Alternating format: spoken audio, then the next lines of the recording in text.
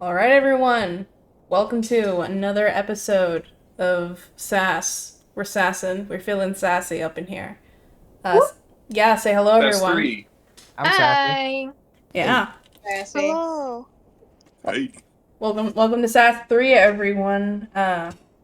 We're gonna be doing some stuff. First of all, um, slight retcon. If you guys were here last episode, you'd know that things got a bit shaky with the timing. So now, the way we're doing it is that the fire actually took place in Bushfrith a week before the first episode. And Delos and Scribner were there at the time of the fire still. And Gerby and Gani showed up around the time of the first episode. Gerby still has memory loss like before. Um, and yeah, you guys yeah. And you guys still were on the road for a day's time. That's still consistent between first episode and I need to stop looking at general. Everyone shut up. Sorry. Sorry. Sorry. I don't know what that was. Yes. All right. So yeah. Um Starting off last episode you guys found a certain man in a certain hole. A hole man you could say. And Oh, Molming. a little moment, and you took him to the local authorities who have placed him in a holding cell until further questioning, um, for reasons. Um, and yeah, and I said I would ask this, and I am. Who would have told Synthis their name? Who would have introduced themselves to Synthis? Because Synthis told you guys his name as per your request, but he didn't ask for any of yours. So if anybody gave him their name, they would have to do it first without prompting. Delos already has. I know Andy said that. Yeah, Dallas would have said his name. Mm-hmm. Anybody else would have taken that step, or is Synthis gonna only know one of your names? If Delos introduces himself, Gerby would also introduce herself. Just as if she just thinks that's what we're doing.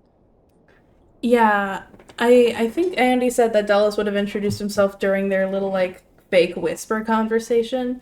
So if you Yeah, could, and yeah. yeah, Oh, so that was in private? Well, am I misremembering, or was Gerby like eavesdropping on that? Like, I feel like she responded to something that was said. yeah, everyone was very much like right there and could hear Yeah. everything that was being said. The whispering was Okay, more of a formality.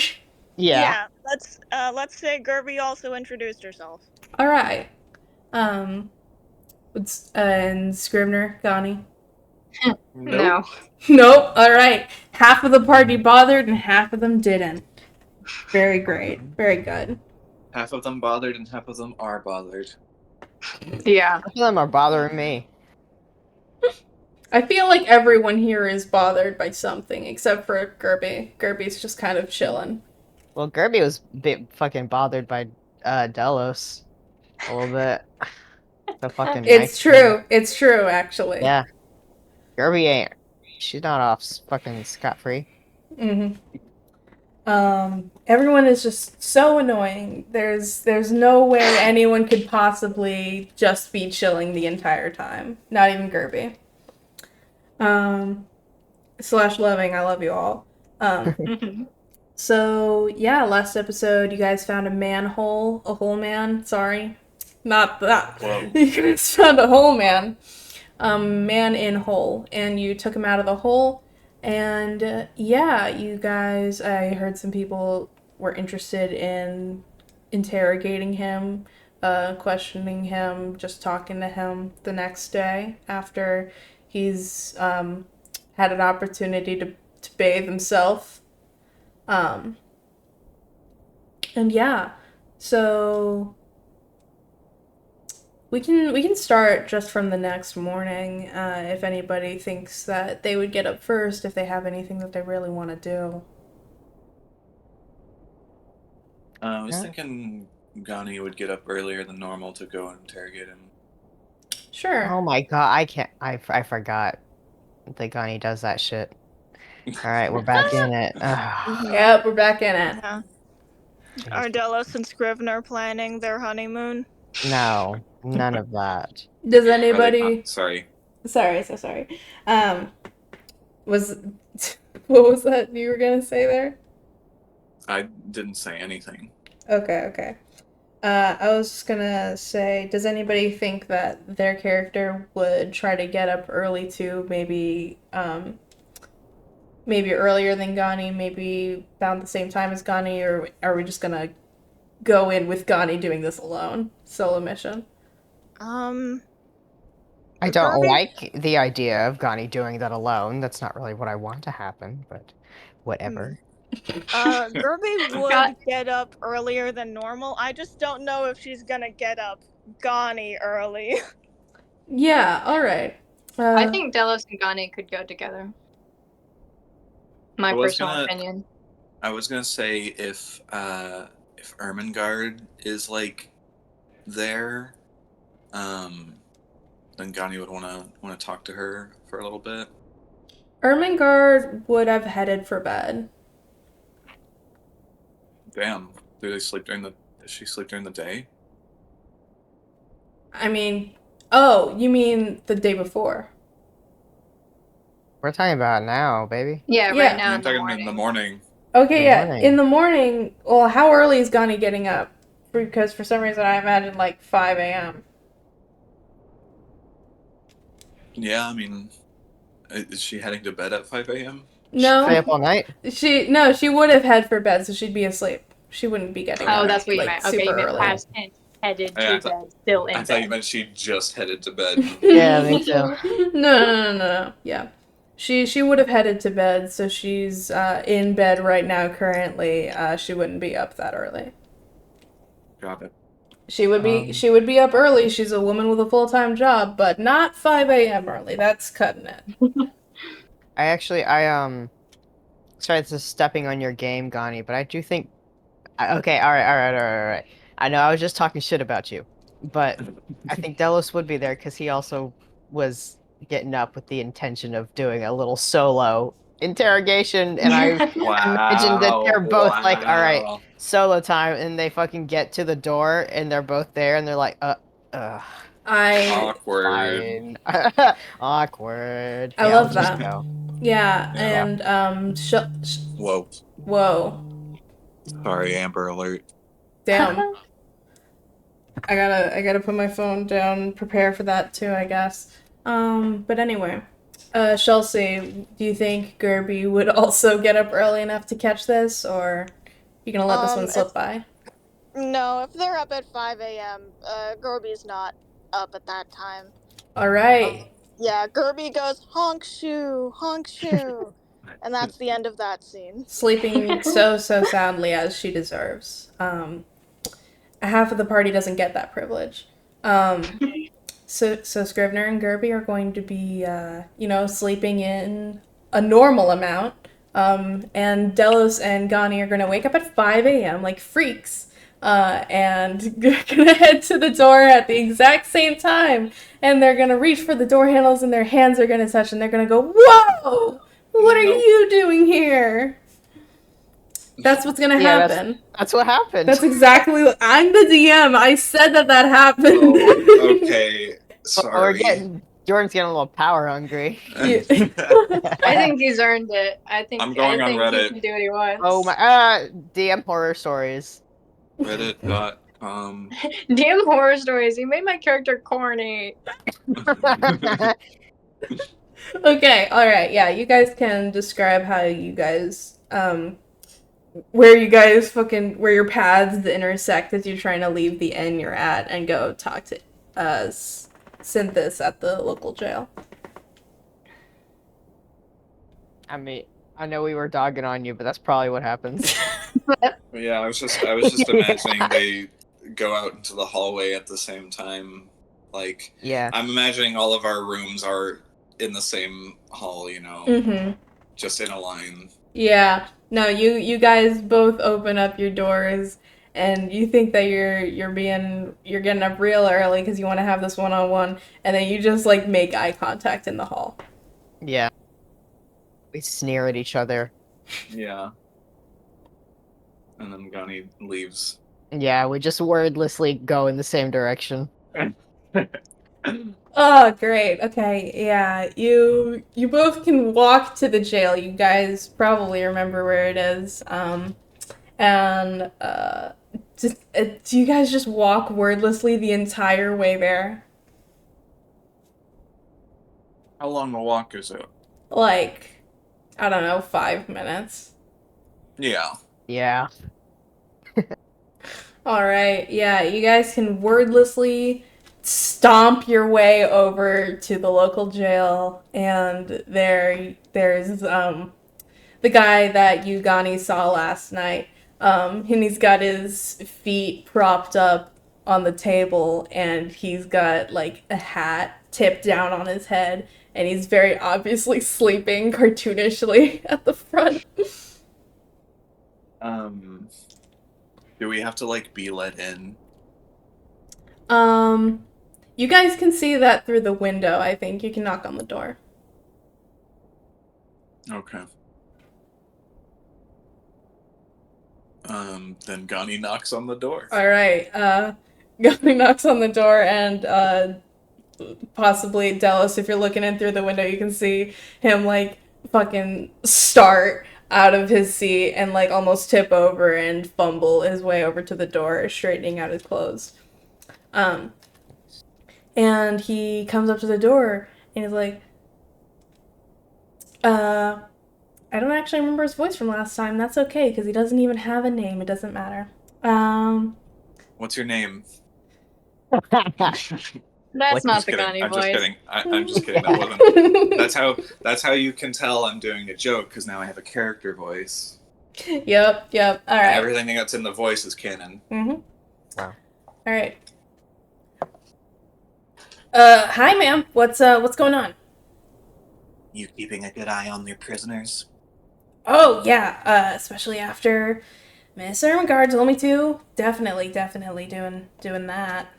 Yep. Right. So what do you need? I'd like a word with the man we dropped off yesterday. Sure. You want that private and he points to Dallas. You too, sir. I would prefer a private meeting. Yes.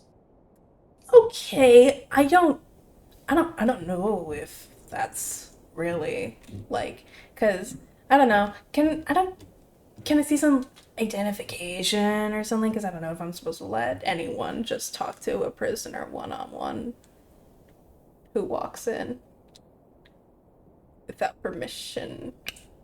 Delos takes out the quest board letter that says like their purpose, right? Mhm. And shows it to him and goes, "We're here on business. We're investigators for the University of Ashglow. So we're trustworthy people." Yeah, good use of that. Good use of that item that Delos would have. I Mhm. I think did say I took it. you did. Yeah, I think he like sees that and goes, "Oh, yeah. Sure. Yeah, definitely. Yeah. Go. Come on, right in. Come in, right in. It's yeah. You're good. Yeah. Go ahead. You two. Yeah." And he like sheepishly like gets himself out of your way and goes to sit back at the desk, much more alert than he was when you saw him through the window. Awesome. I like his enthusiasm. Okay, Johnny, do you want to go first, or do you want to together? Yes. All right. Dallas Johnny goes awkwardly in. sits in the waiting room. All right. Gani, you can walk over to where the cells are, and you see Synthis is sitting on the like little bed that they have in the holding cell. It's doesn't look very comfortable. It's a holding cell bed, but he looks more like kept than he was when you found him in a dirty ass hole in the ground. And Is he wearing his mask, by the way? um yeah, he would be wearing mostly his clothes from last time. Some of the like the studded leather armor that he had when you guys first met him has been he it's not on him, presumably confiscated along with his weapons. He's naked. He's not naked. People wear clothes under their armor. They're not Maybe you do. not commando down there. Synthesis Ellis in doesn't. That's why Gani hasn't taken off the cloak yet. Oh my god. Yeah. Maybe Delos and Gani can bond over not wearing clothes under their armor. God. So yeah, Synthis is wearing very simple clothes, just like some pants and a long sleeve shirt. It's kind of So like, he's, Sorry, I just wanted to clarify. You said he was wearing the mask, but not the armor. yeah, he's wearing the mask but not the armor, basically. Okay. And yeah, so he's sitting in there, and he's not sitting like he was when you found him. He was kind of like curled up in on himself when you found him. Now he's just kind of, sitting on his knees, actually. He looks like he might be in that like weird elf trance thing. Hmm. Does he notice me walk in? Yeah, he would. I think he could probably hear you guys talking outside, and so you would walk in, and his big eyes would be trained on you, still in that kind of almost meditation position, though. All right. Is this classic, just like iron bars? Oh yeah. Okay. Yeah, Gani just walks up. Not she does stay cautious to not be within reach past the iron bars, but she walks up closer and just says, "I have some questions for you." Sure. She she pulls out her notebook and gets on the floor to start writing. And she says,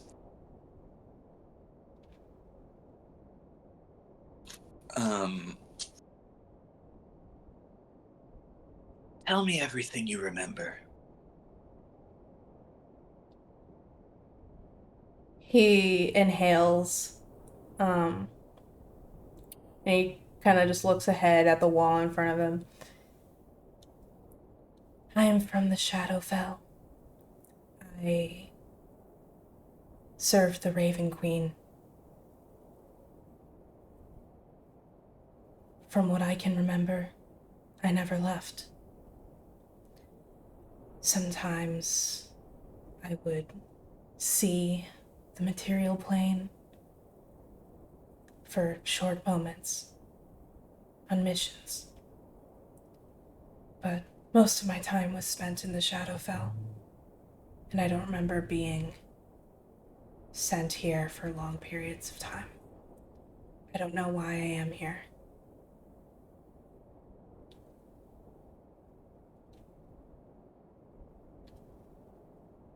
And he turns his eyes to look back at you. Why are you investigating memory loss? Because it pays well.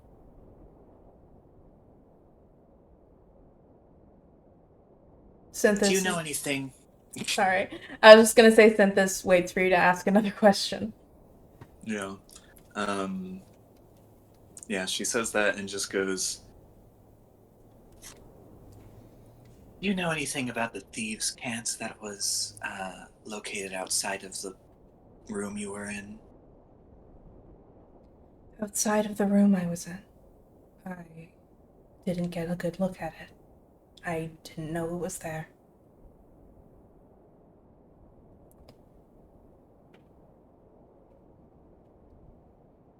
What did it say? Do you know? I don't. I don't know how to read thieves' cant.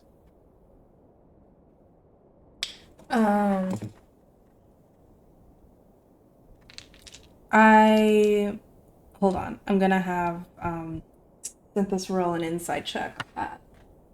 All right. Honestly, I should have had him roll an insight on the last one too, but I wasn't thinking about it. That's okay. It was just one question. I'm also rolling. Yeah. Ooh. That was a pretty good roll. Yeah, sounds good. Tell me what it was. We're doing integer overflow, right? Or underflow? Nope. What? Oh. Yeah, we are. Oh, okay. No, we're not. Then, No, we're not. Then I think that's a 19. Nope. Is that a fucking -1? Did you get Yeah, a -1? That was a nat 1 minus 2. Oh, what the fuck?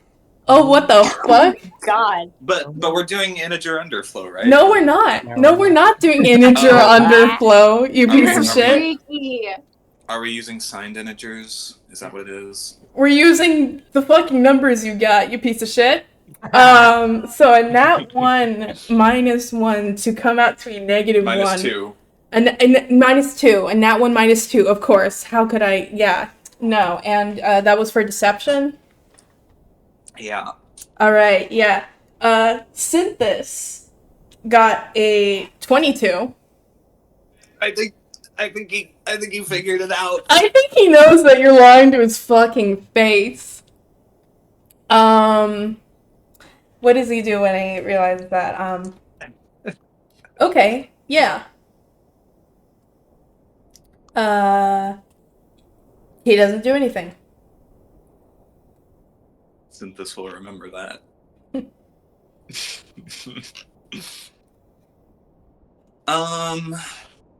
I mentioned this before. I mentioned this off call. Can I do a roll or something? It's fine if not, but can I do a roll or something to see if Gani, if thinking about Synthesis armor stirs anything within Gani? Sure, do a history. Sure. All right. I got my nat 1 out of the way. Now we're gonna get the nat 20. Okay, that's fine. 14. With a 14, you suspect. Synthesis is now in your list of suspects, but you're not sure. You're not 100%. You need more. What?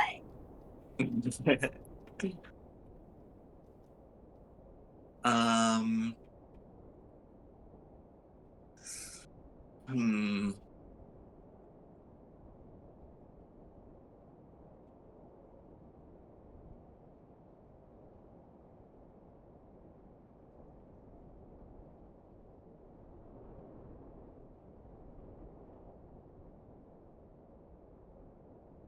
Well, damn. Yeah. I guess if can I. Is it too late if to roll insight on his story of not saying he never left for like an extended period of time? Yeah, for sure. It is too late. No, you can roll for that. All right. 24. With a 24, you know that he's telling the truth with that. Got it. So, yeah. if he doesn't fucking remember anything, and I think I already asked this, but I forgot. He was the one to mention Dark Mantles by name, right? He was. Would Gunny know that Dark Mantles Or associated with the are common Shadowfell? in? Yeah. No, she wouldn't. Okay.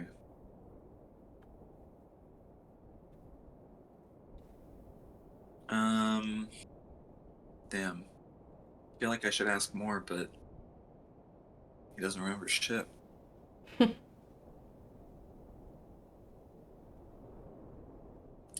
I guess she would ask like, you haven't remembered or realized anything between the last time we talked, have you? I've realized a lot, actually. Oh, really?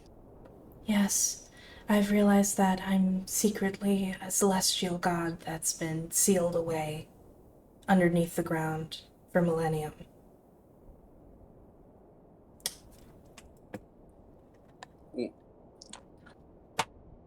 Can I roll insight on that? Yeah, you can roll insight on that. Oof.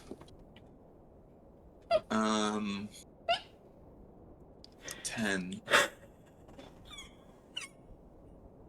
You can't afford to not take this seriously.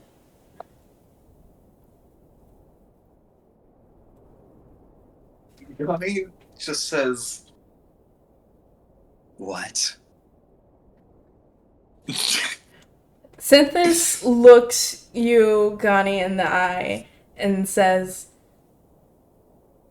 "Sorry, I thought we were lying now." She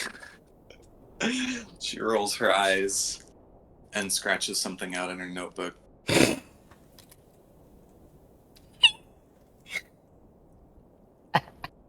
I'm fucking dying over here. Losing my mind. God.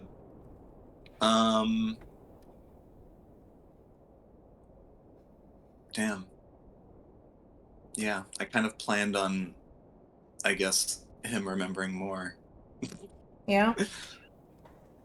If you can think of anything else, you can ask it now, or he's gonna exist later. Yeah. Yeah, Gani will just pack up and go to the waiting room and just be like, and like she doesn't even fucking say bye to this or anything. She just goes in the waiting room and says, "He's all yours." All right. You get any good information you want to share, so we don't just kind of, I don't ask him the same things and then he has to say it all over again. I do believe he doesn't remember anything in the material plane. All right. Sure. Okay. All right. Dallas goes in. All right. Synthis sees Dallas as you walk in, and he stares at you. Dallas gives him a little wave. Synthis awkwardly waves back. Okay. Dallas is gonna, walk up to the fucking iron bars Mm-hmm. and how do I phrase this? Take your time.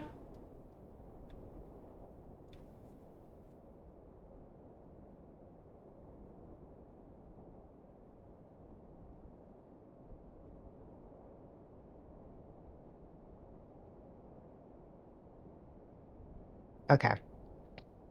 He looks at him. Um, smiles with a good insight. It's a little bit of a manic smile. He says, "I think you and I, our situations might be similar. Synthis kind of cocks his head at that. What do you mean by that? You were in the Shadowfell, and then you sort of, I guess, yeah, you blacked out in a sense, right? You don't remember, and then you arrived in a different situation, and you have an item. Synthis Uh, nods. did you find that when you woke up? I didn't have it on me before. I don't remember having it on me, obtaining it in any way. It was in my pocket when I woke up. Oh, the smile on Delos' face gets wider. It's just, alright, I think we're similar. And this is between you and I. No one else knows this. Uh, do you remember, what you were doing right before? Yeah, blanked, I suppose. Synthis, he does that thing again, where he just kind of looks at the wall in front of him in thought. Um, what would he remember?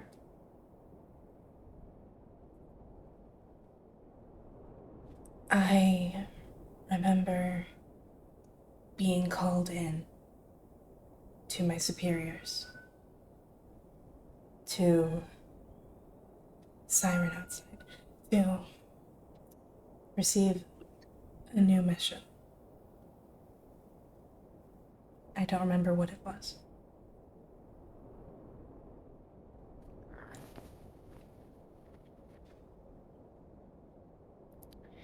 Oh, and rather unfortunate that you woke up somewhere else, so you didn't really see.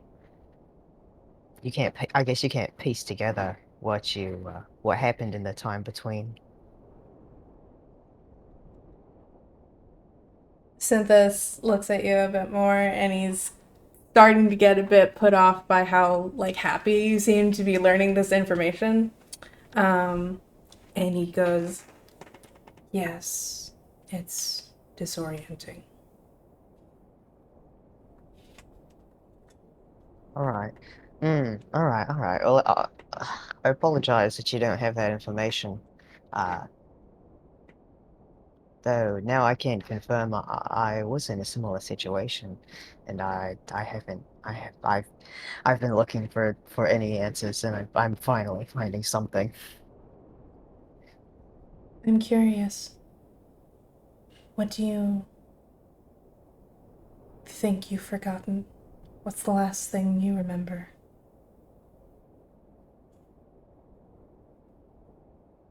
Everything was fine, and then I blinked, and when I woke up, everything was not fine. But I gained uh this, and Delos pulls the sickles out of his cloak and shows it to him. These are extraordinary weapons. Yes, I I don't know how they showed up. They just showed up, and so I grabbed them, and I've been using them ever since. Interesting. Your descriptions of your memory loss are very vague. I assume the memories are painful to recall. Extremely so. And he puts the sickles back in his cloak, because I'd rather not share too many details, but it it wasn't. It's not a good situation to be in. So I can sympathize with you for that. Synthis nods. Appreciative. So, you are investigating this memory loss for personal reasons as well. Yes, I am. I've, like I've said, I've been trying to find something, though I'm not really the investigative type, so it's rather helpful to have a team, and finally, I'm finding some maybe beginnings to answers, and maybe, we can help you just as I'm, trying to help myself. That's very kind. I'm glad to know that there's ways to find out what's happening. That woman that was here before you, she seems She's like a piece of work, I'll say. If she said something to make you uncomfortable, I apologize. Oh my goodness. there's no need for apologies. She seems like the investigative type, but I don't believe I can trust what she has to say. Yeah, she, I mean, we all have things we need to keep to ourselves, but there's a, there's a time and place. Oh, she is, how do I say this? She's important to what we're doing. She is investigative. I think she might know something about my, items, though I haven't shown them to her, because she won't tell me about her item that she has. That's a lot of, you know, I'll tell you when you tell me, but it's not. We're having some issues with trust. So I hope once we start to uncover more information, we can piece everything together. I agree. It's good to talk with you, Delos. Thank you. It's good to talk with you too. I've never met someone else with a that I can sympathize in this way with.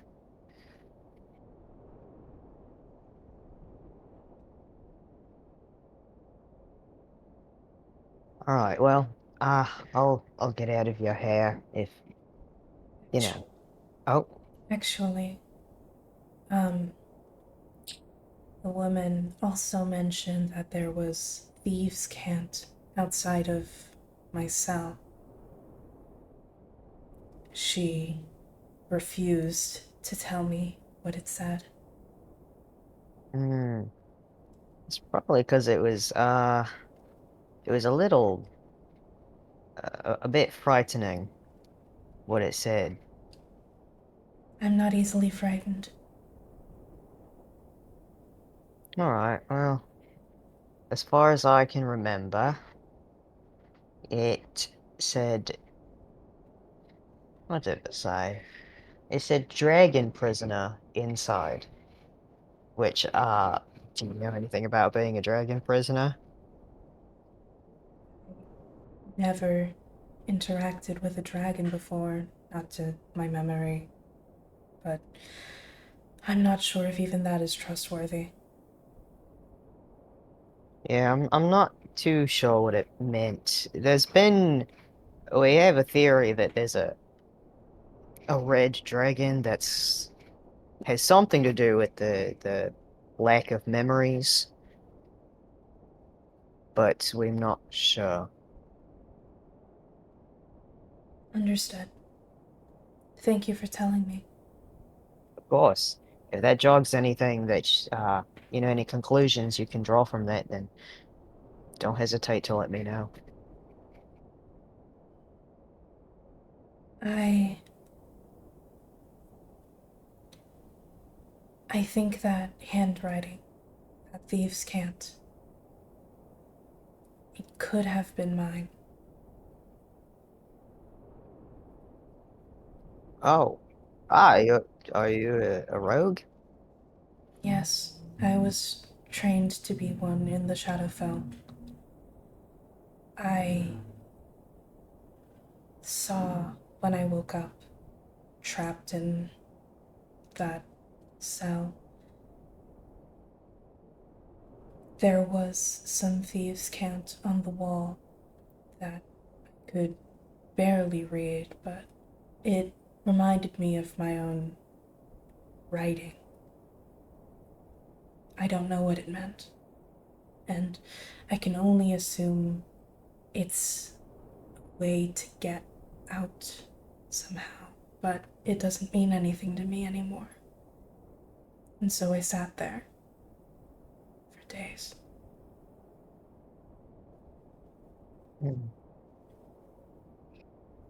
If that handwriting inside the cell was my own, and there was more thieves' cant on the outside, it could be mine as well. I don't have any recollection of writing it or what's on the inside of my cell, but that's all I can think of.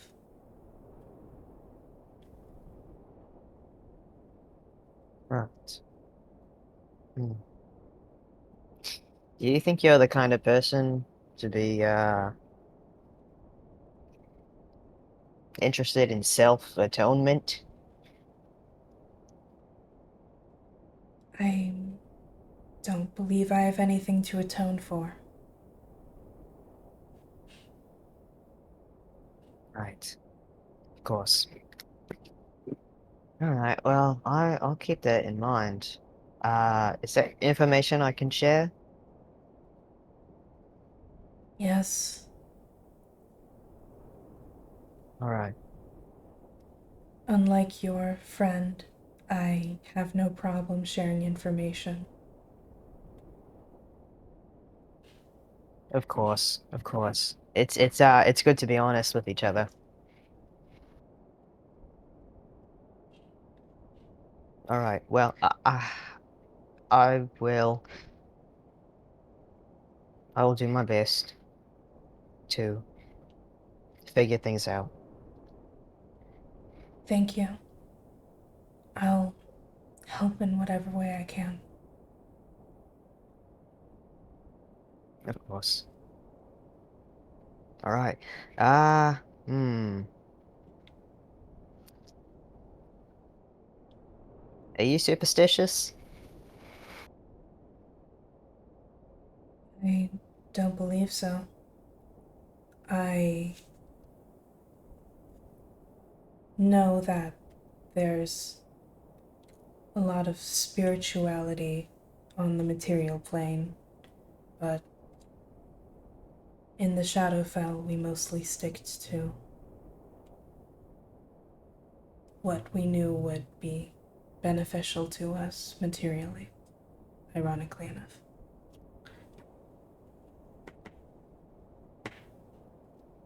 Right. Okay. Well, then in that case, this is a good thing that I'm about to do. And Dallas just puts salt along the edges of this cell. All right. Yeah, Synthus has his eyes trained curiously onto you as you do that, and I'm gonna have him roll an insight to see if you're being for real when you put little fucking granules of shit in front of the cell and say it's a good thing. You promise. Um. Yeah. Okay. Dolos, Do do you they want not to? have salt in the Shadowfell? Does he not know what salt is? He knows what salt is. He just doesn't know like superstitious stuff very Yeah, well. like the idea of salt being used as like a warding Got element. it. It was just the phrasing of granules of shit that really got me. Granules of salt. Yeah, okay. So this doesn't really get it, but he, you haven't lied to him this far. You seem to be genuine when you talk to him. So he has no reason to think you might be harming him in any way. All right, he places it and he says, "Some people call me crazy. It's a protective measure. I can believe what I believe. So, hasn't failed me before." And then he puts the puts the jar back in his cloak. Says, "Well, anything else that you'd like to discuss with me before I'm on my way?" I think that's all I have to say for now, but I'd like to discuss more things with you in the future. Maybe as they come up. As do I. And we'll see each other again, maybe later today. I wanted a head start because I wanted to share my information. So, I'll see you later. Of course. See you later. And then he waves at you. Aw, and Dulles waves back and he leaves. All right. Great. Great job, everyone. Great start to the episode. I like that. All right. It is now past 5 a.m. in the morning. If anyone wants to get up at a normal time, we can do that now. If anyone has Sorry, anything. I did have one more question. Oh, for Synthis? I remembered, yeah. Yeah, sure. We can back over there. What would your question be? Alright, she goes in after Delos comes out. She forgot. She comes back in. I Yeah. forgot. She's angrily like tapping her foot, like waiting for him to be done so she can say her Yeah. one last thing. I was mentally And preparing one more myself. thing. I was mentally preparing myself for when Delos came out to be like, fucking finally. Anyway, no, she walks in, and it's just like, sorry, just one more question, and then she pulls off the shield from her back. Does this mean anything to you? Not a thing. Can I roll insight? Yeah?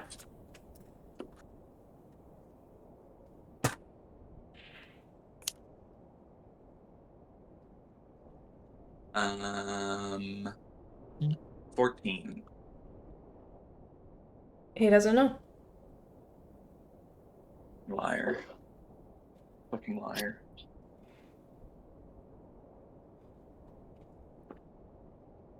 All right. That's all? Yeah. All right. Okay. Yeah, we can get to morning now. Other people can start waking up. Anyone want to do anything one-on-one, anything early in the morning before we all get together? Yes? Sorry. I was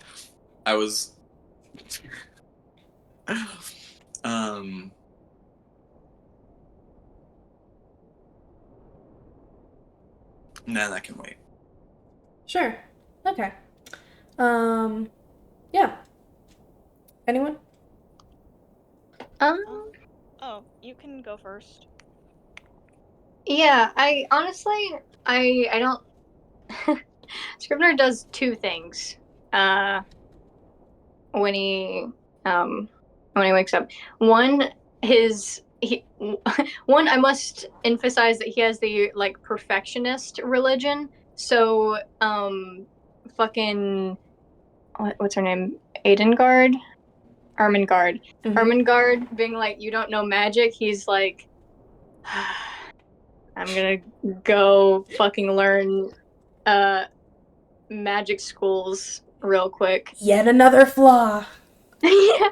No, he's like, he wakes up and he has like this itch of like imperfection. So yeah, literally what he does is that he just goes to like a library, and just like gets a book on magic schools so he can never repeat this mistake. That's awesome. Yeah, going forward, I might Hmm. To find the specific school of something, I could make you roll an Arcana check to see how well Scrivener can pin down what the school is. Mm-hmm. Yeah, and the DC for that will just get lower and lower until he can do it easily, and that won't take long. Yeah. He likes to read. Second thing, I do think he would drop by the jail. I don't think this would be a long conversation, but Sure. just like, yeah, I think he would just, pull up, knock on the door, kind of ask to see him. Mm-hmm. The fucking guy at the front would be like, "Oh yeah, she's real popular today."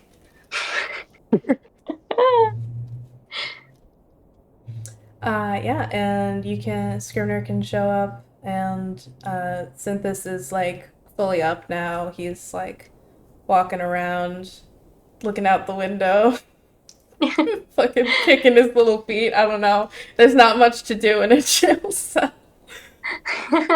Like they give him like playing cards to play with no one. Yeah, actually, there's not a window. I said last time that there's not a window to his jail cell, so yeah, there's no fucking window. You can't even do Great. that. Yeah, he kind of really awkwardly, like, yes, he wears gloves, but he's like wiping his hands on his jeans, like, like he's sweaty. Um, but yeah, he's just gonna walk in, get his attention and be like, hey man, Hello, man. Um, hey, so I just kind of wanted to apologize for antagonizing you yesterday, because listen, I'm not great at magic right now, but don't worry, I will iron that out, and that will never happen ever again. But yeah, I seriously thought that you had something dangerous on you, and I guess I'm feeling bad because Miss Ghani was like holding a weapon to you the entire time, and I was like, did I like influence that at all? And yeah, so I just wanted to apologize for that. Synthis always has his eyes like pretty wide, so you don't see his eyes widen per se. But he looks at you and he says, "I wasn't expecting an apology. You're forgiven for anything." Oh, cool. Yeah, well, like, huh. Well, I'm Scrivener, by the way. You're sent this, right? He nods. Cool. I'm sure that the others have kind of already interrogated you. Um, I don't have any questions besides, do you know of Sanctifex? Sanctifex, that sounds like one of your material gods. Mm. Yeah, he is one of those. I'm just wondering if you've heard of him. Not personally. The name doesn't remind me of anything. Okay. Well, he is the god that I dedicate my life to. And, there's these things, when we die, we have to go somewhere, right? We don't just stop existing. And you can either go up to heaven or you can go down to hell. And let me just tell you, heaven is the place you want to be at. And the way you get there is through Sanctifex. He's the god of perfection and purity. And the only way to live a perfect afterlife is to live a perfect life. So, if you are ever interested, let me know and I can give you the rundown.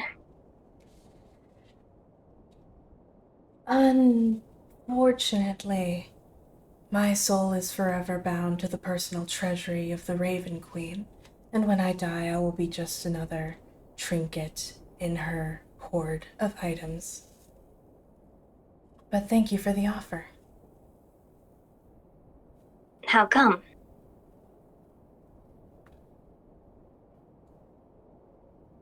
that's how it will be. I've spent 31 years of my life underneath the Raven Queen, and I will spend the rest of my life underneath the Raven Queen, and I will spend all of my time after that underneath the Raven Queen. Well, I don't think that has to be the case.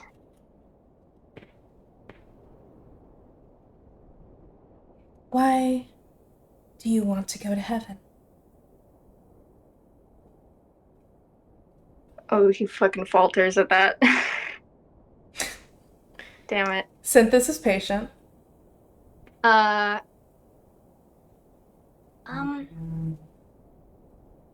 well, heaven is where,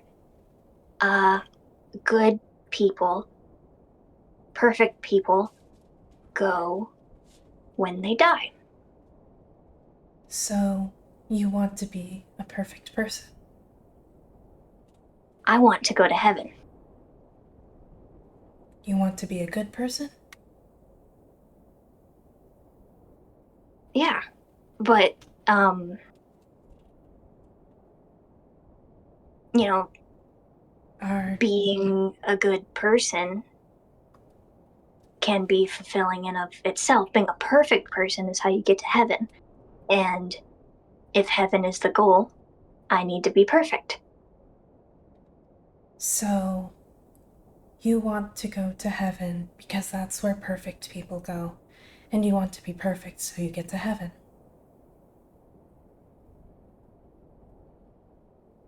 I want to go to heaven because I miss someone a lot. The perfection is a necessary step. Interesting. Mm-hmm. Thank you for answering. Yeah. So I think that, it would be a lot better if maybe you switched over and then all good people, perfect people, can be in heaven together and we won't have to miss anyone. There's no one I miss. No one? Like a mom, a dad? I was never close with either of my parents. Mm. Any reason? Like, did you do something?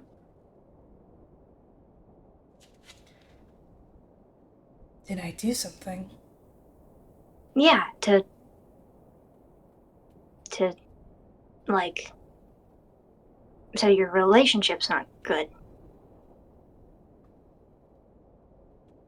Synthesis thinks for a bit, like he has to really dig deep to remember anything about his parents. And he says, "My father died when I was born. I never knew my mother. I don't think any of that had anything to do with anything I did." Well, yeah, that doesn't sound like your fault at all. But you still have a lot of life to live, so I think it would be really easy to get attached to people. And, everyone dies, so I think it would be a great investment to ensure that we all end up in the same place. Synthesis seems to genuinely think about that, and he says, "All right, if I ever miss someone, I'll consider it." All right, this is the best this pitch has ever gone. Synthesis doesn't need to roll insight. He believes you.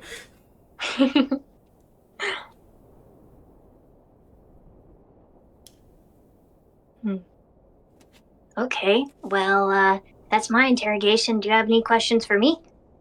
You don't have to. Synthis thinks for a bit.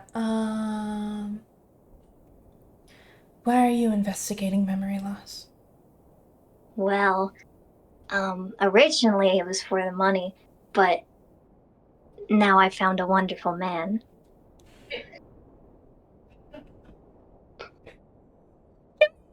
Ew. Give me a moment. Give me a Oh. fucking moment.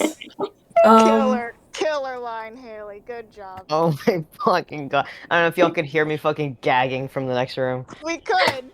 We could just barely hear your breath hitch from the other room. Oh my god. Okay, yeah. Disgusting. Synthis is surprised when you say like he's caught a bit off guard. A wonderful man.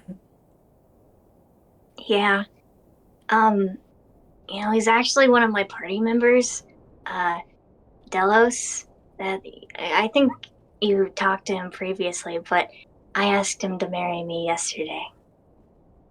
Oh. Congratulations. Thank you. And he has a lot more stake in this than I do, so now I'm doing it for him.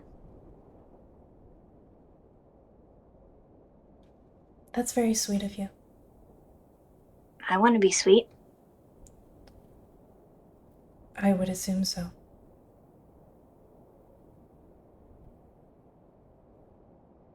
All right. Well, good talk. If you need anything from me, then don't be afraid to ask. I will do most things, unless my husband says no, and then I won't do them. But most other things I will do. Understood. Thank you. No problem. And Synthis waves as Scrivener leaves. I was back.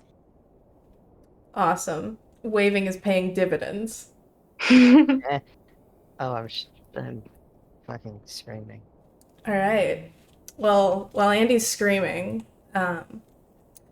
okay, everyone's had one-on-one Synthis time. Except Gerbo.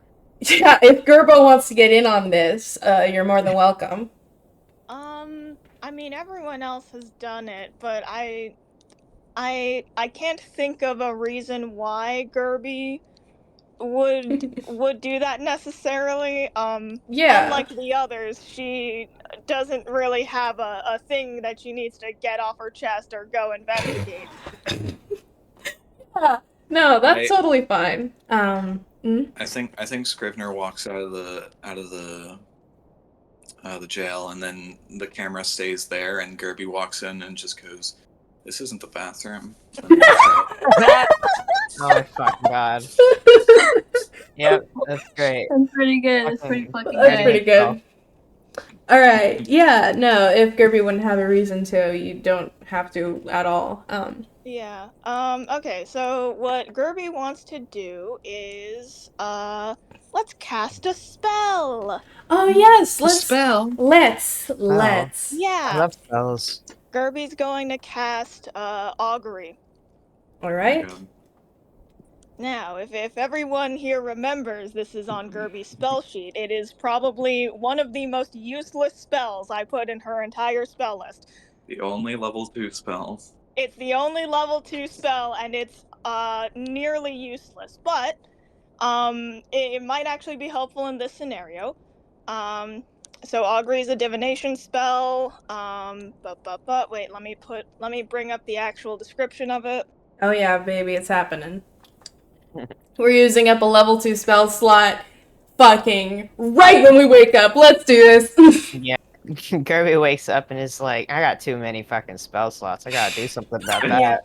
I was going to do this last session during the night, but then Delos and Scrivener got And married. that and happened. It brain freaked me so hard that I was like, actually, never mind. Oh my god. She got scared.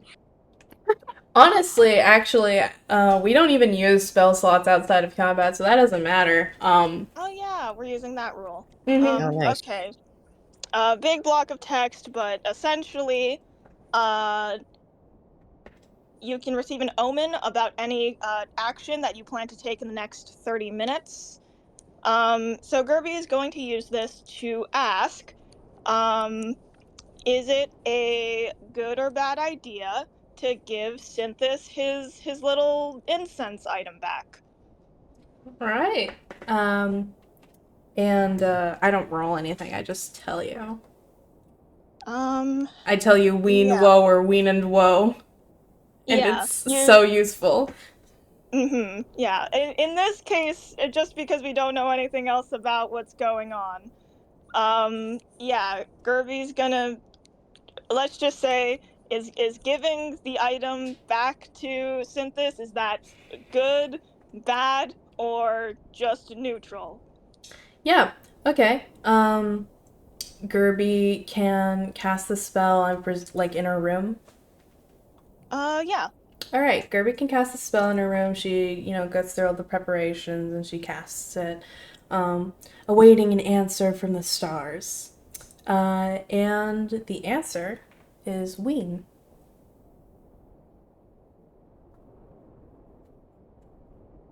That wasn't an option. Ween. It's Wheel. ween and woe. Wheel. Yes, wheel. Wheel. Excuse me. Okay. Okay, I'm sorry. I was And the answer is silently- you have to I was- wean. I was so silent. I didn't give any response because I was just like, is that wheel or am I reading this wrong? I'm so sorry. I'm such a fucking dumb. No, you're Yeah, good. You're good. Wheel. We have to go in our Jordan's a fucking idiot channel. No. The channel that you guys all have called Jordan's a fucking idiot, where you just complain about me. No. Yeah. No, we love you. In your We love defense, Oh, I mean, no. in your defense, that's not typically how wheel is spelled. Yeah, and in your defense, Yeah, they spelled wheel this- wrong. Yeah. In your defense, also, the spell in general is just a kind of, it's a little stupid. Yeah, it's a little stupid, but the answer is wheel. Okay, so that would be a good result. Yeah. Okay. All right. Okay, so giving the item back to Synthis would be generally good. Okay, yeah. Well, Gerby does that. Is everyone else like back yet, or? Yeah. There was something else I was planning on doing. Sure. Yeah, okay, because I think Gerby would. I mean, Synthis is currently in prison. I don't think Gerby can go down to the station and be like, "Hey, by the way, just give him this and let him stay in the cell. Don't worry about it." So yeah, I think she's just gonna wait for everyone to come back. Yeah, she can sit on that. It's good to know at least. But yeah. Gani, you had another thing to do? Yeah. Well, I guess I'd have to wait for her to wake up, but I do want to talk to Ermengarde. Yeah, sure. I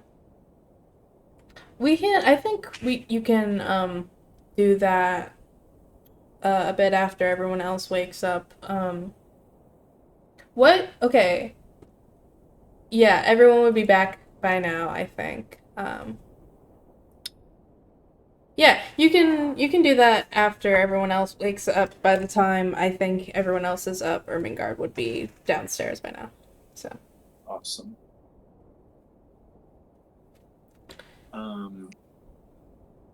Well, I strike up a convo with her. I interact with her. All right. Press A. Yeah, Yeah. you go up to her and you press A. What do you? You come up to her and she's like, "Hello, ma'am." Hello.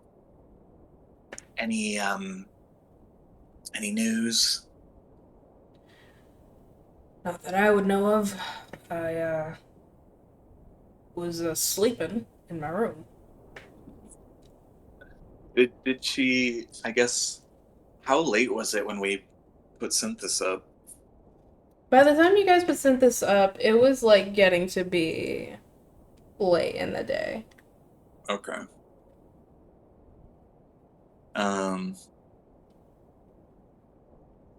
Right. I was looking for a favor, potentially. All right. What would this potential favor be? I assume at least one of you in your group has to have detect magic. I was wondering if whoever has it could cast it on me and my party. Of course. Um. Yeah, I mean, if you can get yourself together, I can do that right now, even. All right. Where's everyone at? Um. Probably in my room. Yeah. If everyone's, yeah, you. Unless anybody has any, like, anything they want to role play with this. I Mhm. don't. Yeah, you do. No. Okay. Okay. If anybody has anything you want to role play with this, we can do that. But I don't think Gani should have any problem getting everybody down from their rooms to convene for the morning. Yeah, she gathers everyone. All right. Oh, that's fine. Okay. Everybody gets together downstairs, and Ermengarde comes up to the party, and she goes, "All right. Just take a second." And then she casts Detect Magic, holding her hands out to, better get a better magic-y look at you all. Yep. And she Does she? Hmm? Does sorry, I'm thinking. Does Gunny say like, "Hey, they're gonna cast detect magic on you"? Or does she just say like, "Come down here"? He does. He does just say, "Meet me downstairs." Okay. And then Ermengarde comes up to you guys and just starts casting a spell, All right. Awesome. Okay. which Delos has said before that he loves Yeah. having done to him. Yep. Yeah, Yeah. I No. If there was a fucking- warning, I would simply intervene. But because this is done as like one motion, it's unstoppable. What would she say? Ermengarde like waves her arms and a spell has been cast and Delos goes, "What the fuck was that?" Standard detect magic. Uh, it looks like you and your friends are clean. You don't see anything? No, ma'am.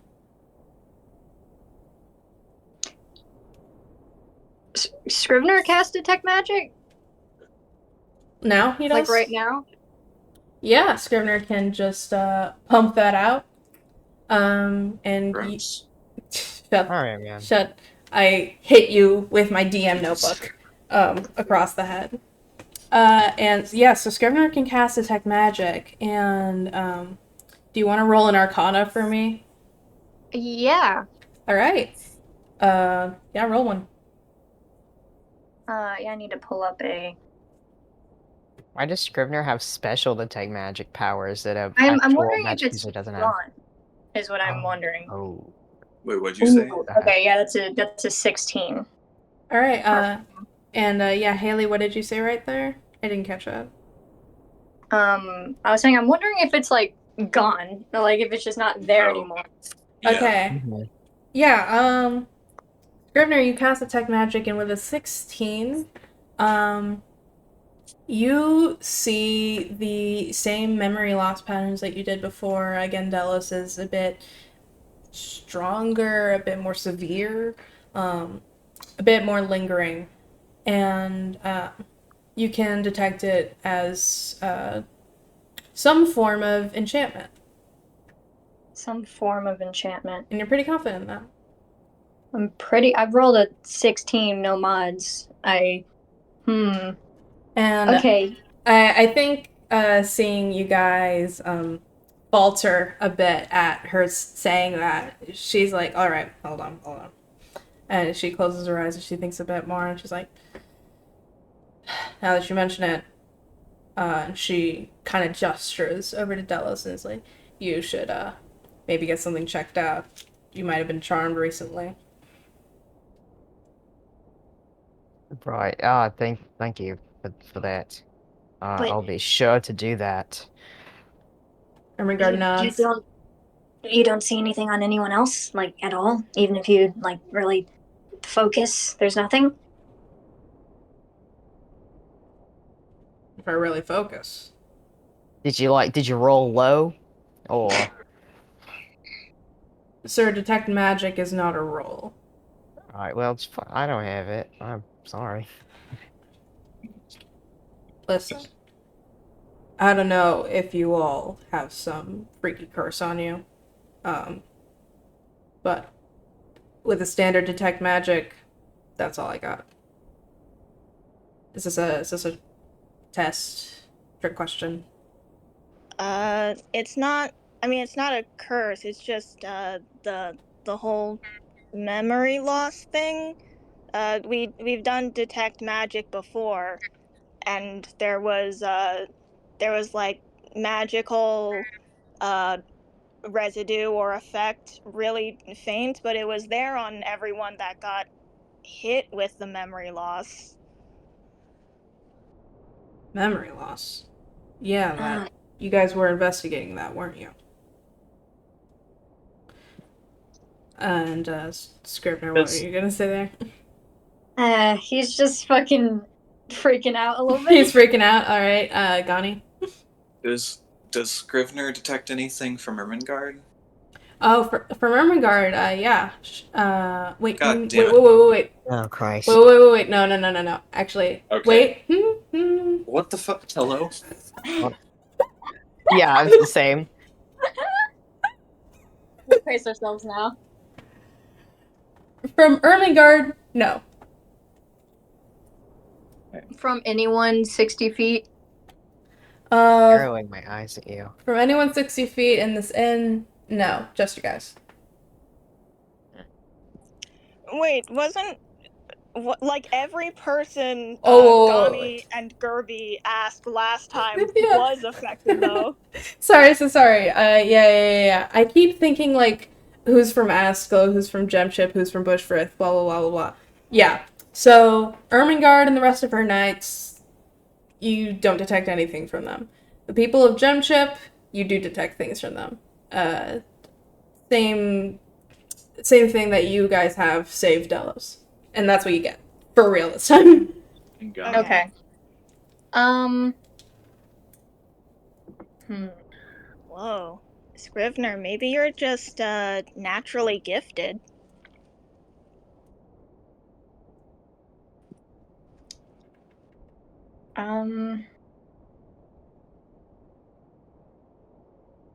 What are you using again that allows you to do that?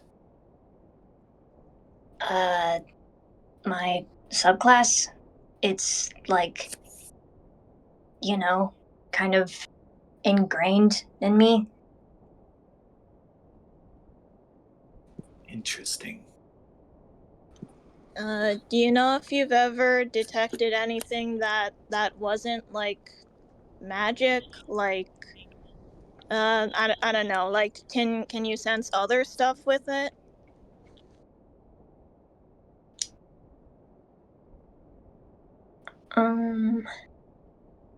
No, it's essentially detect magic, the spell. It's just kind of ingrained in me, so I can use it rather than learning it. But it's definitely, I'm telling the truth.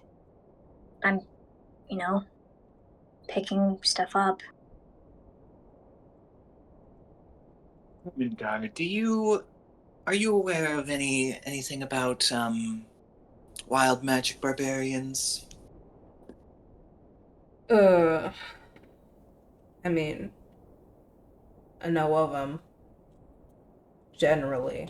How they work, not too different from sorcerers, which I have more experience with. Why do you ask? Have you ever experienced something where they, I don't know, are able to glean something different than you? I mean, obviously, wild magic barbarians have their magic innately. They don't learn it, so they don't get that kind of structured learning when they develop these spells. So, what I would get from using detect magic is different from what your friend here might get from using his subclass ability. But doesn't seem like a big difference to me. Right.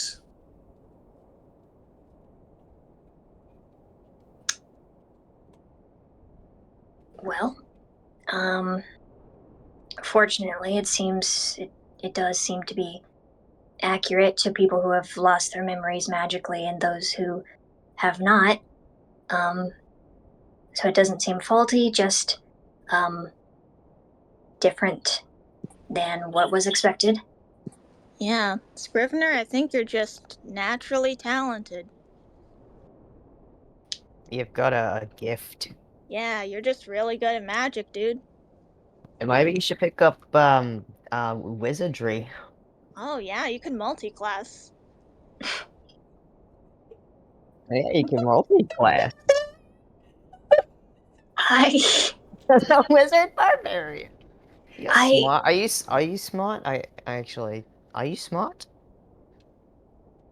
I have complete average intelligence, I would say. Right, you'll be alright. I can't.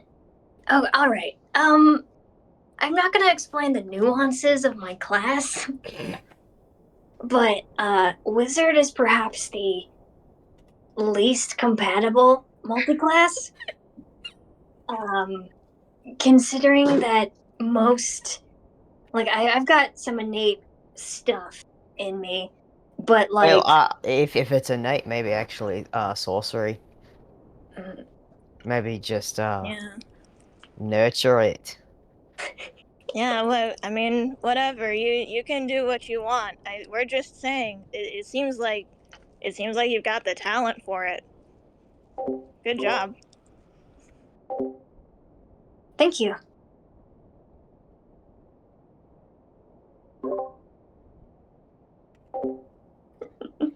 And who says we can't metagame at the table? We I love established metagaming. we could metagame from session Yeah. 1. Yeah. It's true. Gerby says, "Oh, also, we should give Synthesis his candle incense thing back." She I says disagree. this. She says this to Ermengarde. She just says this to everyone. All right. I'd say Ermengarde is there. What makes you say that? I cast augury like this morning, about like whether giving Synthesis that thing of his back would be like good or bad, and it got good results. So apparently, it's a good thing if he's holding on to it. Well, if he gets released soon, I wouldn't have a problem giving him back all his belongings, that included. So.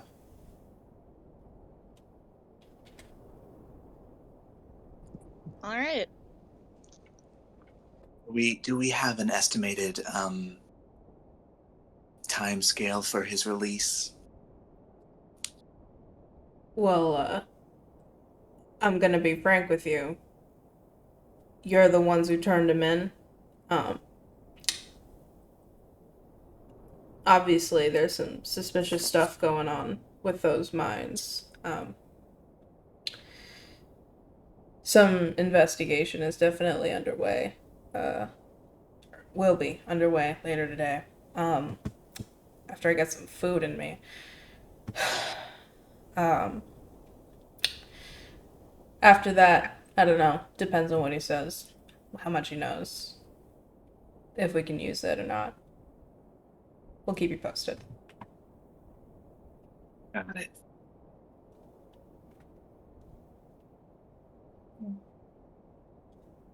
And then we can take him around town. Show him the life. I don't know what that means. I don't know what that means. Just the life. Just trying to fit in. You are fitting in. Oh, thank you. Johnny drags her hand over her face. Yeah, we can all go see the sights. After the when's that the university lady getting here? That's today, right? Yes. Mm-hmm. Okay. Are we just gonna wait around for her here then? I mean, we've got some good information to give. So if you want, if anyone has any ideas.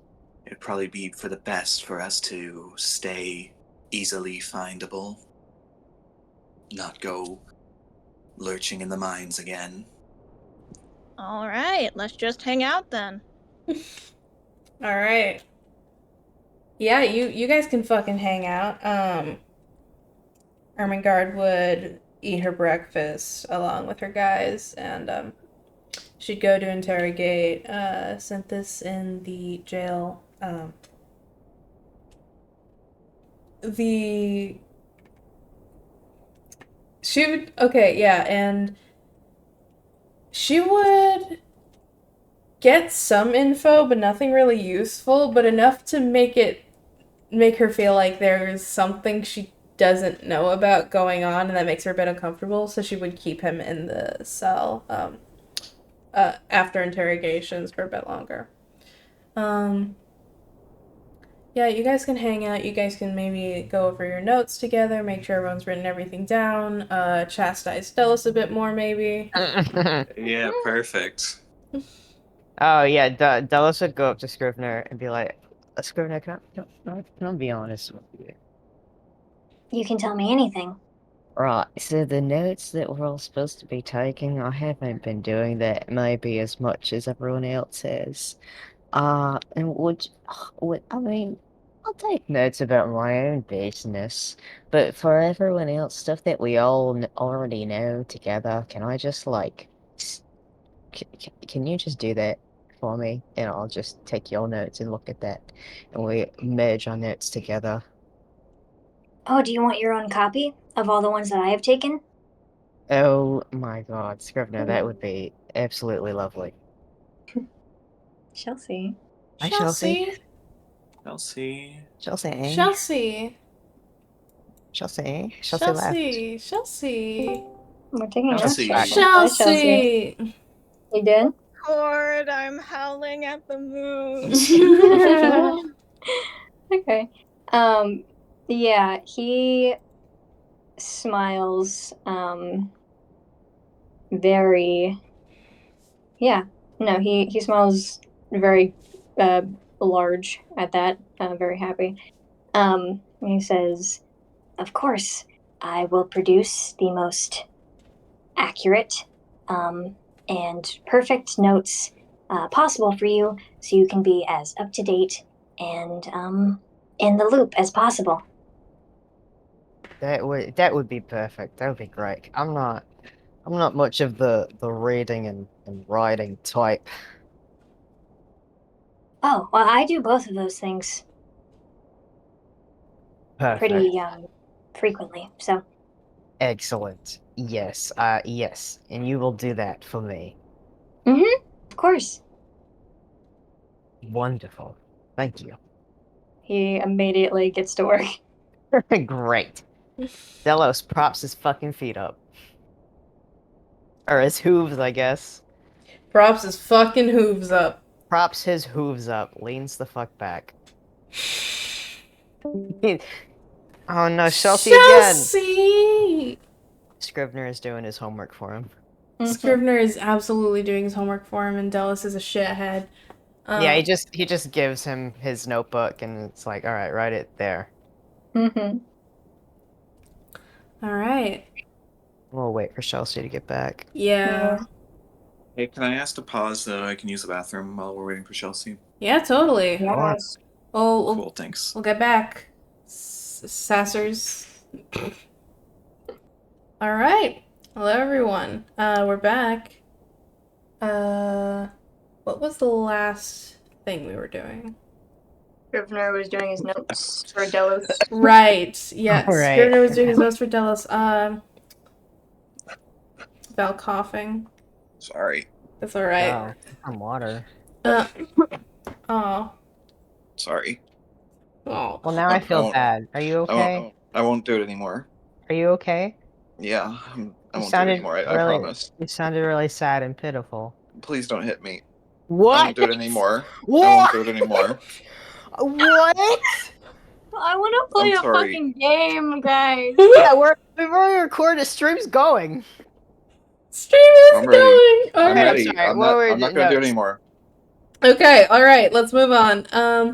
It was asked in chat to give a more in-depth description of synthesis sensor, which is a wonderful little tongue twister. Yeah.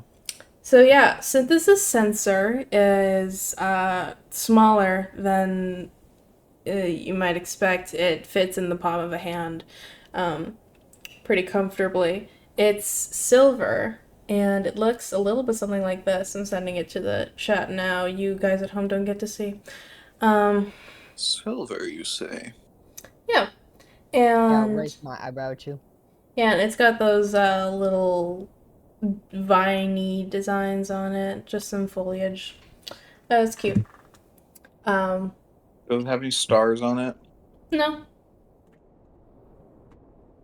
Okay, there's no pattern of stars or the moon or anything. No, Yeah. not on this one.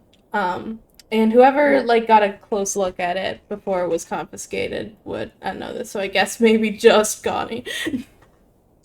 Cool. And we know she loves to fucking share information. She does. She's so good at that. She loves it. Just because we're on the topic of it, Gani also saw that crazy weapon Synthis had on him. Did that have any stars or anything on it? Oh yeah.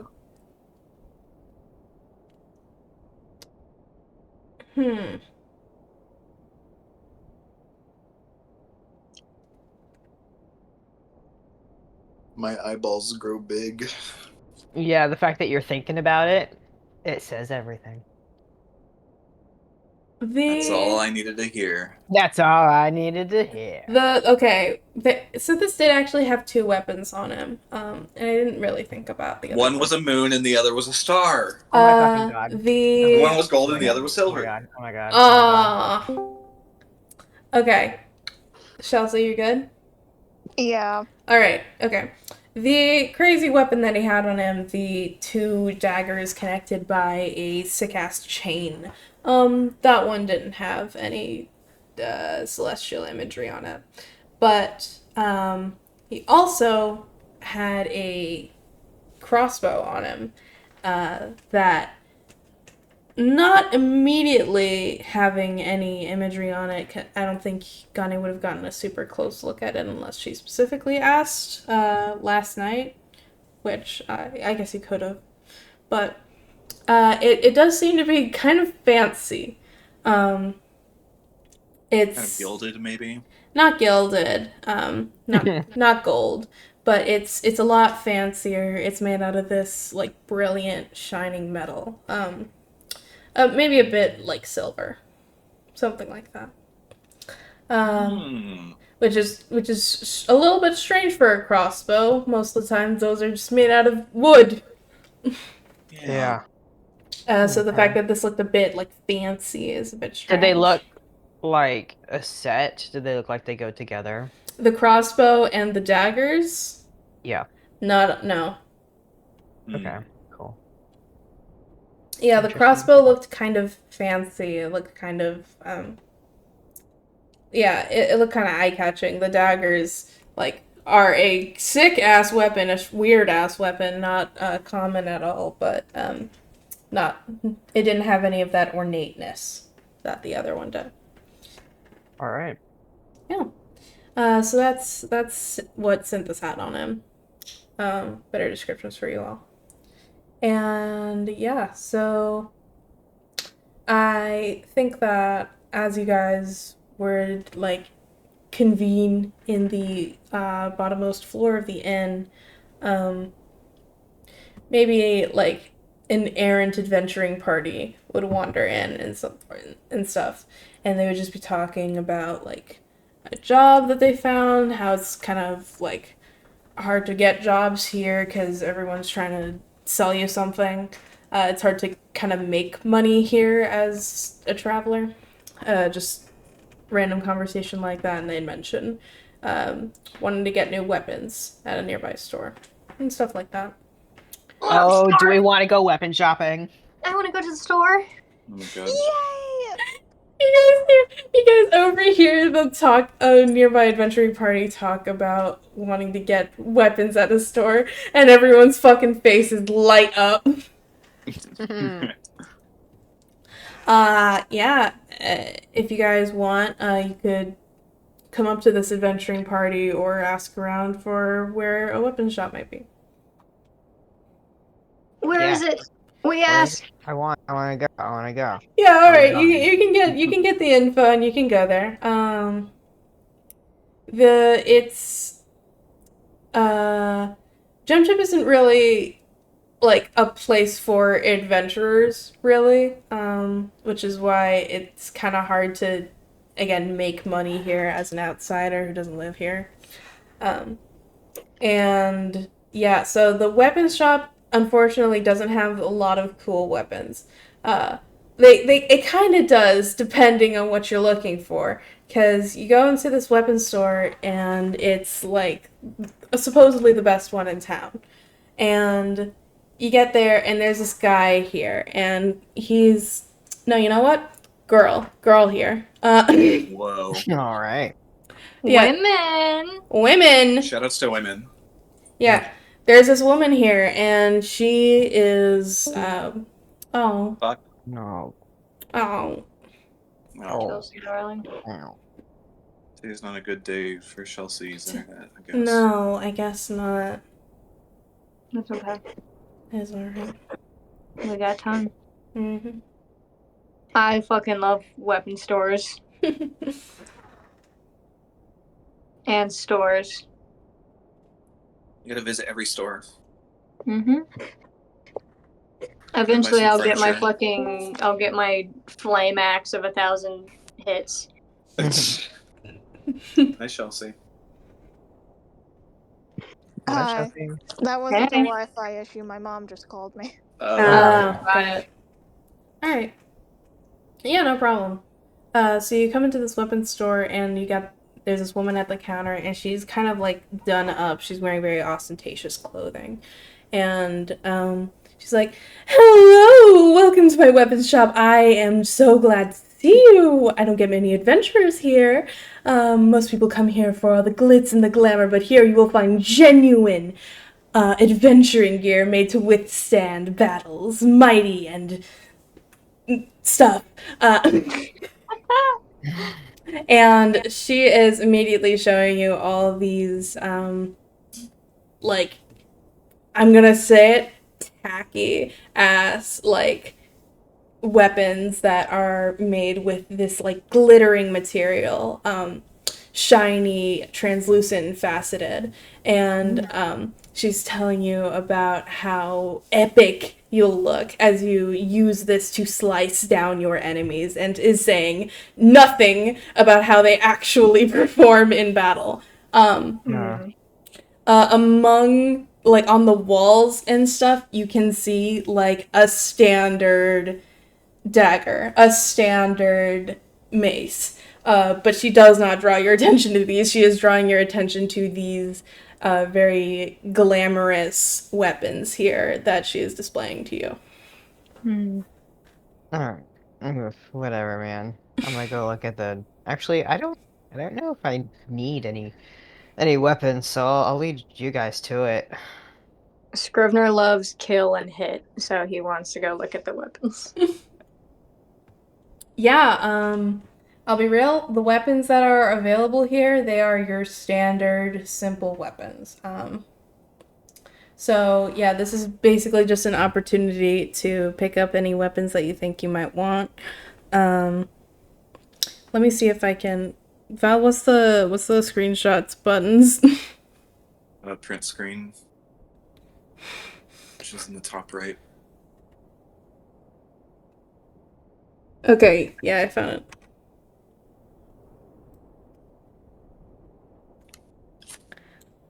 Yeah, and these prices are accurate here. So, whatever price you see is what you would have to pay to get a weapon from this store. Okay. And Remind it is me, a simple weapons store. Mm-hmm. yeah, remind me what I can add my dex to. Everything except for heavy weapons, of which there are none here. All right, great. So, all of it. Mm-hmm.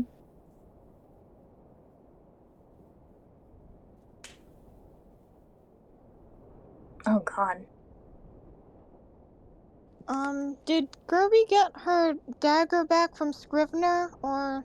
Yeah, he would have given it back. Okay, yeah. Ooh.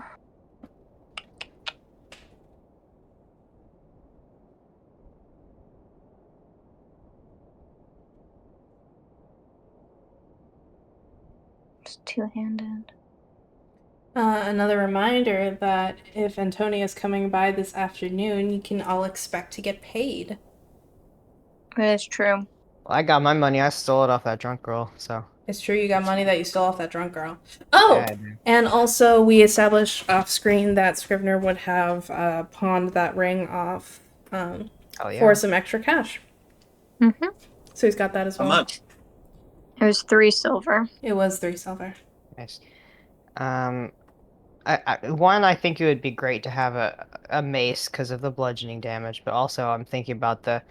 Someone help me out. Funny joke. Ball and chain. That is a flail. That is actually going to be a martial weapon. Yeah, no, I was looking for flail on here, but I am looking at mace. Yeah, a flail would, and I'm looking at it right now, be 10. Oh, you're right. That would be 10 Yeah. gold pieces. A Yeah, mace is just a spiky ball on a stick. Yeah, I looked up mace and they're showing me flails. They're lying to me, but I do.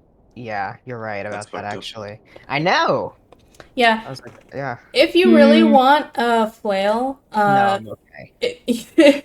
I was just gonna say, if you want a flail from this store, you do get the feeling that she is intentionally showing off these kind of cheap weapons, and you can just like through looking through these cheap weapons find ones that you think actually would hold up, and maybe you get the feeling that she could have some more weapons like that she's just not really putting on display. We got some stuff in the back. Got some stuff in the back. And maybe perhaps with some persuasion, Oh, I got this. could be persuaded to. That's to- gonna be 10 GP.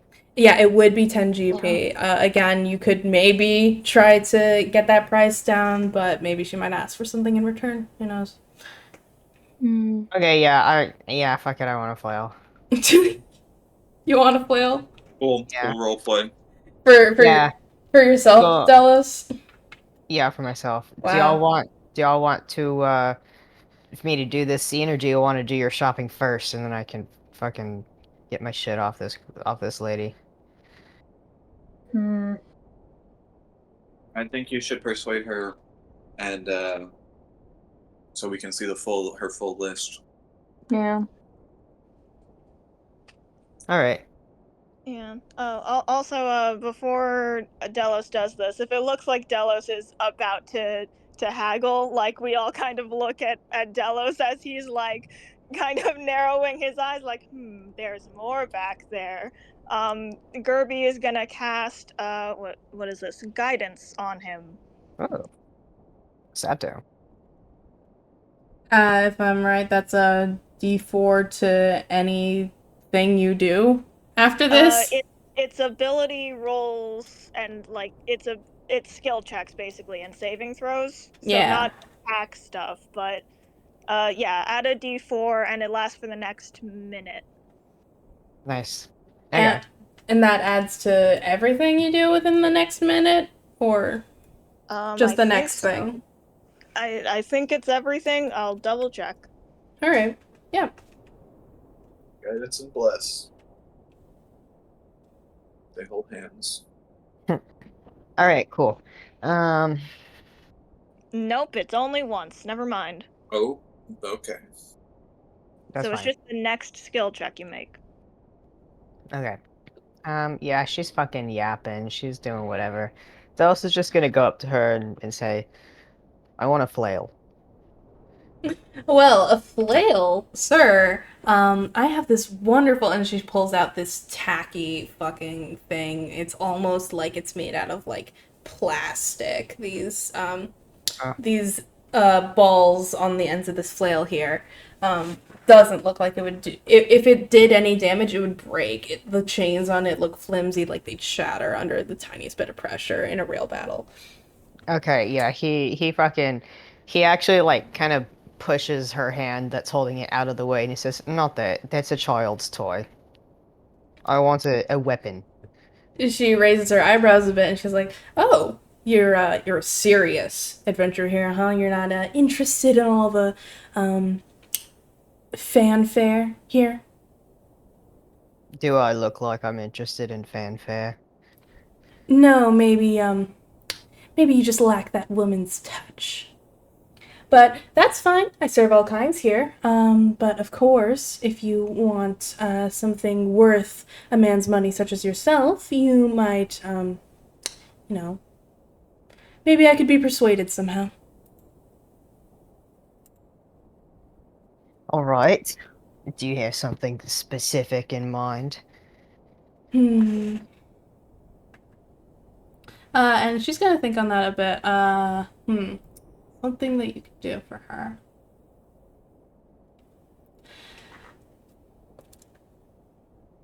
Hmm. Okay.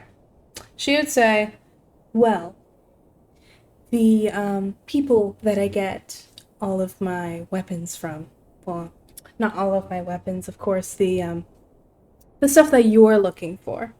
Um, they have actually not gotten back to me about my latest shipment. And if you could get to them and see what's really going on, I could maybe sell you a flail, even at a discount. Alright. That's that's a lot of work you're asking me for when I could just go to another shop, give them all my money.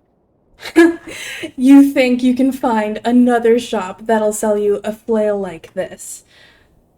Darling, this is not an adventuring town. All the tourists you'll find here are more than happy with this wonderful item right here. And she picks up a dagger that doesn't look too different in quality from Scrivener's dagger after it turned into rubber. Um, and she says, listen, the discount I would be offering you, I would sell you this flail right here, half price. That's 5 gold pieces. That's 5 days of work for me personally. Alright, that's fair enough. I'd be happy to give you my money. However, I still stand by what I said when I say that's a lot of work. Could I at least get a discount from the rest of my party? Depends on what they want. Well, I'm less interested if I don't have it promised. Hmm. Well, I'm less interested in making a deal if I don't get a promise for you. So, How about I'm not going to buy it unless I get the discount, so I'm going to do it. hmm. All right, I'll give you a 50% discount and your friends 25. One item each, if you do this for me.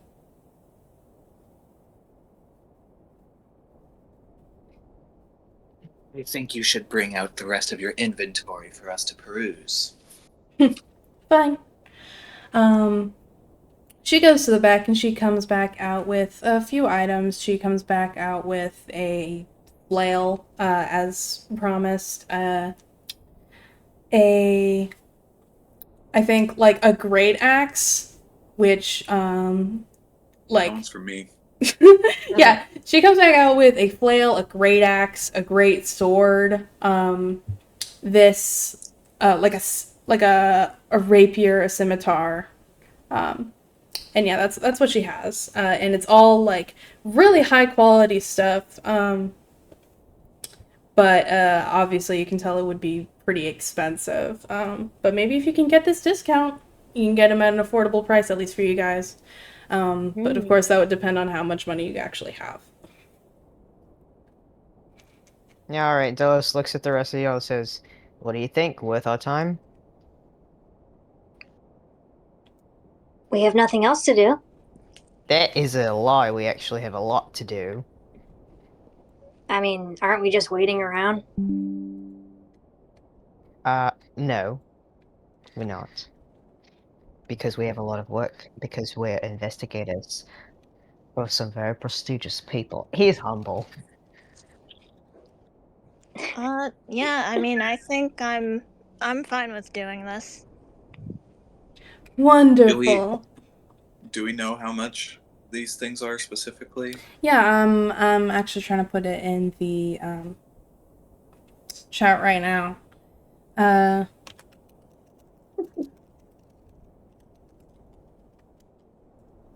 I listed what she would have in stock, and you can find their prices and other stats in there. And again, you cannot add your dex to items with the heavy, the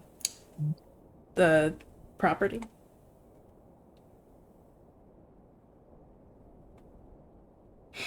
And she said that the rest of us would get 25% off. Yeah.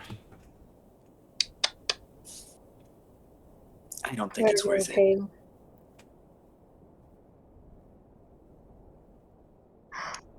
I want a mall. Unfortunately, she does not have a mall. What the fuck? I'm just trying to bludgeon. You could maybe find another weapons store, maybe in another town that has a mall. You can always save your money for something better you'll find later, even.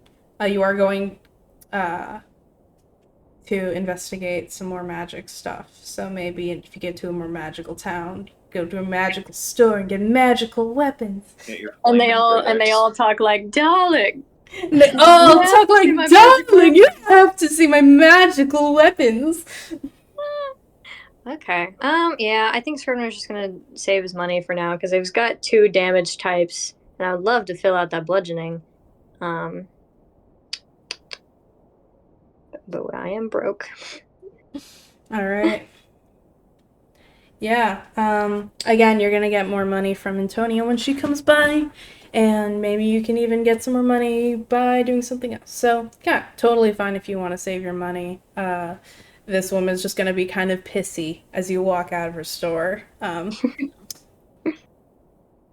yeah, no one wants to do anything there else. I'm gonna steal it. You want to Whoa. steal it? No, she would know it's me. She absolutely Interacting would. too much. I don't want to do this fucking quest for her. She can do that shit herself. I got shit to do. All right. What do I got? Minor illusion, message, charm person. You do have distort value. I have distort value. But she's not gonna sell it to me at a discount if I don't do her shit. And I got Don't you have like a ton of rings that you stole from that woman? my secret spells. Fucking this guy. So I just got the one. Yeah, the you just ring. got the one. Yeah, I gave it to you, buddy.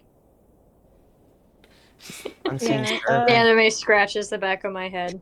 It seems like we're all good with saving our money unless we accept the side quest and then go up to the her weapons dealers and are like, we're gonna take all of your weapons and just don't come back to her. That's pretty smart. It's pretty funny. Gosh, I want to equip side quests after we have a bit more grounding on Antonia and Synthis, what he wants to do. Yeah, for sure. I just like having these little things in the world that you can interact with if you want. I think it gives a better idea for like, yeah, in this setting, there's like whole towns that are built off of adventurer economy, um, and side quests and stuff, and like we had one of those in COG, but it's like a constant here a little bit. Yeah. Yeah. Yeah. Everyone you No, meet- I really like it. They get the and here's my quest little dialogue tree. Mhm. Yeah, I like everyone it. I you like it. meet in this world is willing to pay in favors. Mhm. Mhm. I like that. It's fun. Yeah, Yeah. we'll get a little more side questy once we get a little more main questy. Yeah. Yeah. And now Yeah, all right. you guys can think And then about we'll what kind get of weapons side you questy. want. Absolutely, we know that this is here. Okay, yeah, I don't, we can leave. I'm fine. Yeah. I don't want her shitty weapons. Um, are we good to leave? Yeah, sure. Yeah. Yeah. Great. As we leave, I want to cast Unseen Servant, and I want it to not. I'm assuming there's like shitty weapons like hanging up on display. Oh, absolutely. I want it to like knock one down that's like on the other side of the room so that it falls and shatters on the floor and it breaks because it sucks. Oh. Oh fuck yeah. Let me see what weapons she would have here. Yeah, I think there's like a short bow. No, like a light crossbow on the wall that's like it's it almost looks like it could be Nerf. It looks like it could be Oh a my Nerf god. fucking light crossboww. Not that you guys would No. know what Nerf is, but it's just as tacky, if Yeah. adult sized, and your unseen servant can knock it off of the wall, and it's a fucking short bow. It's got moving pieces. It shatters on the floor, and she like screeches. She's like, "Ow!" And Della says, "Oh, I think you should redo your shelving," and they fucking leave. She like stomps her heel down angrily. Um, she made no money. She made no money. She lost money. She did. She's gonna have to go back to Hobby Lobby to fix Fucking that. hot glue it back together. She fucking will, dead ass, like the fucking Claire's clearance section. Oh my Oh. god. That's so fucking. We just walk into this town and then torture the people we don't like. Yeah, I mean, Yeah, yeah. Delos does that. Scrivener gives the exact like. Oh, Chelsea. We need a Aw, break. Chelsea. Yeah. Continue your thought, and then we'll break. Mm-hmm, Yeah, mm-hmm. the exact thought is that he would give the exact expression of tongue out, little wink. Anyway, now we can break. All right, awesome. Hello, everyone. So yeah, leaving the weapons shop. You guys can after investigating that, I think it would be pretty close to noon by that point. And you guys can wait for Antonia to show up, and when she does, Wait. Hmm?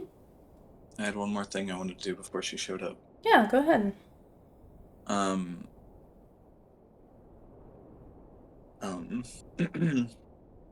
I just at some point when I assume we're just like chilling in the inn or something. Gani goes up to Delos and is Oh. I Okay. told you the heartfelt conversation was coming. I hope you're ready. I'm raising my eyebrow at you suspiciously. And Gani walks up to Delos and just says, come with me. And then she walks to her room. Okay, Delos follows you. All right. He goes into her room with her. She's gonna kill me. Yeah. Okay, yeah. So she closes the door and just goes. So did you gather any information while talking to Synthis? Not really much more than you know, he doesn't remember what happened. Um, I was sort of just making pleasantries, making sure he was doing okay. Right. Um, yeah, no, not, I mean, not anything other than we already know. What are you? What? What am I? What are you? Cider? No. You said you were a rogue warlock, right? Oh, yes, right. Rogue Warlock. Though I mostly do the roguing. Right. And nothing else then. No. I don't even Can know if I have enough levels to triple class. I can I do an arcana check on that silvery barbs now? Sure. Or should I just know that since you said I was like researching warlocks? I did research warlocks. Roll me an arcana with advantage. Ooh, advantage. I'm glad I got it.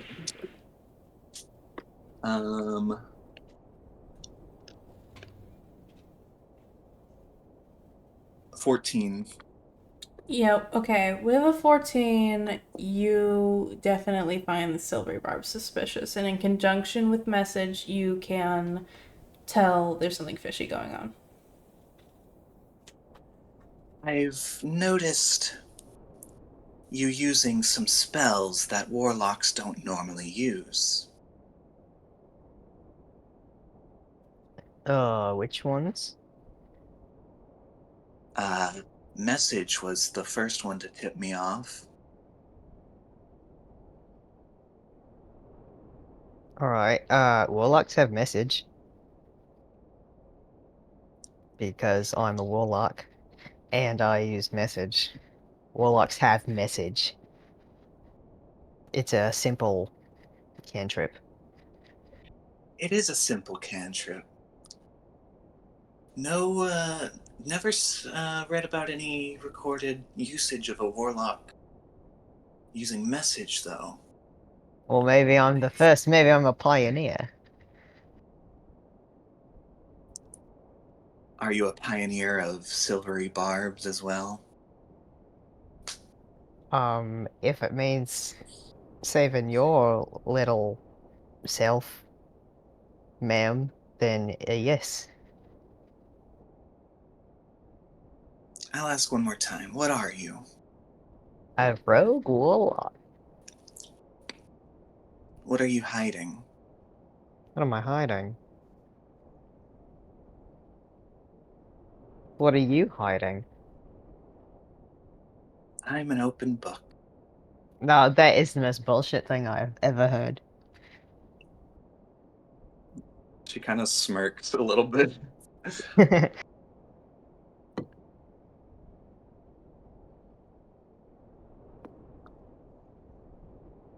Alright, Miss Open Book, where'd you get that shield? It is evidence that I found. I didn't say what is the shield, I say where did you find it? I found it in the Underdark. Alright, was it yours? Did it belong to someone else? Or did it just appear? It was left behind by a suspect. Suspect. Would I know this suspect? Well, I mean, how would you know?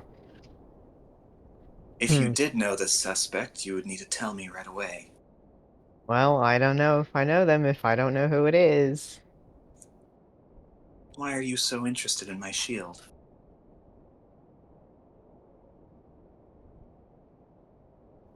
Because I think it might be able to help me.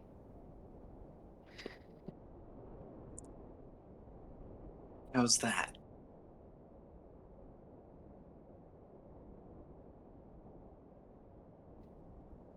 Because I have something a little similar looking. Really? Yes. But it's very important to me, and I don't want you to take it away from me. Okay. Can I see it? Can I have your word that you're not going to take it or touch it or get too close to it? Because it's mine. Sure. Okay, Delos shows you his sickles. Two All of them. right. They're silver.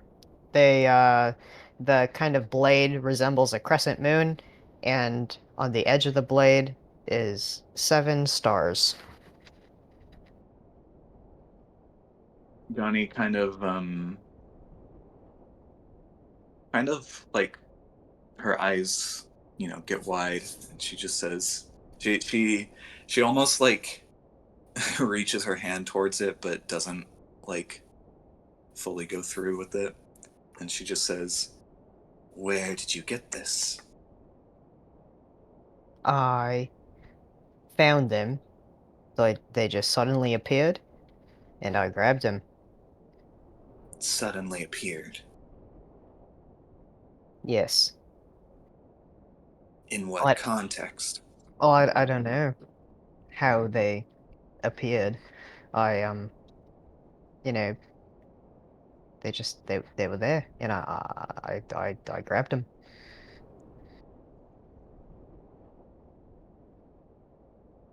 She kind of leans back and like eyes you up.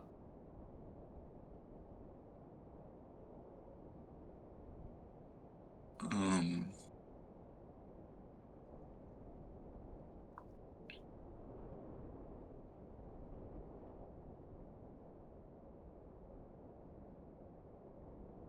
so you're just looking for an answer as to what this is, then? Yes. Maybe if I knew more, I could help you figure something out. She fucking squints. Um,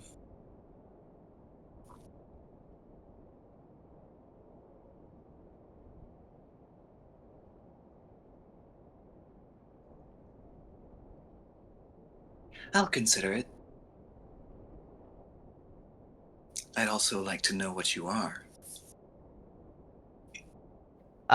What I am, if you don't believe me when I tell you that I'm a rogue warlock. If you truly believe I'm something else, I can assure you it's not very important. Can I roll insight on not on the how important it is, but him claiming to be a rogue warlock? Sure.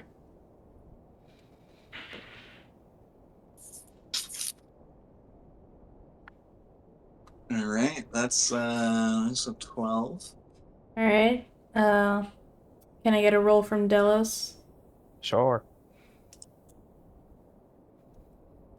That's a 18 plus 5. Or no, 18 plus 7, sorry.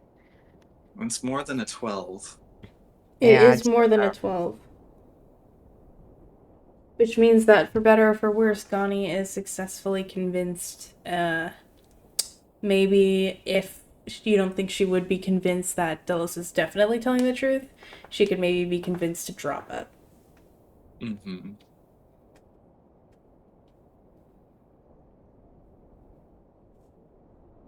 She, uh,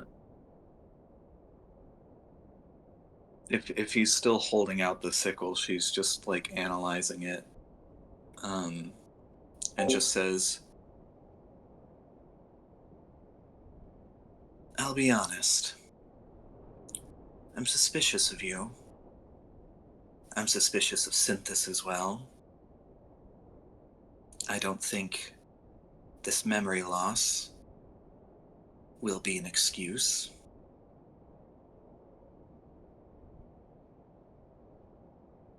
An excuse? An excuse for what? Whatever you've done before your memory loss. Same Whatever. goes for him. I haven't done anything before memory loss.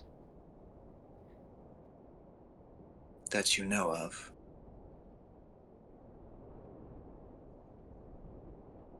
That I know of. That's absolutely correct.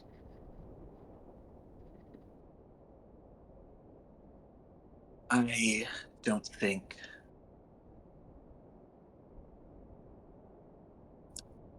we should be giving the censor back to Synthis. I don't think we should let him go. If it were up to me, I wish you would be put in there with him for now. Well, I didn't even do anything. Like I said, I'm suspicious of you. Alright, you just want to lock up everyone you're suspicious of. I ought to throw you in there as well. I think it's best for preventative measures.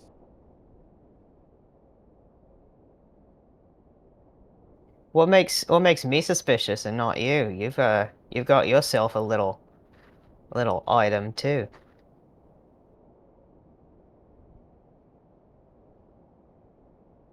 She uh she glares at you. At least I know where my item came from. And where is that? Someone left it in the Underdark. He kinda rolls his eyes at you. Okay, why? Clearly if an item has appeared, it means someone's left it there. I'll tell you, I have a feeling it wasn't intentional.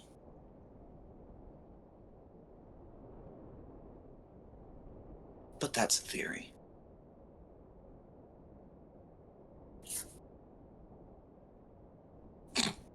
You're being very vague. I've gained little to no information here. Can we just get a rundown of who, what, when, where, and why, and sometimes how? If I give you some information, will you give me some? Do you have any information to give? Sure. If I deem your information to actually be information. She sighs and kind of like closes her eyes and stares at like looks down for a bit. And she looks up and just goes, "All right. Uh, I've mentioned the group of people I'm tracking. Um, I'm tracking them specifically because they attacked my home, and the shield is what they left behind. And I'm looking for any information on them so I can bring them to justice."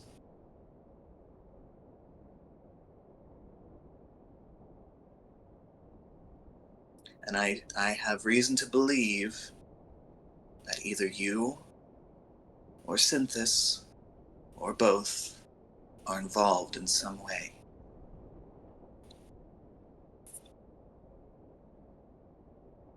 And your home is in the Underdark? That's correct. And that's where I found the shield.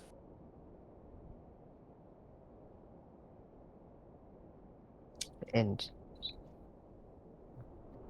in this attack, I assume you've lost people important to you? In a way,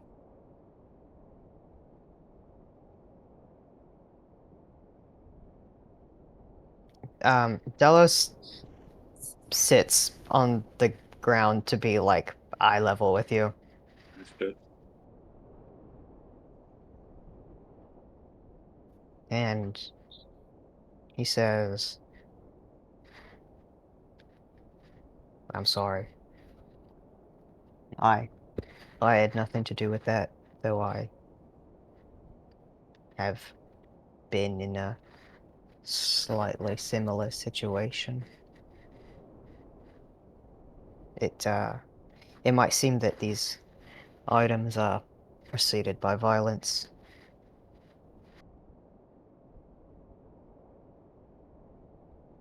I wish I could tell you more, but I can't.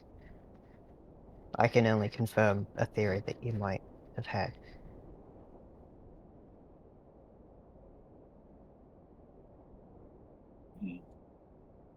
You can't or you won't?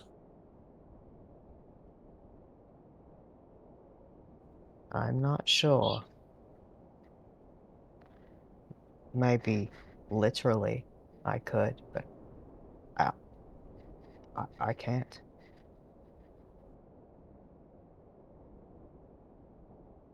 Hmm. Though for me it was much longer ago than for you. How long? Delos thinks about it and says, about 5-ish years. Interesting.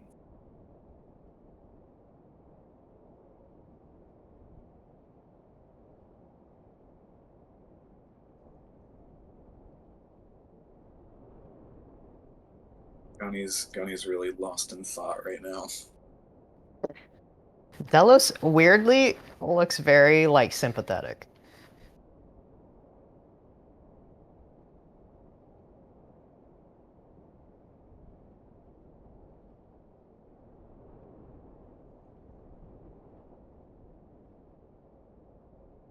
Well, if you decide that you can share any more information or you remember anything else, please let me know. Alright. And if you are not responsible, then I hope we can find who is.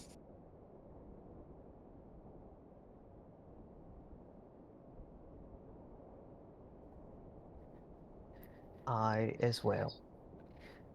Because I promise you I was not in the Underdark anytime ever.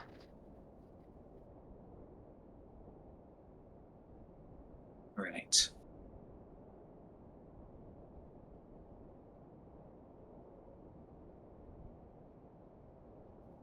Alright, well, if you have any theories from that, let me know. And he stands up, puts his sickles away.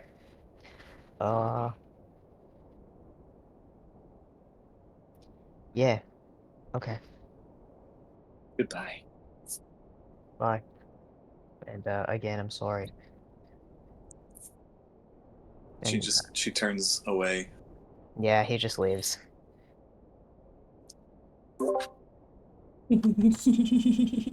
What's she fucking laughing about? You motherfucker. Damn, It's his fault. they did have a heart to heart. You weren't fucking lying. You were for real, actually. I Yeah. wasn't actually even I like thought you were expecting fucking it to. around. I Trigger. wasn't expecting it to go that hard. Yeah, I oh my wasn't god. either. You Nice. I fucking like it. you selected the dialogue option that made him give a shit. God Damn. damn. Nice. Yeah, really good, Mm, really good chills. character work, guys. I guess Gerby and Scrivener have just been playing 20 questions. They're playing Go Fish. Yeah. Oh my god. Yeah, Gunny Gani and stays in. Scrivener's like emotional fucking thing that's happening outside is just like, so what do you like to do? Oh, you like to smoke weed? I can't do that. Since we have nothing else to talk about. Oh god. Yeah, Gani stays in her room until Antonia shows up. All right, yeah. Antonia. Okay. So Antonia would. I'm assuming you guys are staying in your at the end for a while. Ermengarde would be out and about doing night stuff again. she's so fucking tired. And Antonia, when she arrives, the knights would direct her to the inn that you're all staying at. And would anybody be downstairs, or would you all be waiting in your rooms? Scrivener would be downstairs. He likes hanging out. I'll be Yeah. downstairs. I'll hang out with Scrivbo. Yeah, Gerby is keeping them company. All right. We're playing Go Fish. Isgani straight up staying in her room while everyone's downstairs playing Go Fish. Yeah. All right. Yeah. Yeah, it's the Three Musketeers again. She's reliving her trauma. Don't worry about it. Yeah. Yeah. So you guys are all sitting in the bottom layer of the tavern at the inn, playing Go Fish, and walking through the door is a turtle, and she's pretty short, 5'6". 4'6", excuse me. She's 4'6". Yeah, I was about to say, 5'6" is short, huh? Excuse me. She's pretty short. She's 4'6". And You're still more than twice as tall as Gani. I'll be real. I didn't expect her to be a turtle, though. I fucking love it. Yeah, Me that's too. awesome. I'll be real. I was expecting like regal elf, so turtle walking Same. in was a bit Yeah. a bit of a shell shock. Oh. Scrivener, Yeah, Scrivener says that's a real Scrivener. Yeah, he was definitely expecting a regal elf. Don't worry. Jordan, continue while Haley comes up with different racist things for Scrivener to say. I'm going to fucking piss myself. Okay, yeah. So a turtle walks in, and there's a few key things. I don't know what order your characters would notice them in, so I'll just say all of them, and you can decide for yourselves. She's surprisingly young. It can be kind of hard to tell, like, for, like, more humanoid races. It can be kind of hard for them to tell, like, the ages of certain monstrous races, just because of how age translates to, like, an animal-ish face. But you guys can tell she's surprisingly young, especially for, again, a prestigious researcher at a prestigious university. You're expecting, again, like a regal elf, a bit on the older side, but she's surprisingly young. Maybe even around Gerby's age. And another thing is that she has a bit more angular scales. So she's got like this almost a bit of a jagged beak, and these scales pointing back on the back of her head, and she's got a spiky shell, actually. And these like hard scales, these jagged pointed scales and points on her shell, they're actually what's the word? They're like silvery. Silver, you say? Yeah. Silver, interesting. They're silvery. They're casually silvery, guys. Yeah, Yeah, the scales and the and her shell, they have this silver lining to them, while her actual like some of the softer scales, some of her like skin is more of this like dark green shade, and it's really striking. And lastly, she brings in with her a little friend. She has an artificial drake by her side. Oh my god.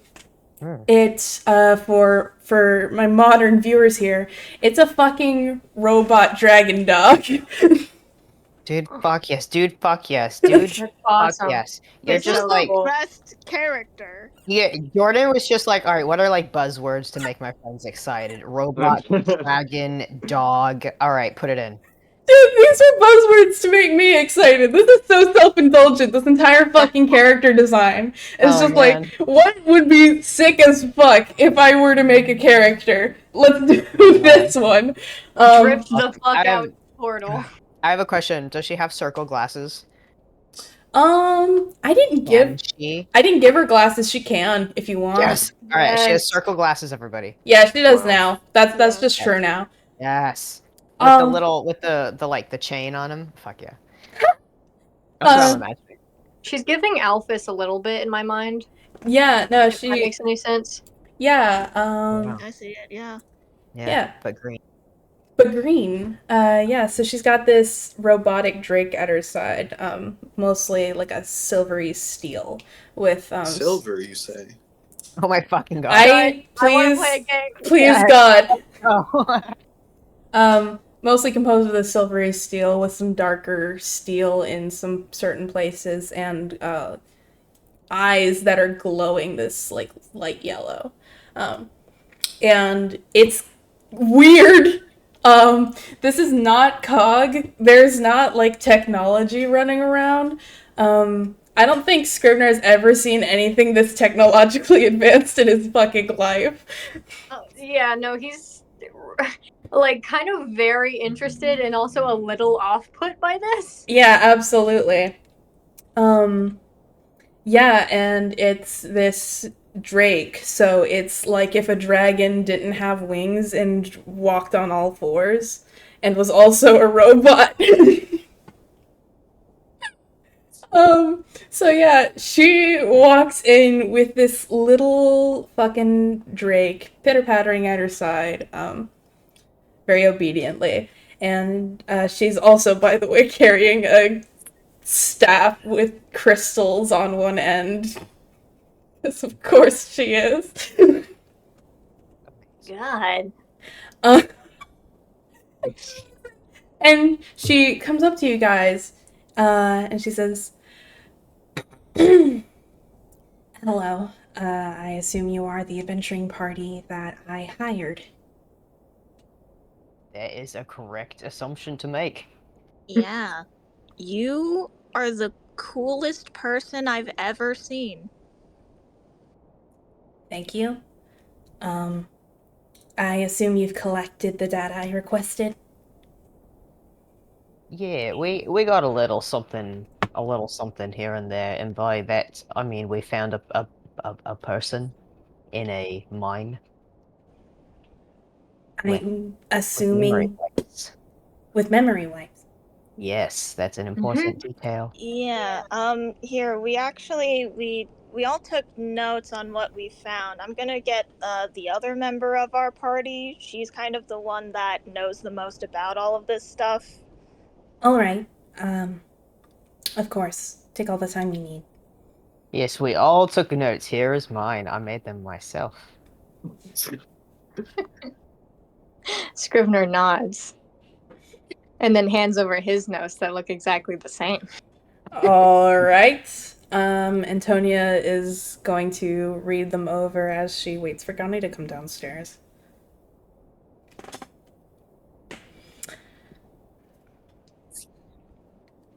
And she's just kind of like humming and hawing as her drake just like sits on its hind legs and like looks curiously at you guys. Scrivener's looking at this thing. He's gonna say, Hey, what is this? This is my steel defender. Her name is Stila. Oh my god. That's so cute. Is it like an animal? Its form Oh god. is modeled after an animal. Intellectually, I can't equate it to any animal or person alive today. It is built to follow directions and not much else. he raises his hands and he says, "Sit!" It Why are you turns- yelling at it? It turns its head to look at Antonia, and she looks at you and just like she looks at you and then back at her defender and just like gives like a hand signal to say that it doesn't need to do that. And she goes, orders from me specifically. Oh. Well, it's pretty cute. I like it. Thank you. All right. And I'm assuming Gani can come down without much issue, unless she's fucking holed up in her room and is refusing visitors. No, she comes out. All right. Okay. So yeah, everyone comes down, and Antonia looks over again two identical copies of Scrivener's handwritten notes.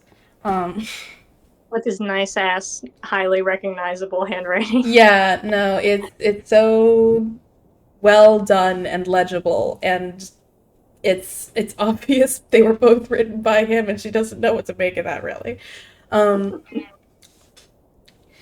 Okay, yeah, she sits down at a table and puts the papers down and addresses you all. All right. Thank you for collecting this data. This is very useful. First of all, I realize I did not introduce myself. My name is Antonia Temmink. In non-academic settings, you may call me Tony. I believe it to be faster. And I was told that, and apparently also in these notes here, you investigated the local mines and found somebody that you assumed to be related to the memory wipes in some way. Yes, and we have him in a holding cell. All right. I would very much like to question them myself, although it seems that many of you have done so already. Yeah, we're getting the best information we can, but it's a little difficult to get information when you don't remember it. Of course, that is the largest roadblock I've come so far in my research. Yes, us too. Before we head over for the interrogation, I would like to request you provide us with any information you have regarding the memory loss. All right. She sits back in her chair, and by the way, her posture is bad. She is hunched over a lot, Alphys style, I guess you could say. And the staff that she carries around with her does not help. So she sits back in her chair and she takes out a notebook of her own and she flips through the pages. And then she looks up from her book, a little confused, and she goes, "Why are you interested?" Some of us have a personal investment in this now. Well, all right. There have been reports of memory loss in certain towns for a while now, seemingly random things. And from research I have conducted in the past, just recently, actually, I've been able to see that it generally travels in lines across the continent. Where these lines start and where they end, I can't see a correlation, any sort of logical through line. But the effects are very real, if hard to follow, especially after the fact, as I have been mostly finding these.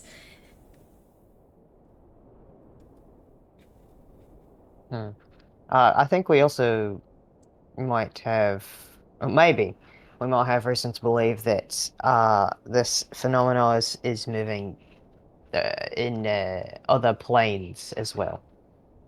Other planes. Yes, our person that we found is from the Shadowfell. Interesting. And their memory loss seems to be stemming from that plane, not from their time here.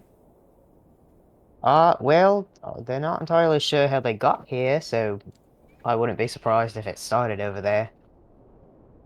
I don't know if that's true. Well, in the field of science, one never knows if something is true. We can only guess, predict, hypothesize, etc. This will do. All right, and if you are interested in talking to this person, we'd be happy to guide you over. Of course. And, of course, I also have your payment ready with me here.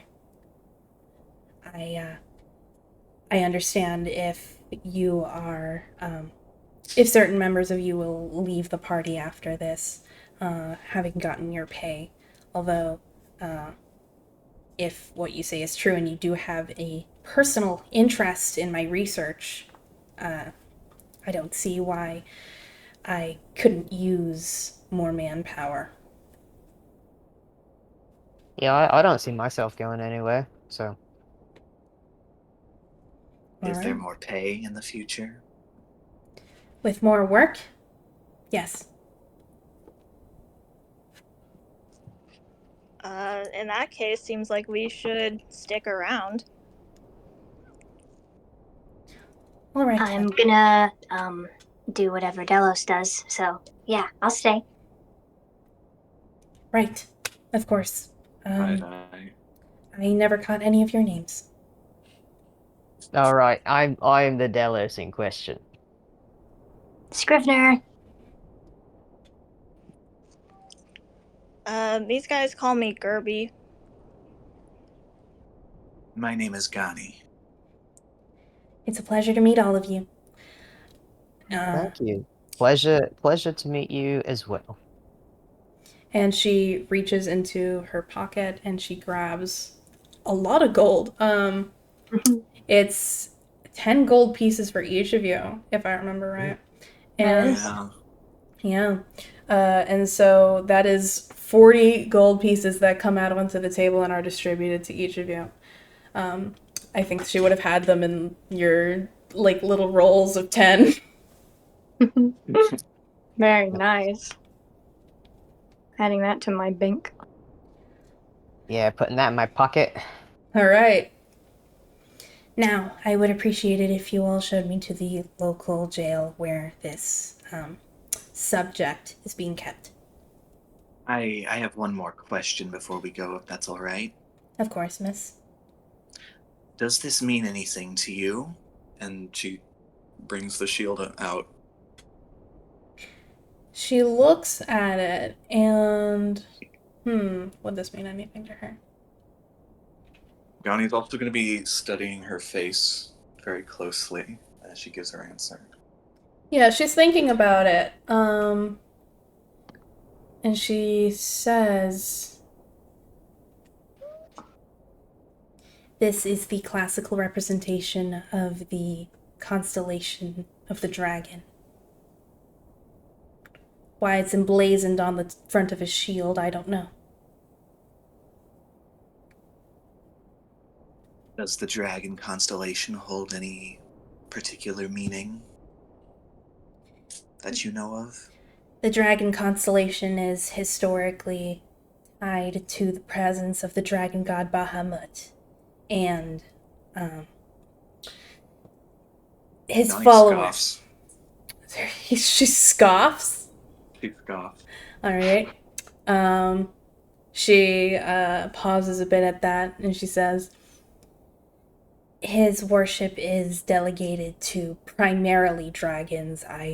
To the point of humanoid and equivalent worship being largely unheard of." Right, are you privy to the whole dragon thing? What do you mean? I mean, It's right there in our notes, right yeah, there. we mentioned it in our notes, but the whole memory loss is like affecting people who can't remember where a huge line of fire came from. Uh, Gani is apparently not affected by the memory loss. And anyone who hasn't been affected by it has said that they've seen a dragon. Right. Yes. You say you, Miss Ghani, are not affected by the memory loss, but the rest of you?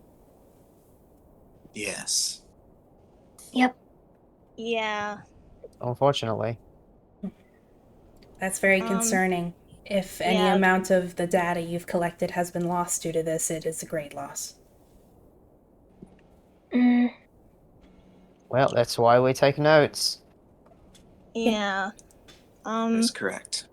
The only other person we've met who has also seen the dragon, I mean, we all talked about this before. Gani and this other guy, he's a druid, were both underground at the time, so it might be something related to that. But yeah, you should also definitely look out for the constellation because it was all over the walls in that mine. Right. I Mentions of a dragon god as well. that most likely would be referring to Bahamut. But what kind of people could have constructed these tunnels in the mines? It eludes me.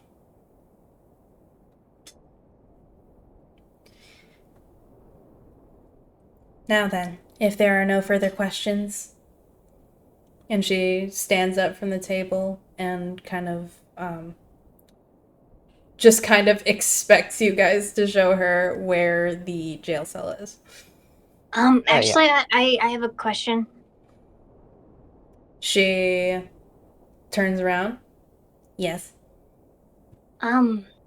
So the way that we know that Miss Ghani is not, well, of course she said that she didn't forget anything. But you know, the way we could mechanically check that is I can use something akin to detect magic, and you know, all three of us have like this residue of memory wiping, some enchantment or something like that. It's kind of hard to pick up, and it's hard to pin down. And Miskani doesn't have any of that on her. And then this, fucking, what's her name? Ermengarde. Ermengarde.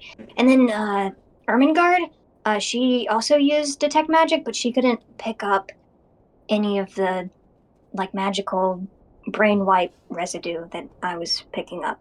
So I was wondering if you knew anything about that, If I knew anything about that. or like heard of anything like that. The same spell, detect magic. I'm a barbarian. It's a subclass thing, so maybe that's interfering. But if you've heard of anything like that happening, Detect magic acting differently depending on who's casting it, you mean? yes. Well, the thing about detect magic is that it performs better if the person casting it has some level of familiarity with the spells being looked at. If one person is able to detect a spell with detect magic and another person is not, it usually indicates a level of familiarity that the other person does not possess. And being under the effects of this spell would increase one's familiarity. Perhaps. It's possible that this memory loss magic, I don't know much about it, but I know that it's more powerful than any memory altering spell that you can learn even as a highly accomplished spellcaster. That kind of magic, it's not well known in academic spaces. If somebody learned their magic and everything they know about magic from these academic spaces and no other supplementary sources, it could limit their idea of what kinds of magic can be there. And if, say, a barbarian were to cast detect magic, that same limit would not exist.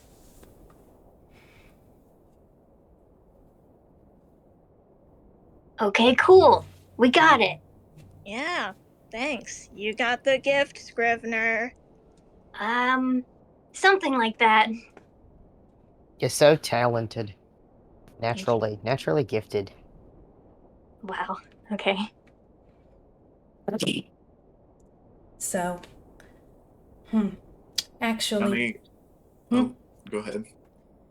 when was it that you all experienced this memory loss? Was there an event that all of you were present for, or presumably present for?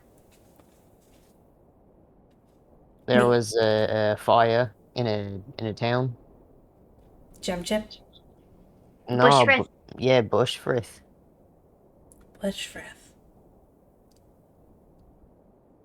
It's kind of small.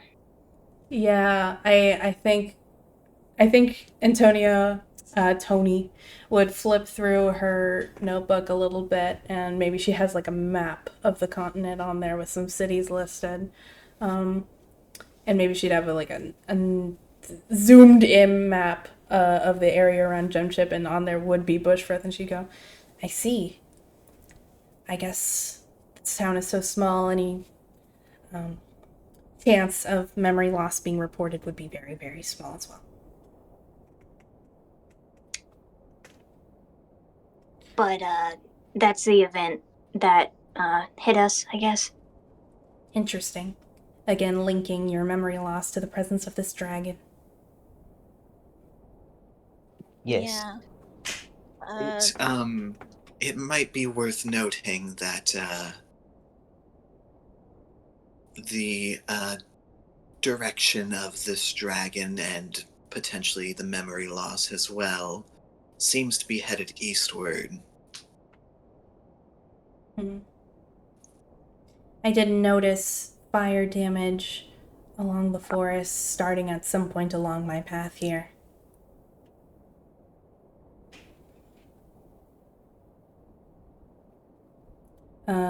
Haley, we're gonna say something? No. All right. Sorry, I'm just shuffling. All right. I think Chelsea was saying something. Chelsea? Oh, I don't remember. I think Gerby was just going to mention, yeah, I think she was just gonna mention, like, yeah, I mean, I wasn't in town. I was, at in the forest at the time, but, yeah, so it's that whole area. Yes. Based on the patterns that I've been able to analyze over the past few weeks, the memory loss does seem to cover a large area at a time. Again, traveling in a line, but a rather wide area along that line.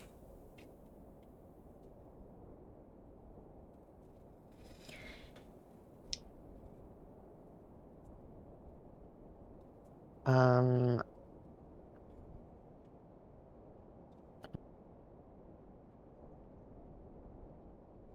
Yes? have you experienced any memory loss? Do you want us to check? I try to have myself checked pretty recently. Frequently, the word is. But they Should ain't you got what I got. Yeah. But after my travel here and not having anyone check on me for a while, I suppose it can't hurt. All right, Dallas looks at Scrivener. Scrivener pops a detect magic on her. She is all right. All right. Yeah, he just smiles. And he says, "There's no sign of memory wipage on you." Good. This is very good to hear. All right, to the jail then. Woo! Excellent. All right. Yeah, you guys can walk her over, and she would she would show up at the jail. It's the same fucking guy every time. He's silly. He basically lives here. His name is Jim Jail Cell. He lives at the prison. Yeah, his Oh my name's God. Jim Jail Cell. No, it's not. Yeah. I think that she might request to talk to him alone.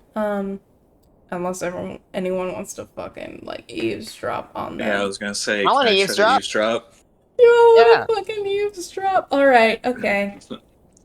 I'm gonna I be also want honest. to eavesdrop then.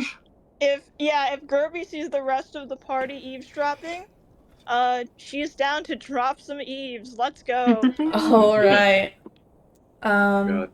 What are you guys fucking doing? Are you just like pressing your ears up against the wall, or you're not doing anything else? That's I'm literally imagining it. I don't know if this makes sense. I'm imagining like a slightly open door, and because of our fucking height difference, we each have like a little head poking out.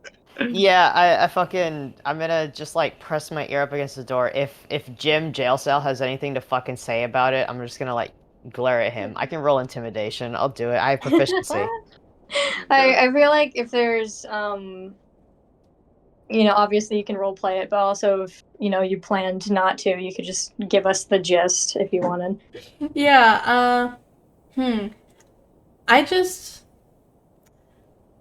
and Tony would have a lot of questions for Synthis. And I hadn't written all of them down. I guess just if we would gain any new information from the Yeah. questioning. Yeah, I think Tony would start off just cross-reference. If this mentions any of us, I want to know what he says. Yeah. Yeah.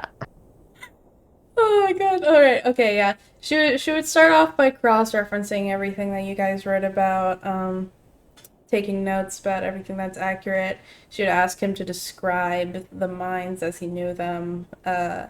She would take note of like his experience waking up, any items on him that he didn't recall having. He would tell her about the writing on the walls, that apparently there was more writing that he hadn't the chance to look too closely at. He would relay what you guys said it said. Stuff like that. And I guess this can be an opportunity for other players who had not been told some of this stuff. Yeah, there's writing on the inside of the room that Synthis was in. He didn't remember having the sensor, or he wouldn't remember having that crossbow either. These two things would be strange objects to him. But he remembered the daggers. He would remember the daggers, yeah.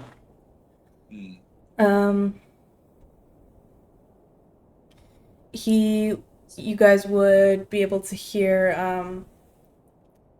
yeah, you guys would be able to hear all of that, if your character didn't already know it before. Yeah, and that's what you get, and also, as you guys are eavesdropping, you'd be able to hear that, Synthis wants to, after he gets out, investigate more, look into the mines, and stuff. And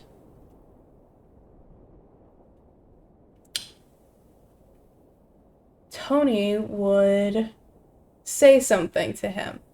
And this is new info, so listen up. All right. Got it. Tony would tell Synthis that as you guys are all fucking eavesdropping cartoonishly at different height levels with your eyes peeking through the doorframe, that she has been trying to develop a potion, a serum, a medicine, a treatment plan to treat this memory loss, and she hasn't been able to test it out yet. And she is willing to have Synthis try this out if he were to follow her to Astglow. And Synthis seems open to this.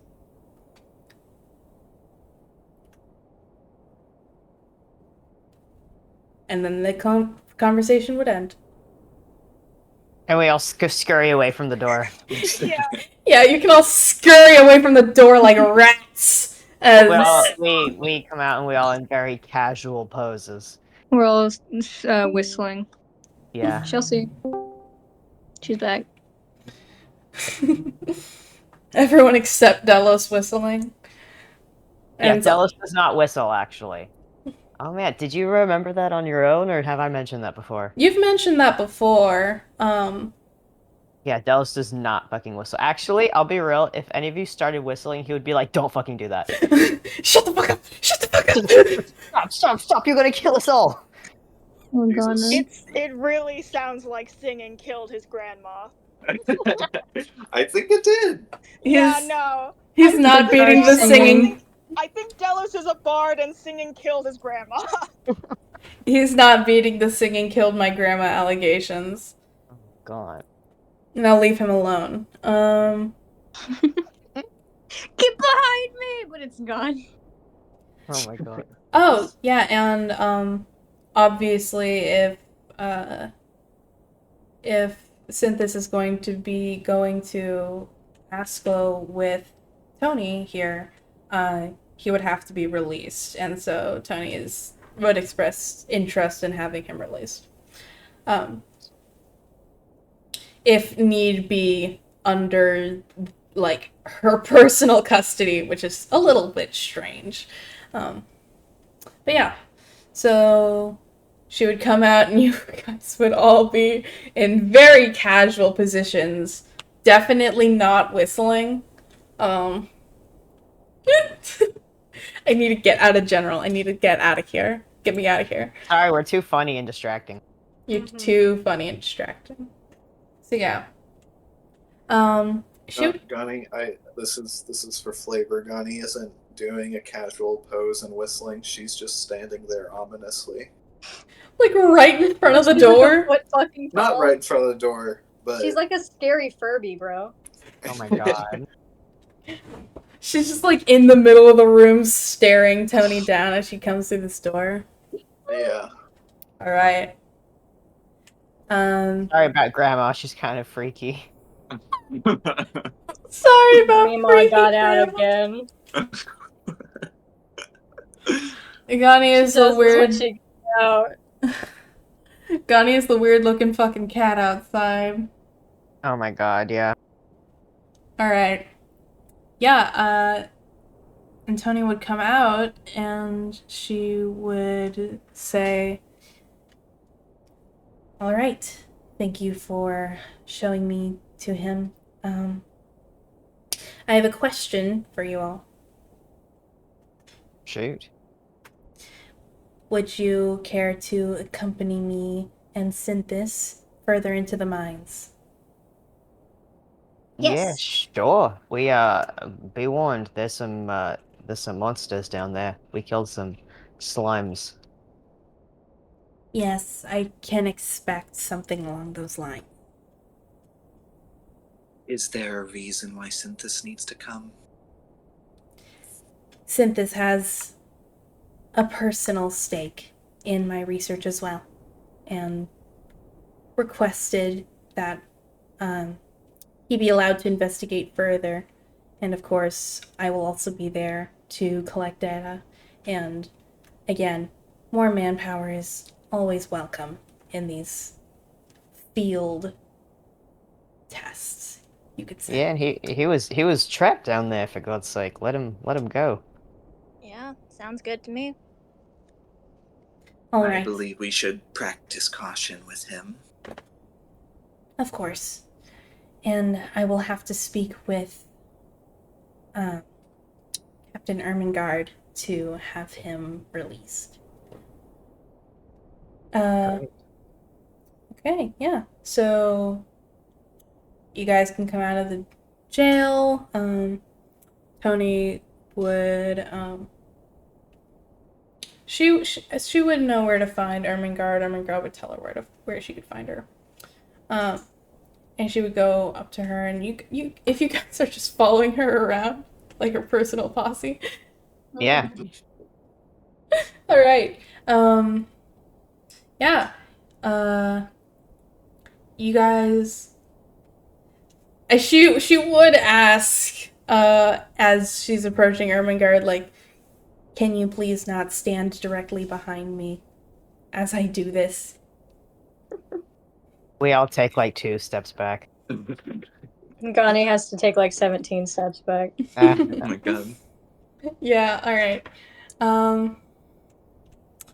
Antonia would talk to Ermengarde, and she'd, tell her that she has an interest in investigating the mines further, and that Synthis has agreed to be a part of her research, and for these reasons, she believes that Synthis should be allowed to investigate the mines with her. And Ermengarde actually does argue against this a little bit. She would emphasize the fact that he had weapons on him that he claims to be from the Shadowfell, a kind of nonchalance towards what kinds of things he did under that system, and a weird connection to all of this stuff that could potentially be of harm to the people in the town. Ermengarde is concerned genuinely about all this, and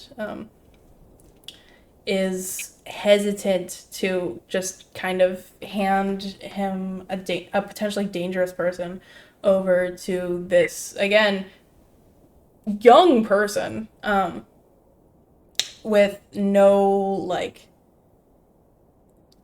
police training at all, literally just an fucking academic from the city.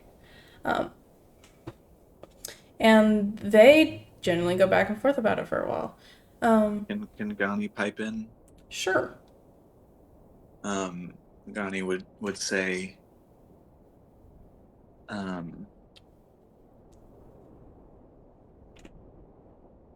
god, I had something in mind and I forgot it. That's all right.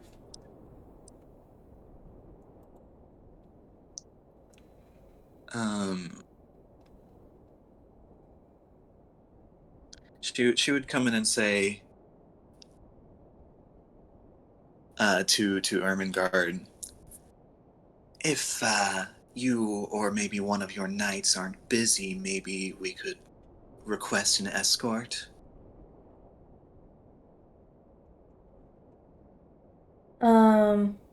Ermengarde would take this in, and she'd be like, yeah, that doesn't sound like a bad idea, at least just for investigating the mines, of course. Taking him out of the town would be another question. And Tony would say, like, at least for now, I'm okay with this. And Ermengarde would be like, all right, let's give him a name. Lawrence, get your ass over here. What Uh, was that? Lawrence. It's I thought you said fucking warts, and I was like, whoa. warts. Yeah, I thought you were like warts. That's old Get over here. warts. It's I'm a Lawrence fucking dog man. Warts. Full name Lawrence Warts. Oh my god. That's Tragic. unfortunate. Is he a grung? He's not a grung. He's a medium-sized creature, but you can't tell exactly what species underneath the armor. And she would tell him to accompany you guys as you go down to the mines and to quote unquote not die. So yeah, of course.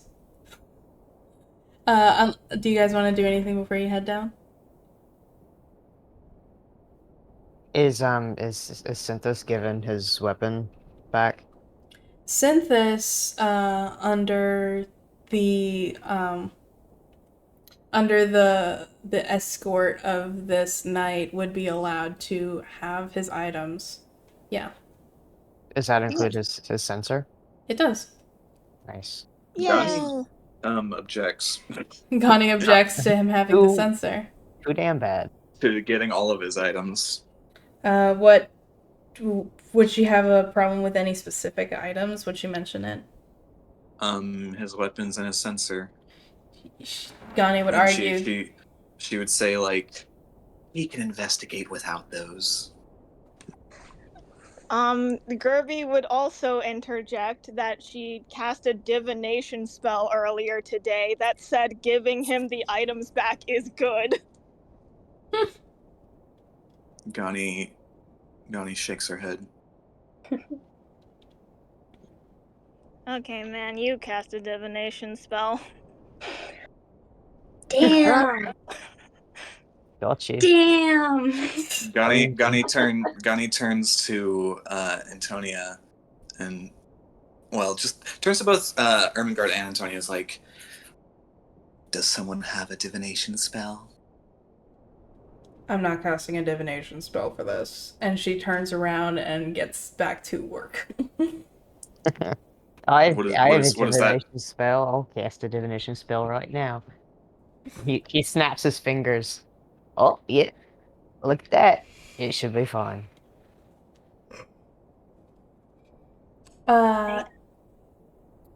Sorry. I was just gonna say, yeah, no Scrivener would say, I think that he's pretty misjudged. And honestly, if anything went wrong, we have a lot of people here. So I think if we can make him feel more comfortable, then that builds a level of trust, that builds a level of information that's given. So it's I just want to put beneficial. forward. I just want to put forward a hypothetical. He doesn't remember a lot. I simply suggest that potentially he could have gotten up to some evil actions before his memory was wiped and he just doesn't remember it. And say it somehow magically comes back and then he turns on all of us and he's actually super powerful.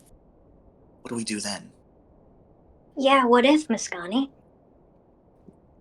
Listen, if that happens, you can say I told you so and use me as a shield. Johnny rolls her eyes. Hypotheticals are, dumb. So I think we're okay. It's not bad to Johnny- exercise caution, but I really think we have nothing to worry about in this situation. Agreed. Gani looks like she's about to say something to Scrivener and then doesn't. It was a slur. Yeah. Oh my god. Oh my god. Jesus. Alright, so then the consensus is to give Synthis his sensor. Yes. Yes. Alright. Cool. Synthis would be appreciative to have his belongings back. even if he doesn't know the fucking importance of like half of them. Um, and yeah, you guys with your party of now 7 can head into the mines. Mhm. Oh wow, you're right. Are we counting the dog? I wasn't, but yeah, sure, let's count the fucking dog. 8. Yeah, baby. Does the dog roll initiative? The Mhm. dog does not roll initiative. The dog takes its turn right after Tony does. Mhm. Okay. Alright. Fucking hell. Alright, let's do this. Yeah, you guys, I must say before you head into the mines, the foreman is still fucking there, and he's pissed as fuck when he sees that the ragtag adventuring party he let investigate his mines just to have it be done with, brings back an Astglow Knight, this crazy ass looking scientist lady, and the fucking hole guy again that you found in this fucking hole. He's pissed. He doesn't like this. He like fucking throws his hard hat on the ground again and like chews at his high vis fantasy vest in frustration because he's losing his fucking job as we speak. Um, Not to mention, yeah, no, and Antonia and this knight are definitely enough to have to make him allow you guys into the mine again, but he's fucking pissed. Alright. Okay. So, yeah, you guys can head down into the mine, and again, there's like twisting little thingies. But there's a main line going down. And you keep going until you reach the thieves' cant on the wall. And, yeah, Synthis can read it, and he does kind of recognize the handwriting as his own, but is kind of disturbed by it in a weird way. And of course, the doors have. Oh, Shall say. she'll see. Okay. She'll slay. She'll slay. What's up? Hi.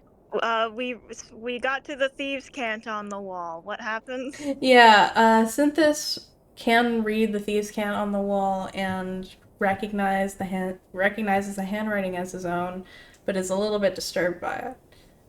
Hmm. And yeah, the magical walls have reformed since you've left, so you have to input the solutions to the puzzles again. This first door is the one where you had to trace the constellation on the stars on the wall, and they light up. Yeah, Gerby does that. All right, yeah. You guys can go into the next room, which is now empty. Just real quick, Mhm. Gani is very alert, keeping a sharp eye out on the ceiling and walls and shit. Yeah, sure, definitely. Yeah, you guys can go into the second chamber where it's pretty much just as you left it. Now empty. The puddles of ochre jelly, the corpses that you left behind here have now coagulated onto the floor, making it sticky. Kind of gross. Ew. Yeah, it's kind of dank in here. Not great. Synthis looks upon these jellies with nothing, wearing a mask. Um, and Antonia is looking at the walls as well, making note of like how these were dug out and stuff. Gonna roll a history for her or something to see if she can try to see how like old these are or something. Fuck, that's an 18. Yeah, okay. Antonia's getting some data from this, genuinely. Whoa. This is like the beginning of Tears of the Kingdom. Oh my god, you're right. We have to hydrate Tempest, and he'll become like 7 feet tall. Whoa. Wow. And really He's like one of precious those and those voiced by growing Matt Mercer. dinosaurs. Oh my god, we gotta get Matt Mercer on here. We gotta He get just Matt Mercer. jacked as shit. He's kind of gray too, so like big old Yeah. man. My god. Yeah. Jord, can you stop DMing and get Matt Mercer, please? Don't listen to her. Anyway, keep playing. Go. Don't listen to her. I'm fucking dead. You killed me. My limp body I'm just kidding. slunches I'm just kidding. over I'm in my just kidding. chair. I've been there before. Wait, can you make the big bad evil guy Matt Mercer and then we'll kill him actually? The real man, Matt Mercer. His We name get is him Matthew on. Mercer. We get him as a guest star, and he's like, "All right, so what, do you want me to be a player? Do you want me to DM?" And we're like, "We have another idea." We all brandish our weapons. We all have big smiles and look at each other We Mhm. and pull out our him. weapons. Well, I do that anyway because I'm so happy to see my friends. All right, let's continue. Aw, Yeah, let's get this fucking over with, guys. Shut up. sorry. Sorry, I love you. Alright. So, yeah, Antonia is generally getting a lot of data from this. She's making notes about, this strange tunnel system in Gem Chip, dug by hand, but not, like, by hand, but roughly. And, they seem to be very old, actually. Few years old now. Not very old. Relatively recent. It's newer than the mines themselves are. The mines themselves are very old, and these tunnels are a bit more recent. And she'd write this down. And of course, she's taking note of all the dragon-y puzzles, the strange associations with the dragon constellation. This is new data for her. Yeah. Gerby would ask her where she thinks the cracks in the walls came from, because they don't look naturally occurring. Yeah,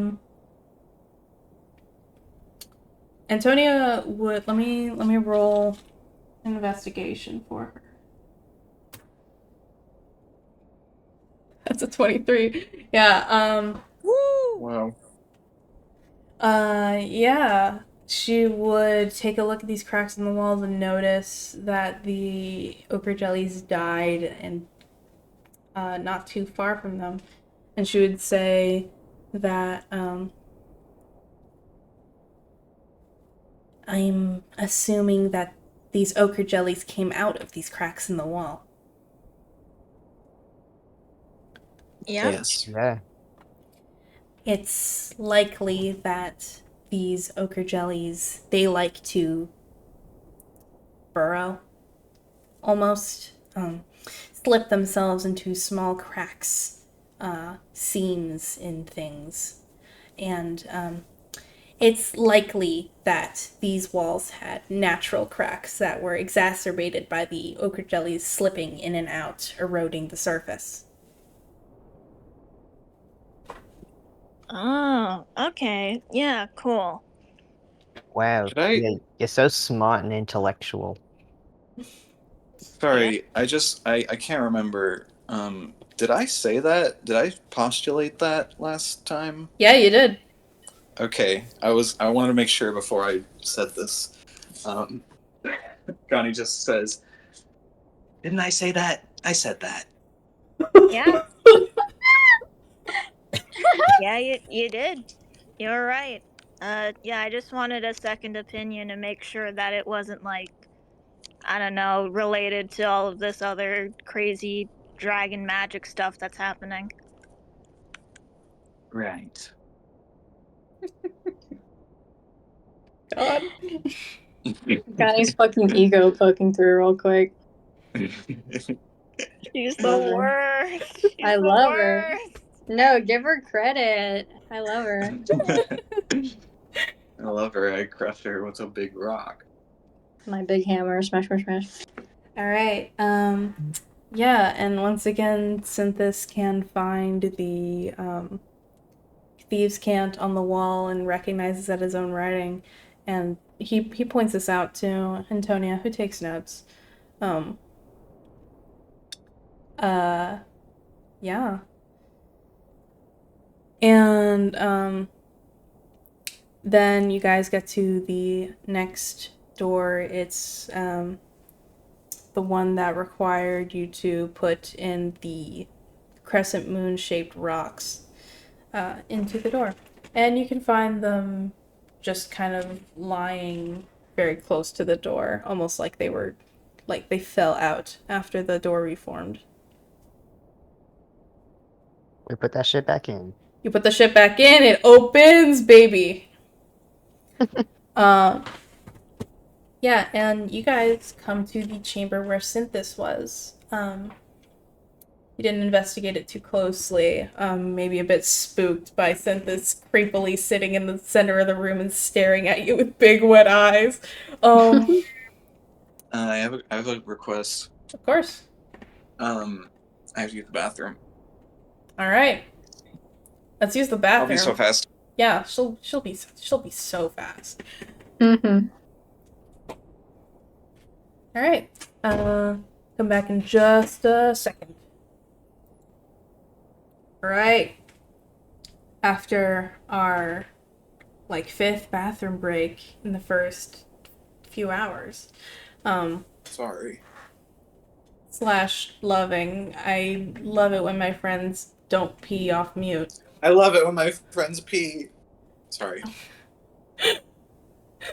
All right. Keep going. Go on. Play the game. Yeah, so we opened the door to the room that Synthis was in, but this time we can take a closer look at it. Yes, thank you, Chelsea. You guys can take a closer look at it, and or Synthis had some time to become familiar with it, so he would draw you guys' attention to where the thieves' cant is written, and once again, he can read it. He just doesn't know how this. He just didn't know how it pertained to the puzzle. Which the puzzle he would point you towards is, the end of the room again. These chambers seem to be largely identical, with the only thing changing really being the puzzles on each end. And the puzzle for this one is some writing on the wall, but it's not thieves' cant. It's a different language, one that Synthis can't read. You can't read Can that. I read it? Hold on. Yeah, you can't read that. Obviously. Yeah, I don't think any of you know Celestial. Scrivener knows Celestial. Scrivener knows Celestial? Yeah, because I said yeah. it's a play off of how the Torah is written on Hebrew. Right, yeah. No, yeah, okay, yeah. Scrivener can read Celestial, and so Synthis points you guys towards the writing on the wall that presumably prompts you to solve this puzzle at the end of the room, and says that he never figured it out because he can't read it. And Scrivener, you are able to read it. Antonia is also able to read this. And both of you can read this and understand its meaning. And the meaning is, where's my phone?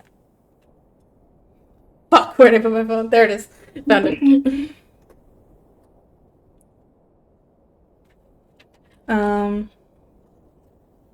I say phone, and then I remembered that I wrote it down in my book. I love having notes on different mediums in different places. The same notes. Okay. Well, first of all, the thieves' cant that Synthis would point you towards. Synthis can read this, and Delos, you can read this too, although this is the most rushed out of all of them. Very hurried. almost panicked, and it takes you a while to read it. So you might just get this meaning from Synthis straight up. The Thieves' Cant reads platinum, and there's nothing else. It trails off at the end again, and there's nothing. And the Celestial, which, again, Scrivener and Antonia can read here, reads, "To pass, speak the name of our righteous God." What's that first word? Pass. To pass. Of a righteous God. Mm-hmm. Sorry, can you write that out? Sure.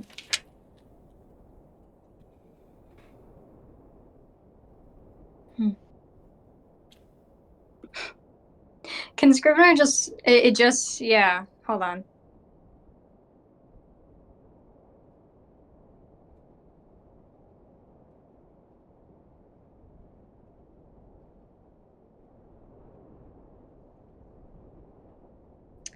I've looked up and platinum is more expensive than gold, apparently.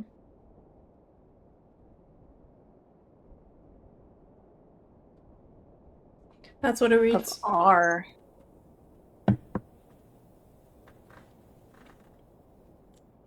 It does, Would anyone like to solve the puzzle? Does Scrivener want to say his own god? It's our righteous god, so I'm assuming it's the dragon god. I sent you something, Jordan. Sure. No.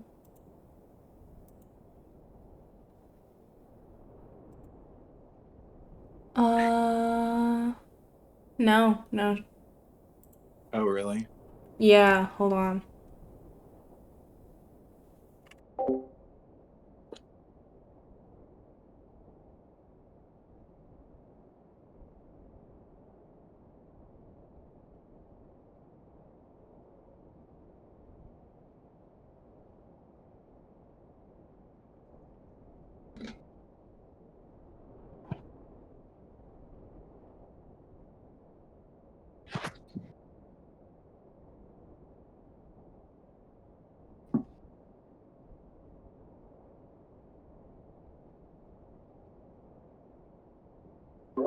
Right. Okay. I know the answer, but Gani doesn't. Mm-hmm. Interesting. Yeah, if anyone thinks that their character would be able to solve the puzzle, we can give that moment to them. Even though I am aware that some of the players at the table probably already know based off of just info that they would have. Everyone. Does Dragon God make sense here? The Fang Dragon God? Huh? Is that what? Are you saying just saying the words Dragon God, does that make sense? Yeah. I meant, Bahamut. Or whatever his name is. Yeah. Gerby would try that, but I think she opens her mouth and then stops and turns and like almost like seeing if Scrivener's gonna be like, listen, my god is the greatest god. Once again, noting the term R, I don't think he's assuming this is like a Sanctifex chamber with all the dragon god. Yeah, no.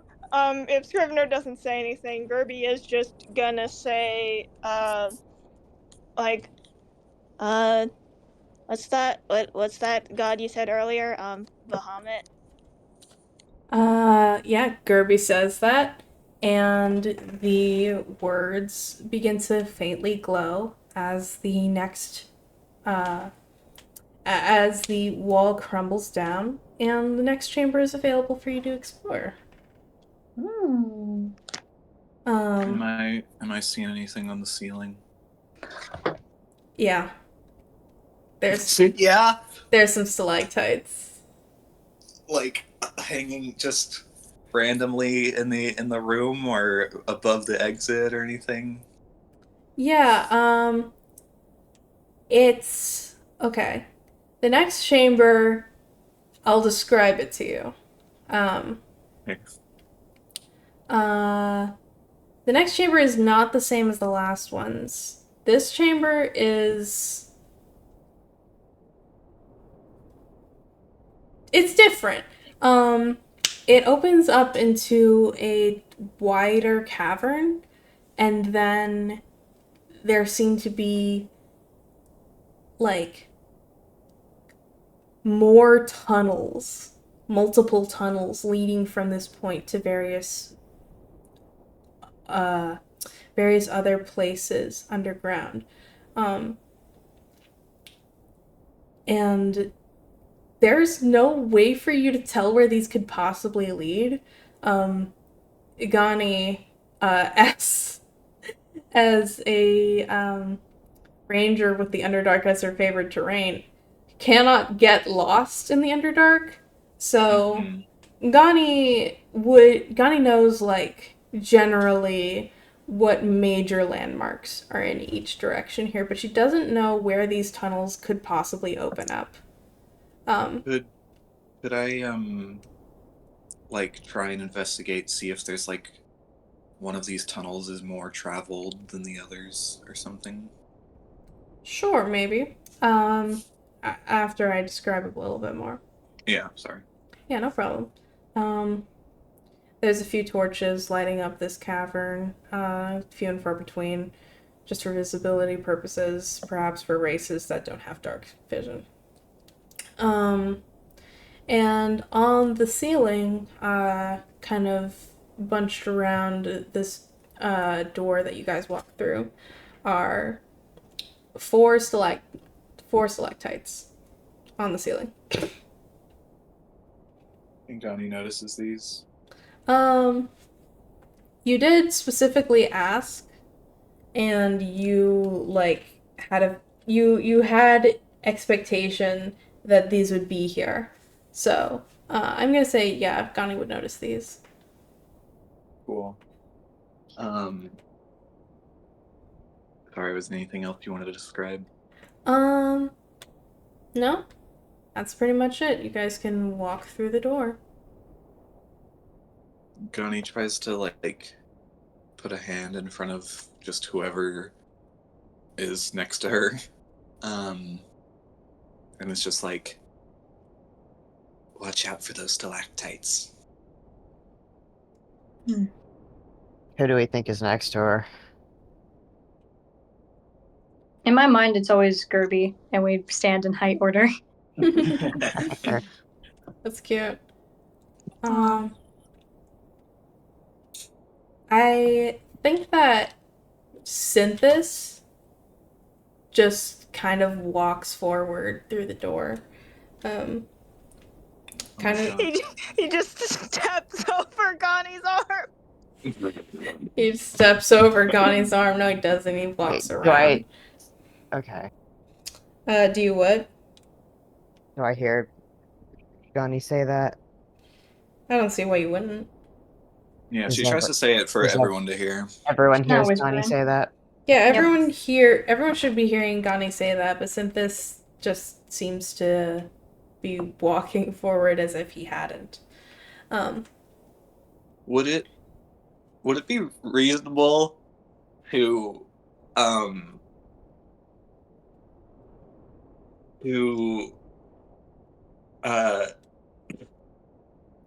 seeing him walk forward, cast ensnaring strike on him and then strike him? I was Would gonna it be- suggest I could just grab like his arm since I Would have it be- good grappling. Would it be reasonable? Would it be would it be temporally reasonable? Could I do that in a Can I reasonable just- amount of time? Can I just like grab the like collar of the back of his shirt and make him stop? Okay, yeah, Yeah, can we just react normally? yeah, Gani's 2 feet tall. This is how she has to stop people. I'm gonna say Gani does not have time to, what's ensnaring strike, a bonus action. Yeah. Yeah, unfortunately, Gani does not. Gani could maybe have time to cast Ensnaring Strike. She does not have time to attack Synthis in the same turn before Rats. Gerby and Delos hold Synthis back in a normal way. Kirby. Scrivener. Oh, right, I'm sorry, yes, Scrivener, sorry. Yeah, Scrivener and Delos can hold Synthis back in a normal way, while Gani fucking, like, she has her hand over the button and she's like, I'm really gonna do it. Yeah, you guys can hold him back and, yeah, I don't know, do you She say was- anything? She was what? I was gonna say, I just wanted to clarify that ensnaring strike requires a weapon attack to trigger it, but apparently unarmed strike counts as a weapon attack. So she was just about to punch him. That's Great. fun. In the shin. Yeah. In his ankle. Yeah. Scrivener would, grab him at the same time as Delos and be like, "Hey, you should listen to the lady. Why are you walking in so confidently?" Oh. Sorry. These are dark mantles. I heard them from the other side of the wall. I guess I have a suspicion. Suspicion. Yes. And Are you Delos would attempt to walk forward again. Not Delos, Delos? sorry. You can't tell me what to do. You're mixing them up because they're the same person. They're the same twin person. brothers. Synthis would Okay. attempt to walk forward again. Okay. Can I grapple him? By grapple, I just mean like kind of yank him back gently. If you want me Sure. to roll for that. He wouldn't fight that. Okay. Yeah. No, he yanks him back gently and is like, well, okay, please tell us your suspicion before you start walking forward. He looks back at you. Dark mantles are common in the Shadowfell. If I was in this area before and here to write these messages on the walls,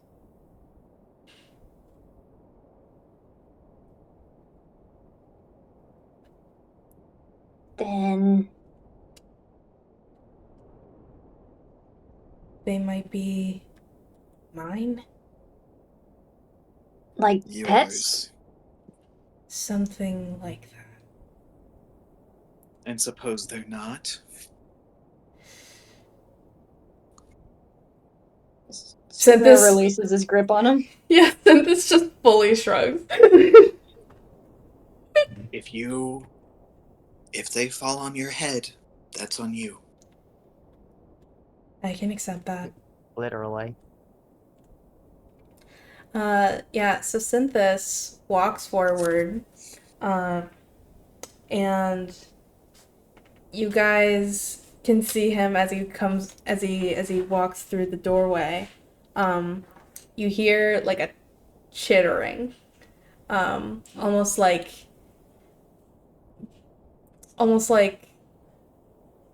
beaks clacking together, as the stalactites on the ceiling fall down and unfurl themselves and float in the air, flapping their little tentacles as they approach Synthis, almost expectingly. And Synthis like visibly lets out a breath. As these docile dark mantles, the likes of which Gani has never fucking seen, just kind of flutter around him. And it's fucking weird because dark mantles are scary. Scrivener is frantically praying that they do not eat him under his breath. They don't eat him. They don't eat him. They anyone with a successful animal handling roll could perhaps glean that they're like waiting for treats or something. The likes of which Synthis does not have, but they don't seem to be aggressive over it. Gunny steps out and just goes, I just want it to be known, this is a fluke. If you encounter these elsewhere, do not engage. Oh yeah, for sure. No, these are like his pets, but like wild animals. Yeah, I get it. Yeah, after a while of the Dark Mantles just flittering around Synthis and finding out that Synthis is definitely treatless. Perhaps he ate those to stave away the hunger. Oh god. They kind of fly away and stick back onto the ceiling, completely immobile.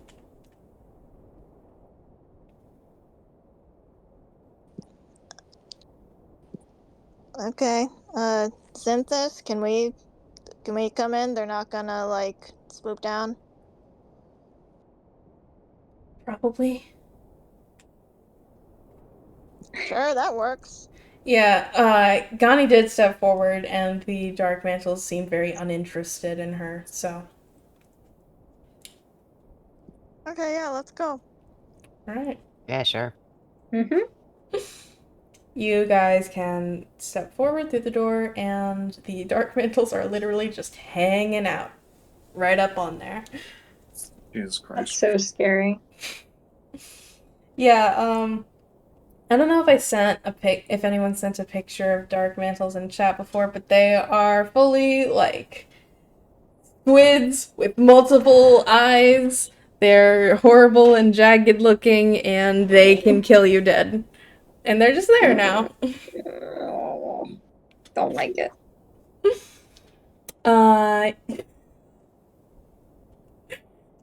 Yeah. So, yeah, you guys can freely explore this area. Gani was interested in checking for foot traffic. Yeah. Let me see. And I assume we're still in Underdark here. We are. Which means you... What does that mean? I get to double my proficiency if I'm using a proficient skill. Yeah. Okay. So like investigation. Yeah, I think that would actually be survival to check for tracks. Survival. Like, that's literally one of the example things that the books list. Alright. Sure. Alright.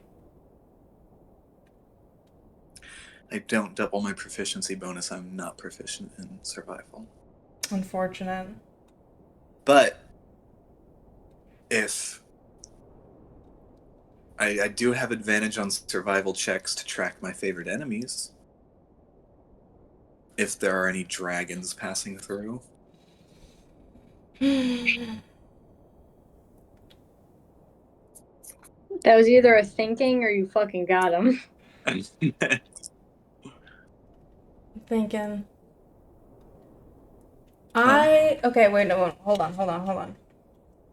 I was looking at the favorite enemy thing. I was like, advantage on survival checks for tracking my favorite enemy. I feel like I'm never gonna use that.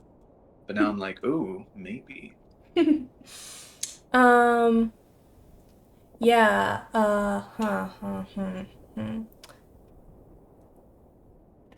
Sorry to say, I'll let you use this later.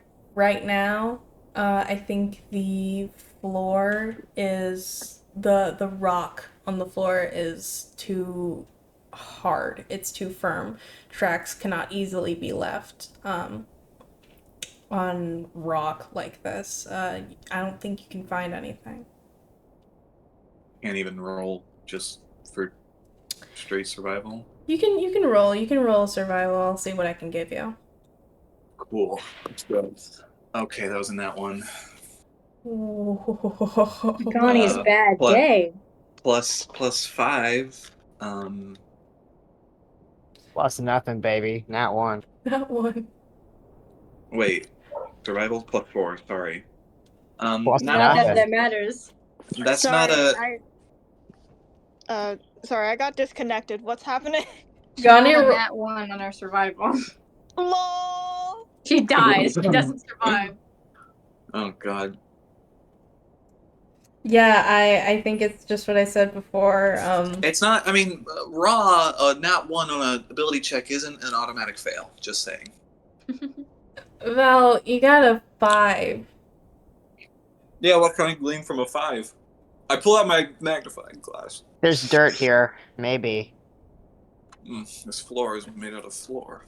Are there actually? I don't remember. Are there lights down here? There are some lights, yeah. Okay. Yeah, no, I'm so sorry. You literally pull out your magnifying glass and all you can get is, yeah, this floor is made out of floor. This rock's made out of rock. There's some dirt. Great. It's Thanks been for coming along this adventure with me, everyone. it's been kicked around. I'm so sorry.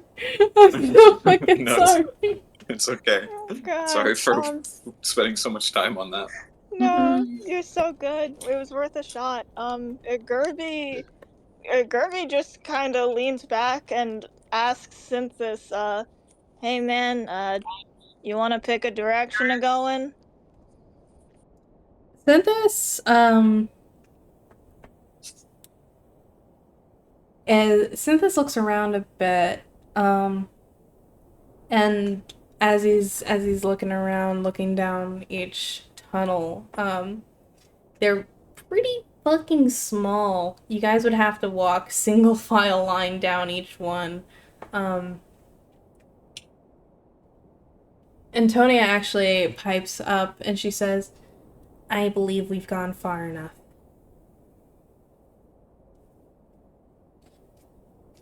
Oh, okay. I look at her and a question mark appears above my head. Yeah, Gani says, really? Antonia takes her, she shuts her notebook and puts it away in her bag, and she says, I've gotten a lot of data from this place, and while a linear path is easy enough to follow, a tunnel system like this, especially not knowing where each tunnel could lead, especially knowing that whatever path we take would either lead us further astray or closer to what could potentially wipe our memories in a strange place. I think it might be best to come back another time when we know more. Wow, you're you're smarter than me because I was about to say we each take a tunnel and go. Maybe. Maybe. I'm sorry, I should clarify. I might be smarter than you, is what I meant. Yeah. You're probably smarter than me. Probably. Most likely. Well, I think you're smart enough, Delos. Well, I'm smart enough to recognize when I'm not the smartest person in the room. I believe there's not a better time to explore these tunnels than now. And what makes you say that? I don't think we're going to gain any information that we can't gain here. That'll help us explore these tunnels any better.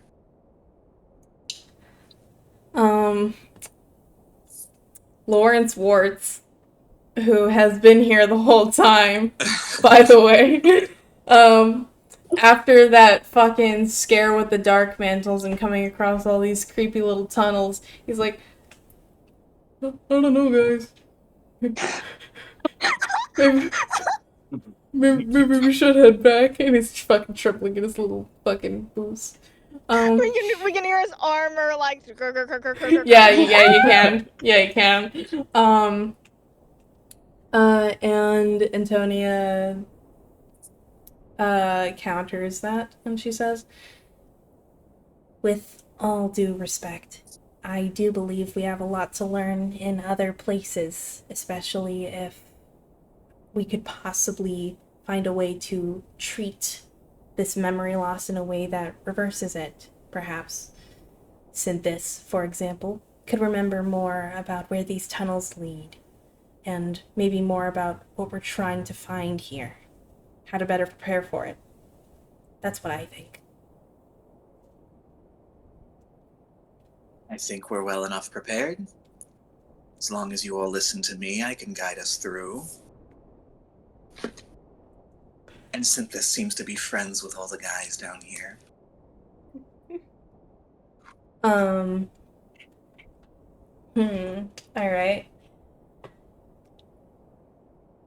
How many of us are there? There's 8 if you include the dog. 8 if you include the dog. Jordan, I'm gonna Wait. DM you. Yeah, sure.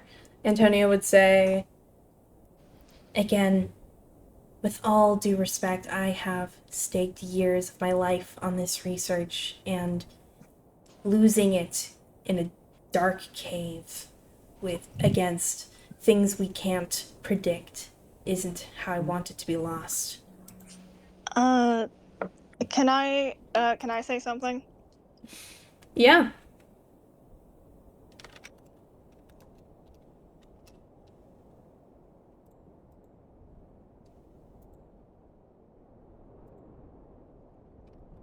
Chelsea? all right. Um. Oh, God. no! Oh gosh. Chelsea? Hi, Chelsea. Oh, God. Hey. Discord actually says that we should be stuck in this corridor forever. Christ. Anyway, yeah, if like fully like a minute has probably passed since we like started talking about this, Gerby, while everyone is discussing, like sits down on the floor and like does a ritual and casts augury. Would it be good, bad, Oh my or God. neutral to continue and explore the different tunnels? Jordan, would it be good, bad, or neutral? Jesus Christ. You're gonna have to ban augury after this fucking. That's so fucked up. You did. I'm finding uses for it. Yeah. Yeah, you're finding uses. Yeah. A mystical force from beyond the veil guides your cards and says, "Whoa." Spooky Jordan! It says, "Whoa." Yeah. All right. Okay. Gerby stands up and says, "Hey, I just cast augury again.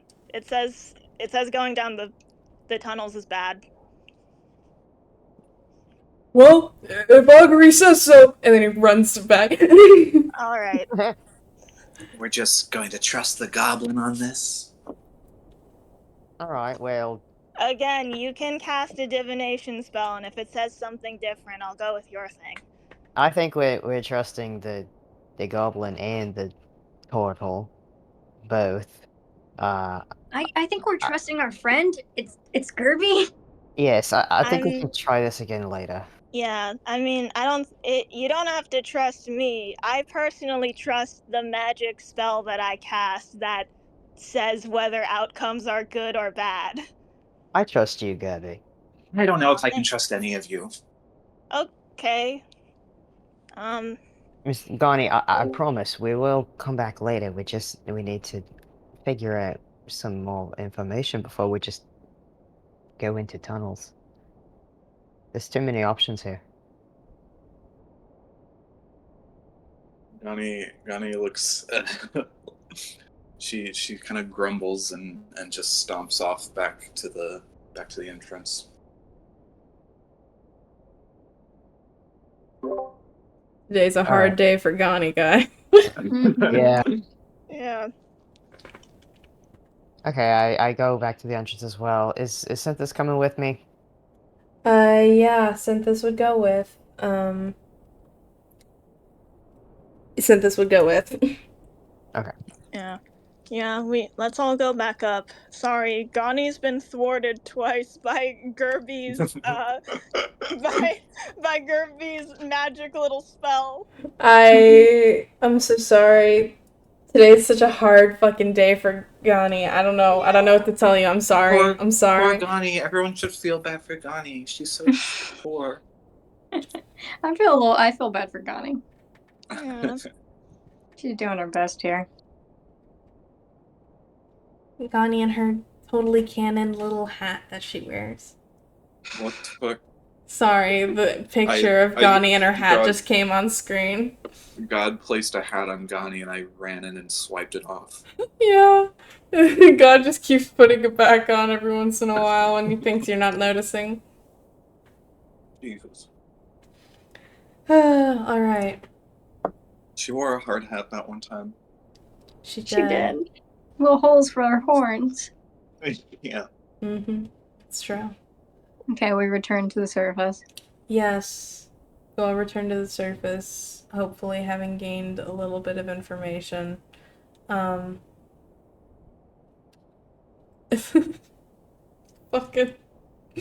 Lawrence Warts runs back to Ermengarde and reports the situation.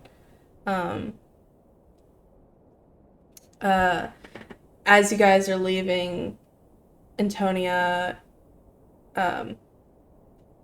she talks to the foreman and says that she's going to try to have it arranged that these mines be sealed off for the time being until they can be further investigated. And the foreman basically just quits on the spot. Oh God. It's like, I'll do it before they can. I'll do it on my terms. We just Wow. fucking. This guy's so manic. I feel like if one more wrong thing happened, he would just slit his throat in front of us. That's how I'm really gonna do it. Yeah, no, he's freaking. He's freaking. He's tweaking. Yeah.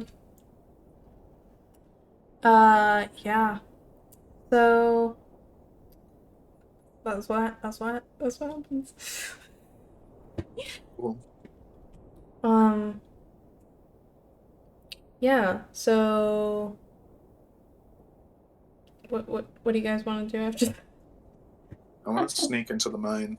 No. You want to No. sneak into the mine Actually, alone? I was going to say I make sure Gani doesn't sneak into the mine / Jin. I keep a fucking eye on her and I don't let her do that.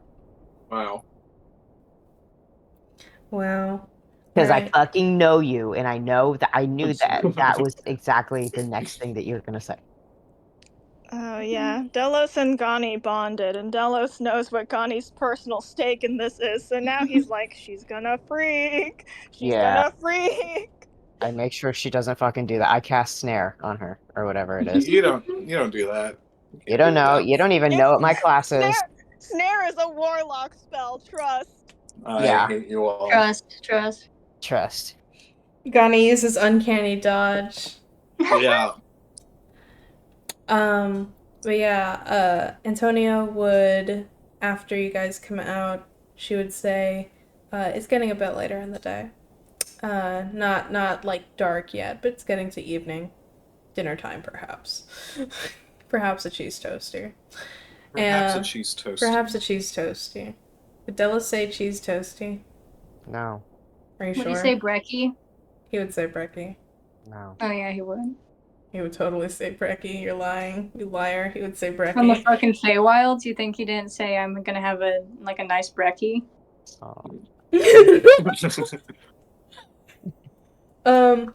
Yeah, Antonia would approach you all and she would thank you all for accompanying her and apologize for cutting it short. she just really values her research. Hmm. The integrity of it. She would say that the data she's gathered from GemChip, the data that you guys have gathered from GemChip, along with everything that she's been able to cross-reference, is more than sufficient.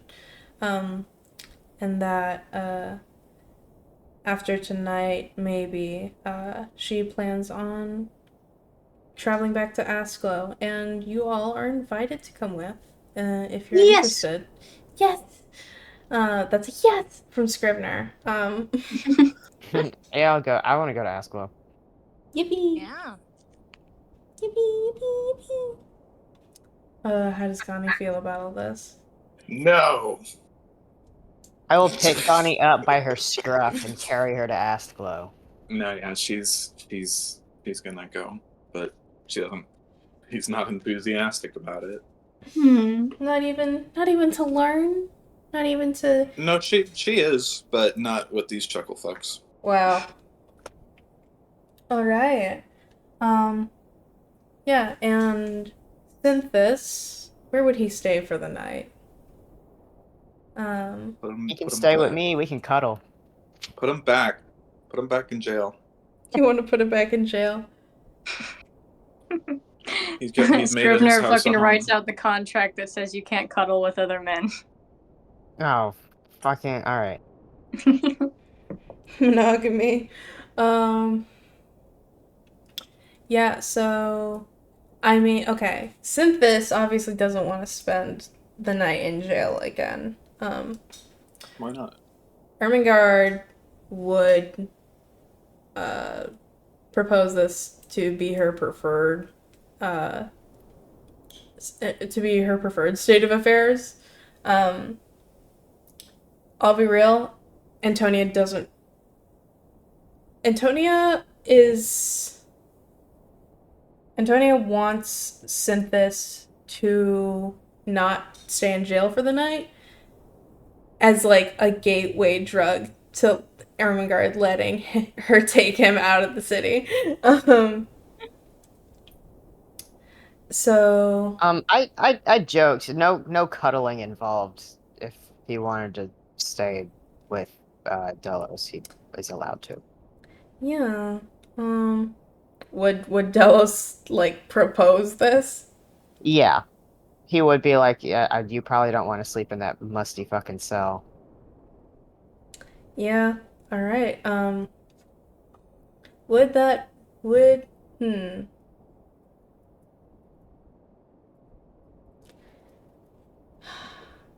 Let me see. Oh God. Fuck. I have to roll a persuasion for Antonia. God damn it. Hold on. Please, Antonia, please God.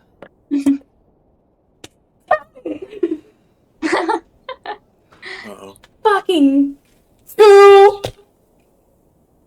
Not very good with I think him. he's going to jail. Can I help? Can I use help action? Yeah, you could use the help action. Yeah. I could probably help by just saying that I trust him enough to let him sleep in my fucking room. Yeah. And Lawrence Wards, for whatever he's worth, would give like a shaky little like, yeah, he seemed fine. When he was down there, he Fucking thanks, seemed Lawrence. fine. Ouch. Holy shit, that was a lot better. Yeah, all right. Yay. Once again, a familiar tiredness takes over Ermengarde's eyes, I guess. The space in her helmet where you could see her eyes, potentially. And Synthus is allowed to stay in Delos' room for the night. Great.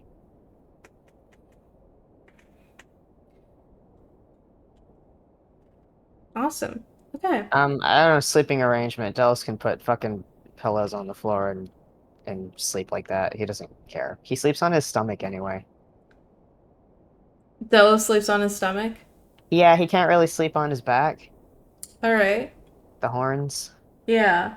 Um, Synthis only needs 4 hours of sleep a night. He takes the floor. All right, that's fine. Um, yeah, so if anyone has anything else they want to do tonight, Gani's not allowed to sneak off into the mines alone. What? Why not? I mean, okay, I guess she could try. Don't. I'm keeping an eye on her. Don't encourage it. Yeah. I mean, you could We always can't have do the. I know Please. this is a stealth. ranger. This is a ranger, but this is so rogue solo mission clears out the dungeon in the night. No. She wants to just see what's down there. I put a She's gonna fucking. be so Put a bucket stealthy. of water. I put a bucket of water on the top of the door, so if she opens it, it fucking pummels her and alerts all of us. All right, she's going to the cave wet. Okay, no, she won't, because I'll I- hear it and I'll get up and I'll fucking snatch her. I would like to argue that I think Gani should be able to roll a stealth versus Delos's like perception or something, just to see if this works. And if Gani dies down there, I must be clear. I'm not trying to go down and fight anything. I just want to No, see. yeah. I want to sneak in the darkness because I sneak in the darkness and see. no, yeah, I understand for sure you're not going to solo the dungeon or anything. You're just going down to investigate. But I'm still just like, yeah, I feel like I would like to argue that Val should have the opportunity to attempt this, and if she has to re-roll a new character, then that's just what And that's happens. on me. Yeah. All right. Gani, okay, Val, what is Gani looking for? What does she want to well, find down there? She really wants to know what the fuck is up with all this writing of the dragon god. She is going to be super cautious and alert, and just wants to look down the tunnels and maybe even like map them out. Okay.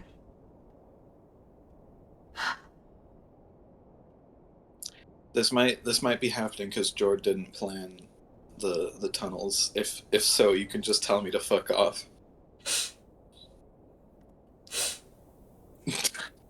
Oh no. Um, Not. Oh no.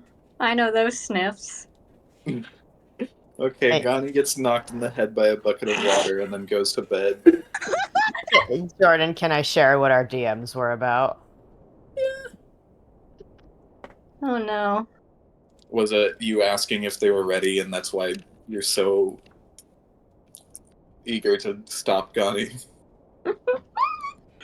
Oh. Hey guys, do you still like me? Yes. Yes, we still like you. You guys, are you guys too Andy's a little disappointed to Swiss play? Army knife. Andy's a little Swiss Army knife for the DM. He'll help you. The good, not the sniffs, Jord. Not the sniffs. You guys you're not too disappointed. No. I like it. They're dangerous. You had the NPCs say that they're dangerous. That's the classic DM move. You did everything right. Yeah. Gerby cast a spell that asked, are the tunnels good or bad? And you said they're bad, go away from the tunnels. And yeah, no. There was no other way for you to do that. I cast a spell that asked if we should go into the tunnels and you said no. Yeah. No, this is good. You're so perfect and in control. You're And okay. Val's playstyle is just go against DM. it's okay. I love you, Val. That you took a stray just then. I love you too. Yeah, Yeah. everyone here is No, going with I- Val. I get it. Yeah, no, Sorry Val. for pushing it. Alright. I knew that Gani would want to do this, and so I didn't want. This is partially why I was like, I don't think you can find any footprints here, because I knew Gani found some footprints, there'd be no pulling her back. There'd be no taking her away. I'll be real. I also wanted to go explore. I even had this cool line in my head that I was gonna say, but then I was like, I gotta help out Jordan. There's nothing here for us right now. Yeah. We haven't unlocked this level yet. No, I felt like the really intelligent NPC saying, "And that's all that we have," and I was like, "Got it." Yeah, my thing was like you said the tunnels were single file, and I was like, this sounds like a trap. This sounds like Jordan is telling us we have to come back here later when we're level 5. Anyway, we can proceed. Everyone sleeps soundly, I guess.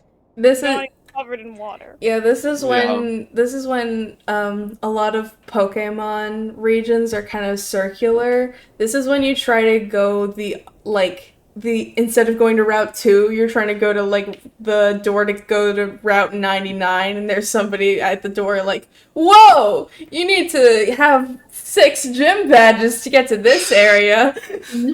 That's what it is. Yeah, we don't have surf. We can't do shit.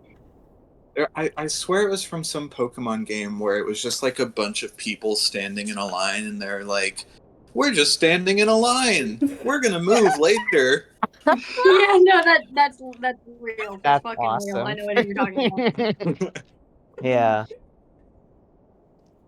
We're just standing in a line. Yeah, this is everyone standing in a line. I found it. It's today we're dancing for no reason. Someday we'll disappear for no reason. Oh my god. And they're like just it. standing in a fucking line blocking you. Yeah, that's good. Yeah. This is everybody standing in a line. I hope you guys still like me and still have fun. Yes. Oh yeah, absolutely. That's all 7 of everybody else, including the Yes, dog it really blocking Gani. And we're too tall, so she can't jump over us. Yeah. God. Yeah, the dog has been accompanying you guys this whole time. He has cute little glowing eyes that act as flashlights in the dark. Oh fuck yeah. I love this thing. Alright. Okay. Yeah. So Wait, I asked Antonia if her dragon dog has a name. she introduced it as Stila. Oh. She's not super creative. Yeah. So, okay. You guys head to bed for the night unless anybody had anything they wanted to do. I sneak into the mine. No. All right. Gani. Gani goes into an unloaded area and falls through the map. Oh my god, wait, I can't say that. Anyway, I don't think anyone does anything in the night. Synthis and Delos have a sleepover. Synthis and Delos are having such a sleepover. Yeah, Val, you almost Are we spoiled. sharing our secrets and like painting each other's nails? I don't think you guys are painting each other's nails, I'll be real. No. Whoa. Sorry. What were you gonna say to me, Jordan? I can't believe you were gonna spoil the part where Gani falls through the map. Sorry. That part of her character arc we had planned. Well, yeah, sorry. I spoiled that. Yeah, if Delos wants to have a conversation with Synthis in the night, he could have a conversation with Synthis in the night. I don't know. Alright. I don't know if I have anything to ask other than like, fucking, what do you like to do? But I don't think he'd say that. I think he'd just think it and then go to bed. Just fucking staring at the back of Synthis's head like, what do you like to do? Yeah. I think we'll be friends. I don't know. Whatever. Alright, yeah. I'm joking. But Yeah. Totally. Okay, yeah. You guys all go to bed for the night, and in the morning you guys can prepare for, and Antonio would say this, the long walk back to Asklo.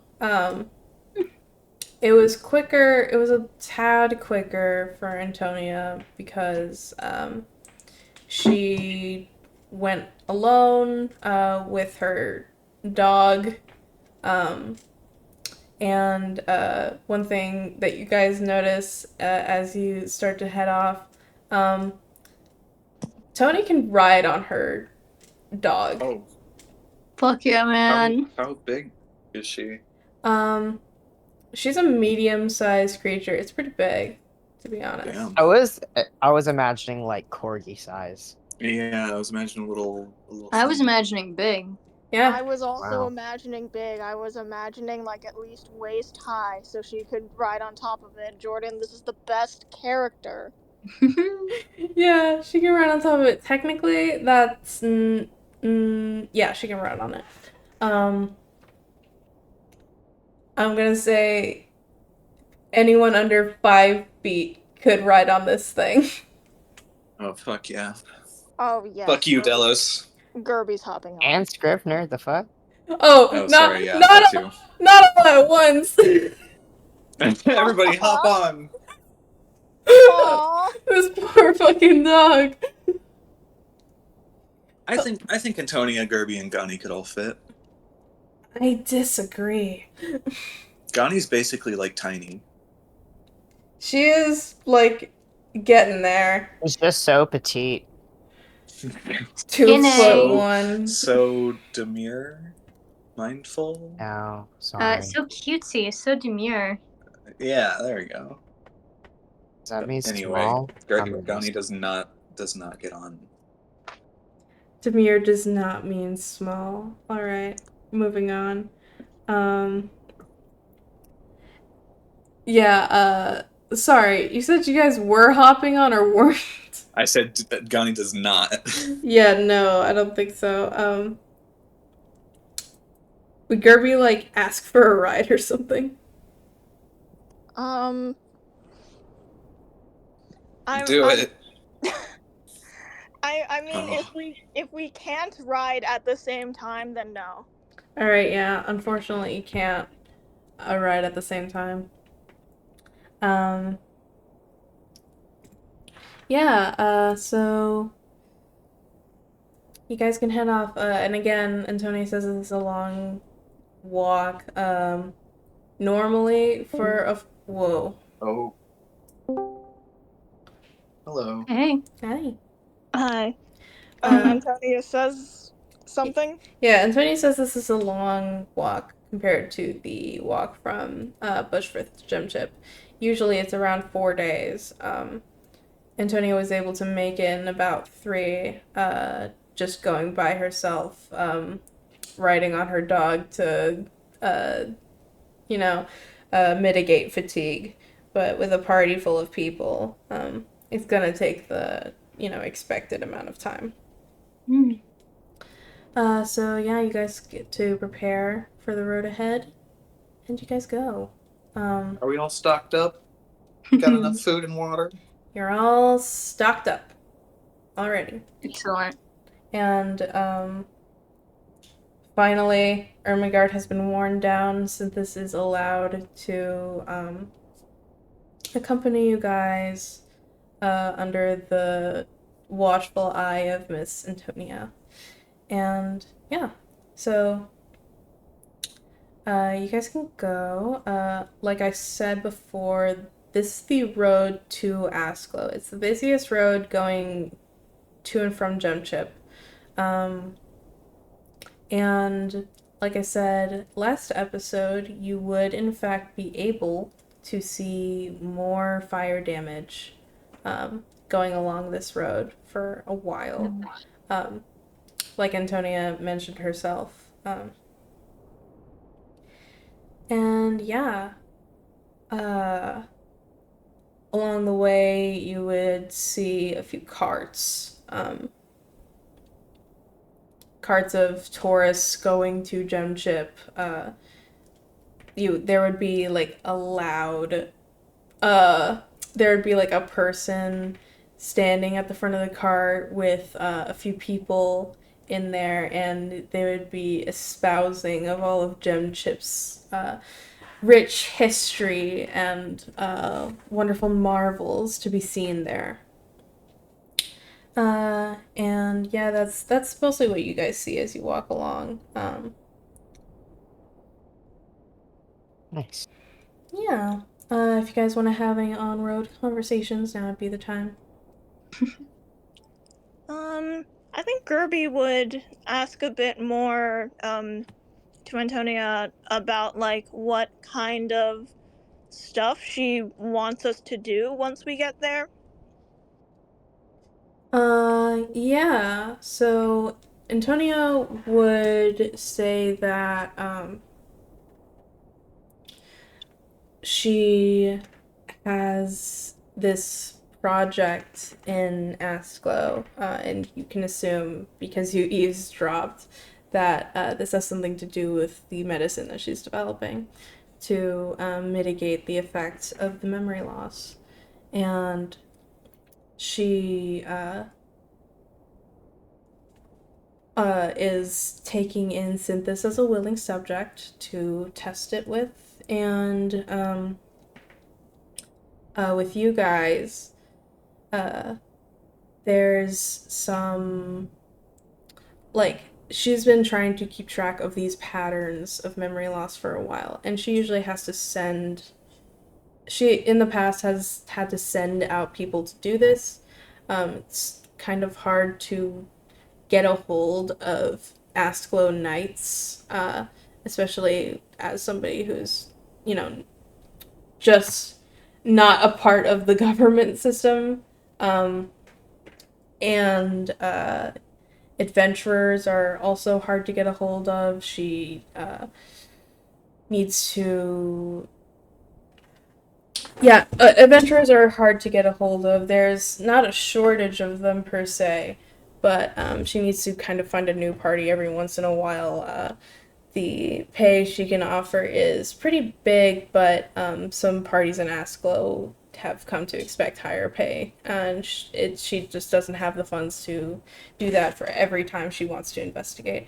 Of course, you guys will be receiving pay that is, enough to live off of, especially. But the way that economics are right now in Asklo, this is just a better deal for her. And having a consistent party to be able to send out for things to gather information would be helpful. Of course, you guys would have enough free time to be able to do whatever you want in the city, and this is not binding. You wouldn't be here for the foreseeable future. If you just wanted to accompany the next 2 or 3 things that she was doing, or even, leave at any time, that'd be fine. Hope that makes sense. She's our Eldon. Turtle Eldon. Yeah.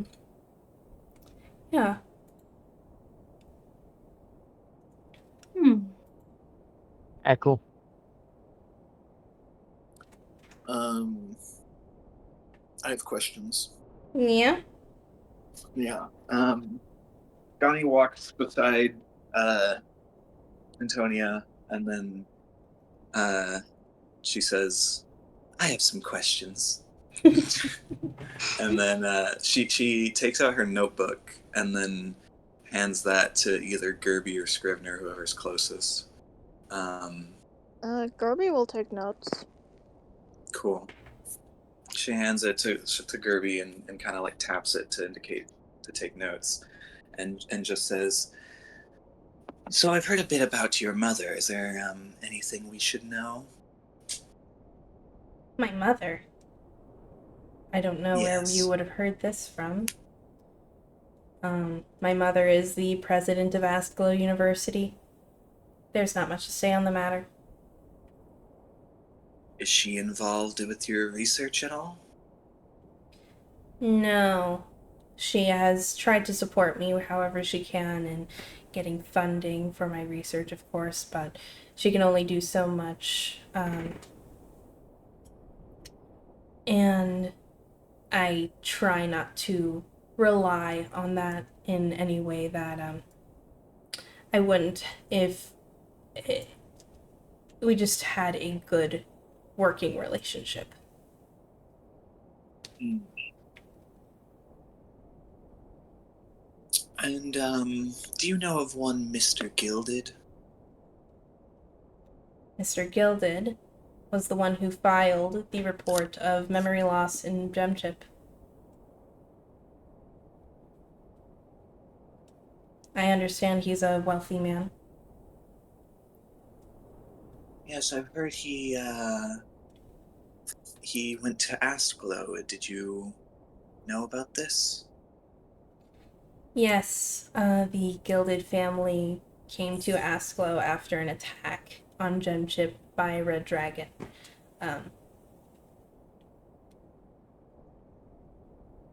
And then when the knights were sent to investigate, the memory loss was reported, and I decided to search for a party in Bushford, the closest neighboring town, to get there as soon as possible. Hmm. Okay.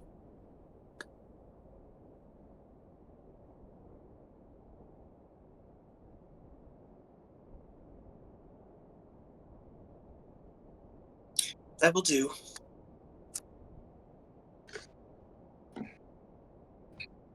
Right? I can only assume that Gani said, "That will do," and then promptly stopped talking to Antonia and, like, snatched the notebook out of Kirby's hand. Exactly, Yeah. you get it. She's so animated. She's so She's much. funny. She's funny. She's a Mhm. silly, silly woman. Funny. She's so Yeah. serious and important. Mm-hmm. She's so important. Gerby gives Gani a thumbs up when she snatches the notebook back. All right. Johnny doesn't acknowledge that. I think Gerby's notes are actually surprisingly thorough, but there's also a bunch of doodles in the margins. Aww. Very sweet. Nice.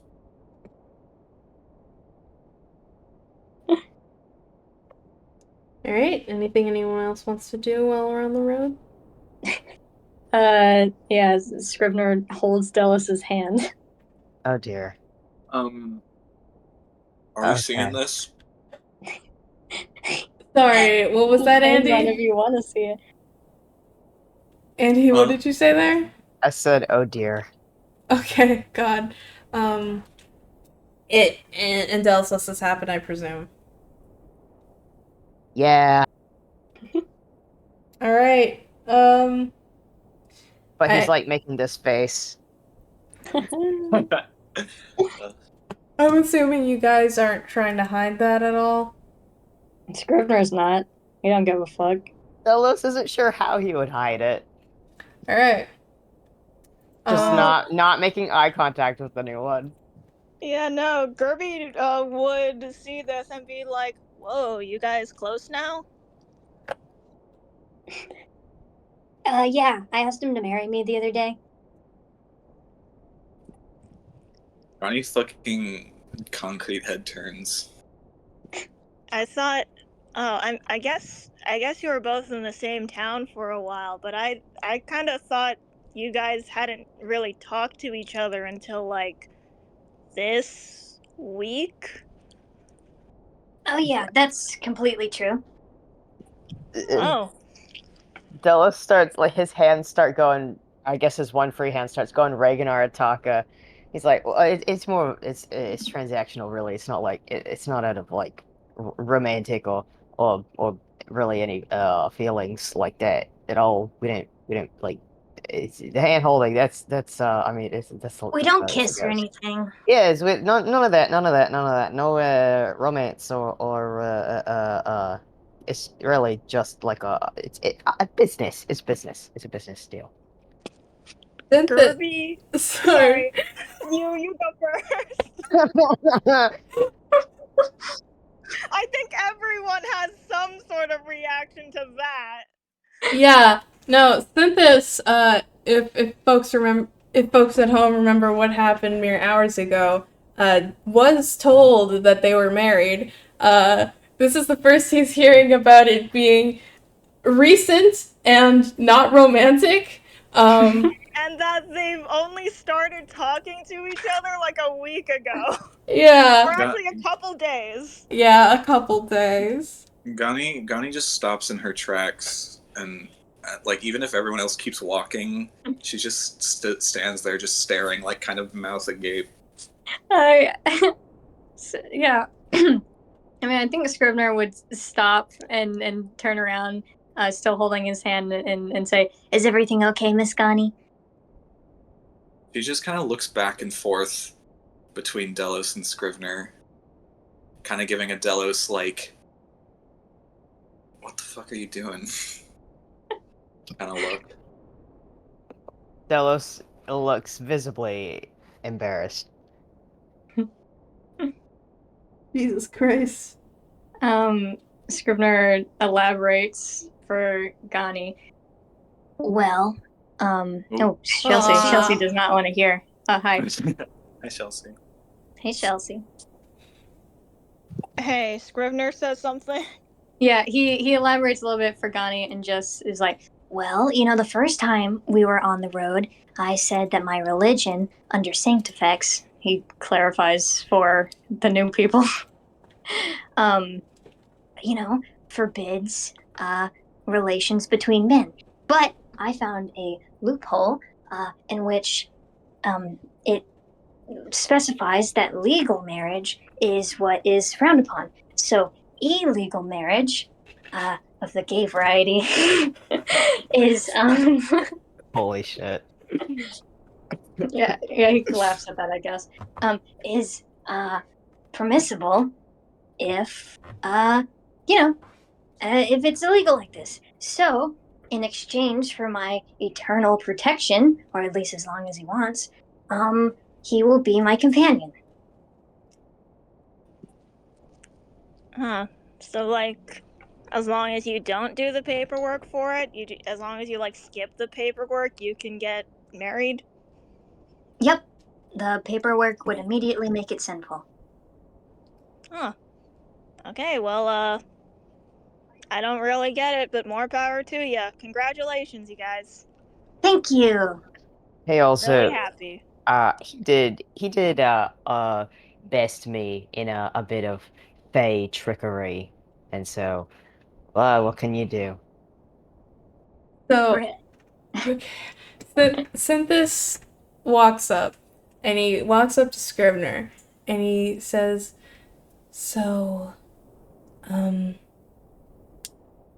your marriage is, you are in a loveless marriage that developed over the course of a few days with a wonderful man," and he says "wonderful" in quotes, who does not like you romantically.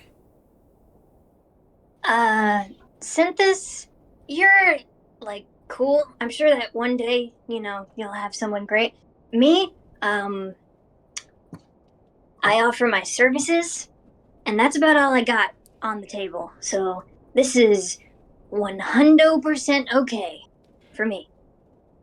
Oh. So, this is a settlement. In a way. I see. Thank you for explaining. No problem. And Sanctifex is actually, still the best option. Even if there's plenty of restrictions, it's worth it. Noted.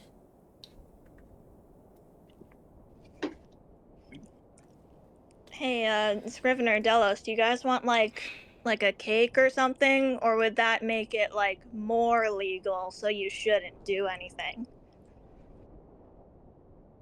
If you want to give me items, I would not be opposed to that.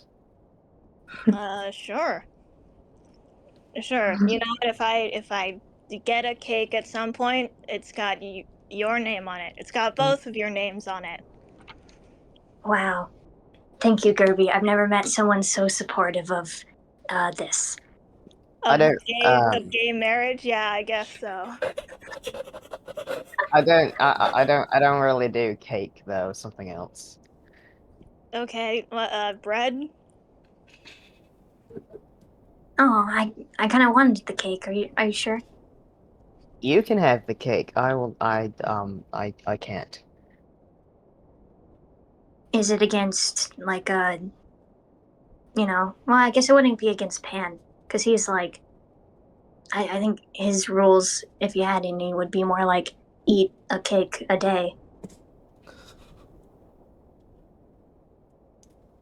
It's a personal moral rule. Okay, I will make sure that no one, gives you any cakes to inconvenience you. Thank you.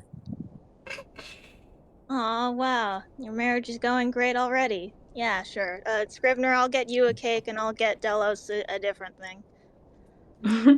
All right.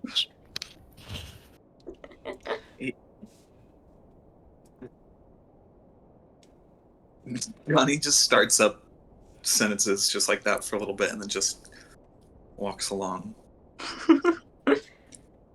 And Antonia has been staring straight ahead for the past, 5 minutes. Has she just been? Did she stop too? No. She's just... Oh, She just kept walking.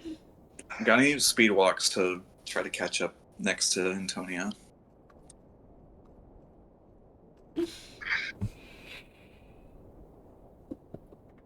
What? Alright. Anyone else wanna make some convo? Does Scrivener? I assume Scrivener just stands by Delos' side the entire time. I mean, it's like a long walk. I'm sure there's some times where he's like not around if you want to talk to Delos.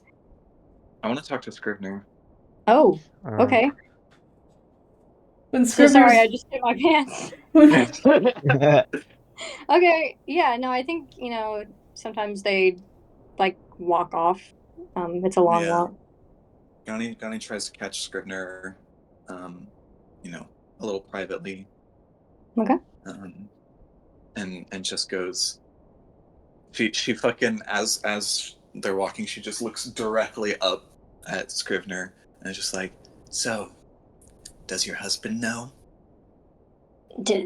Does my husband know what, ma'am? She just squints. Oh. No, he doesn't. Do you plan on telling him? I plan on being human. Hmm. Why do you ask, Miss Ghani?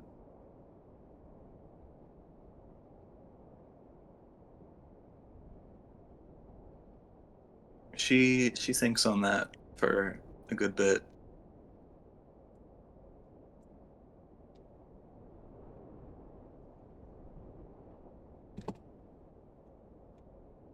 Um.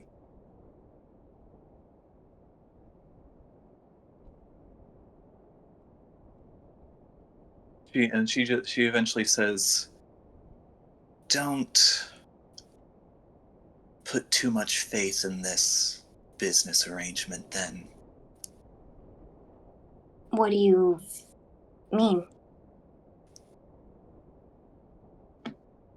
Secrets get revealed, things get found out. Can I do an insight check on that? Just to I want to see how from experience she's talking, if that makes sense, or like how emotionally charged this is. Sure. I don't know if that makes sense or if there's a better way of phrasing that. I just want to clock. Does Scrivener think that she's being sus? Yeah. Or Yeah, no, I totally get it. Would I guess Val, if you would How would a persuasion or deception check on this even work? I was thinking maybe it'd just be a like straight DC or something. I Yeah, don't know. sorry for the weird one. I just No, yeah, it makes sense to do insight there. Yeah. I think DM, I think you can set a DC. Sure. Yeah, I can do that. Yeah, totally. Roll for insight. that is an 18. With an 18, Wow. um,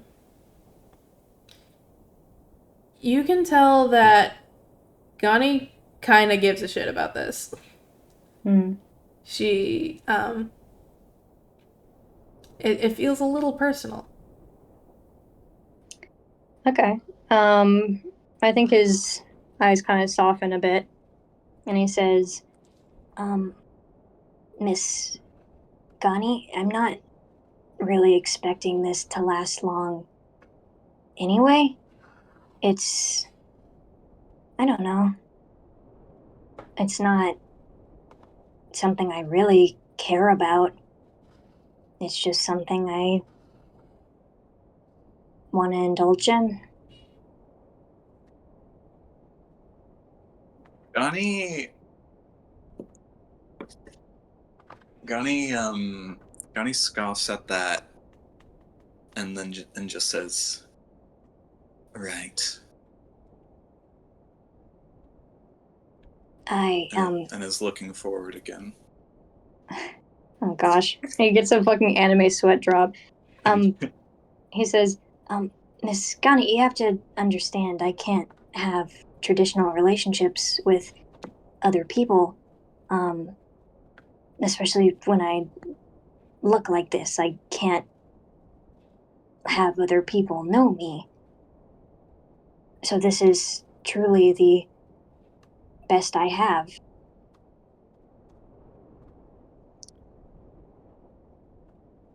What's the general, like, are people like actually racist to tieflings in this world? It's not unheard of. Most places are fine with tieflings, maybe the occasional, like, weird comment.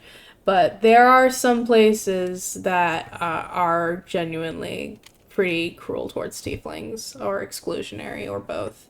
How much of that Gani would know? Not totally sure. That's true. Gani might just on her own be kind of racist. Yeah. Just reinvent the wheel in that way. It's up to But I you. mean, she would know tieflings are like fiend, fucking descendant or whatever, demonic Associated with like evil. Yeah, Yeah. she would know that they have ancestral links to fiends. Got it. This is just basic info she would know. Well, okay, so she still staring forward. She would say,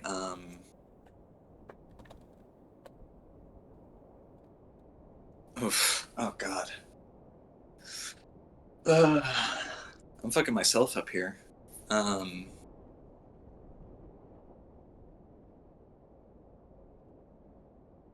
Sorry, remind me what Scrivener said exactly. He said this is the best he can get. He can't have normal relationships because, he looks like this and people can't know him. Right, okay. So Gani says,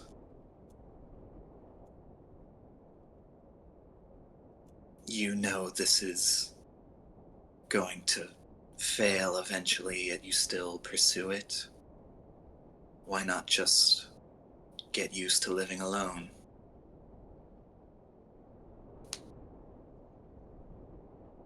Do you live alone, Miss Connie? Yes. Then, well, I guess you know how lonely it is. You get used to it after 30 years. Maybe. but I don't.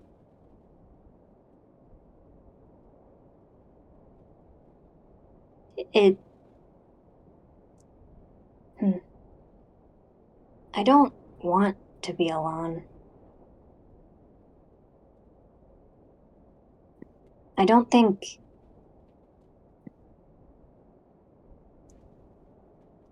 anyone does. She scoffs again at that. Some people can't help it. And she looks back up and kind of smirks. Well, I guess my will is weaker than yours. But truly, I desire companionship.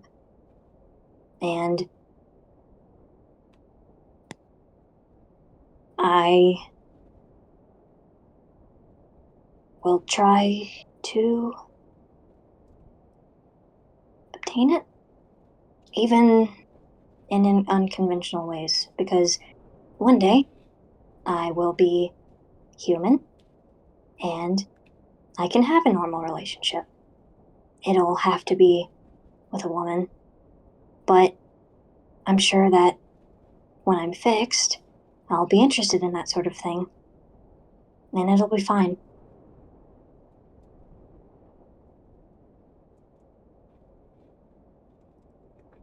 Do what you want. Just all I'm saying is be prepared for the fall.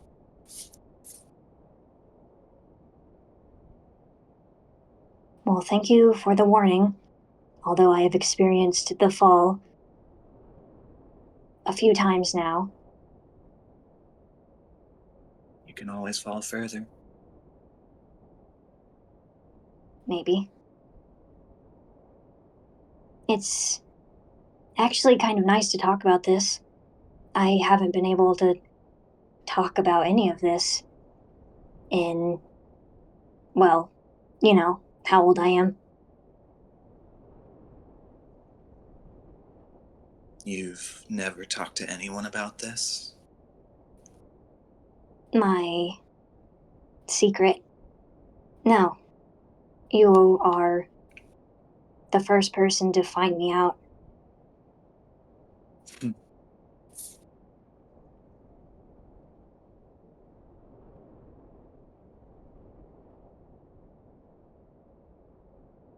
Gani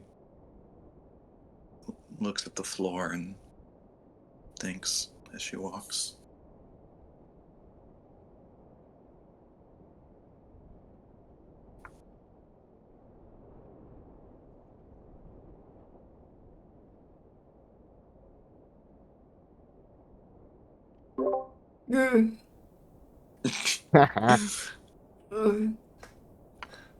Does she say anything else?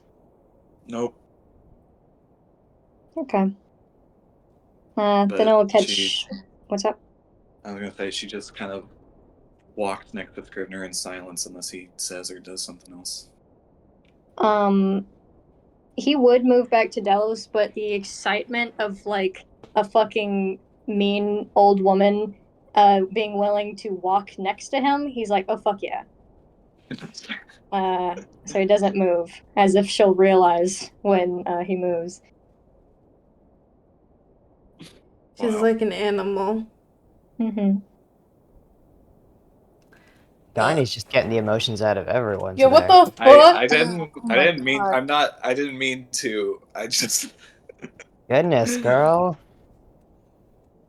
Her fucking cold outer shell breaking. She needs the like the big scenes. She needs it real bad. Ugh. Alright. Fucking anyone else?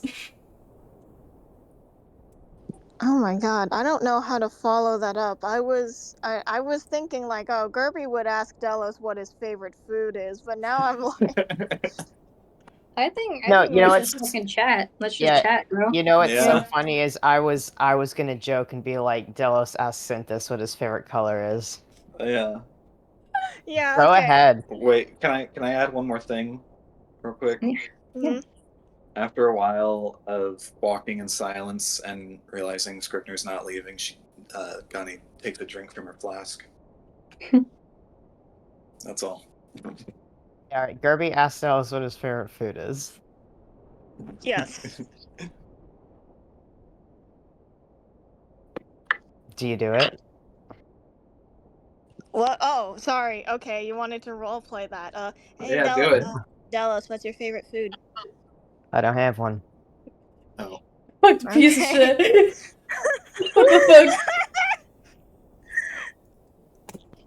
I don't have a favorite of anything. Oh wow. All right. Is there any just name some foods that you like?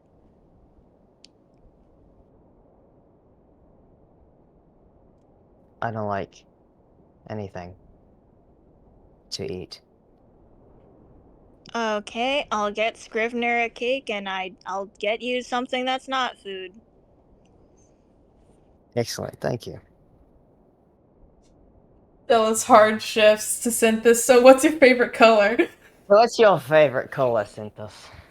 Right after being like, I don't have a favorite anything. And just fucking Synthis, what's your favorite color? Fucking shit. Alright. Yeah, Synthis would, like, look kind of surprised, and then he would think for a bit. He would, like, look around as if he's, like, trying to pick a color from his immediate surroundings.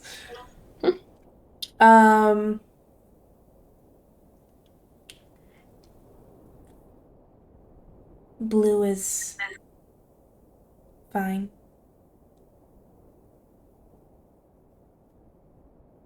Blue? Like what kind of blue?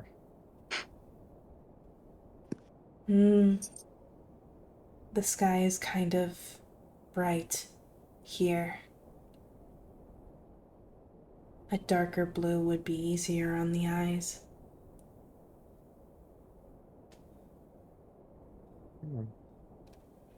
Alright, very nice. Do you not have a favorite color either? No. Alright. Gerby, what's your favorite color? Ooh. Let's see. I like a lot of colors. I don't know. Maybe yellow. Blue is also really nice. I do like dark blue. That's a good pick. Thank you. Your picks are also good, probably. Thanks.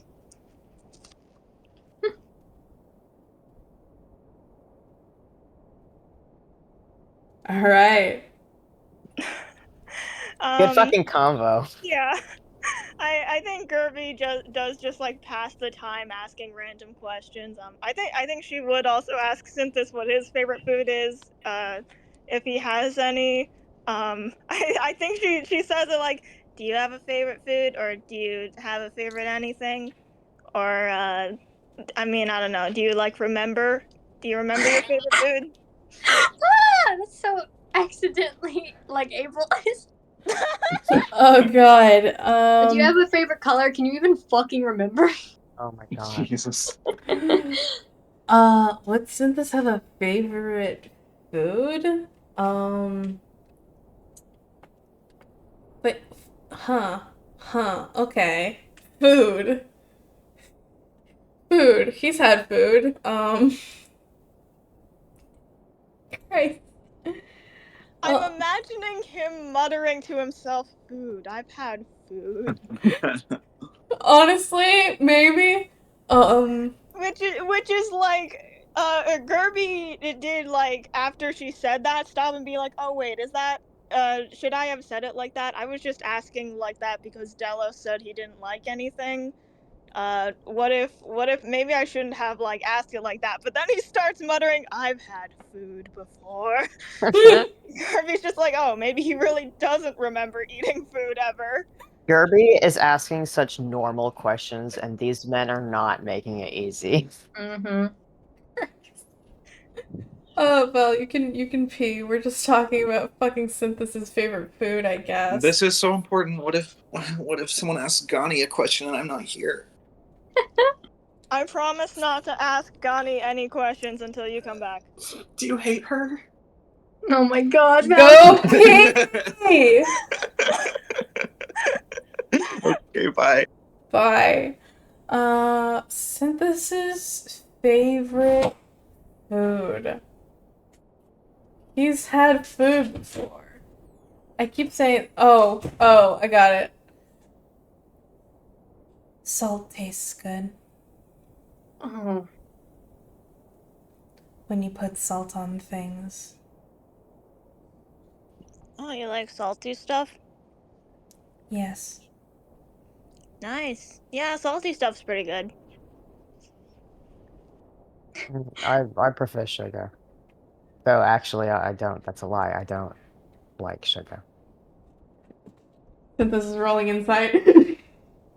Oh, okay, yeah, you almost liked something for a second there. You almost had a favorite.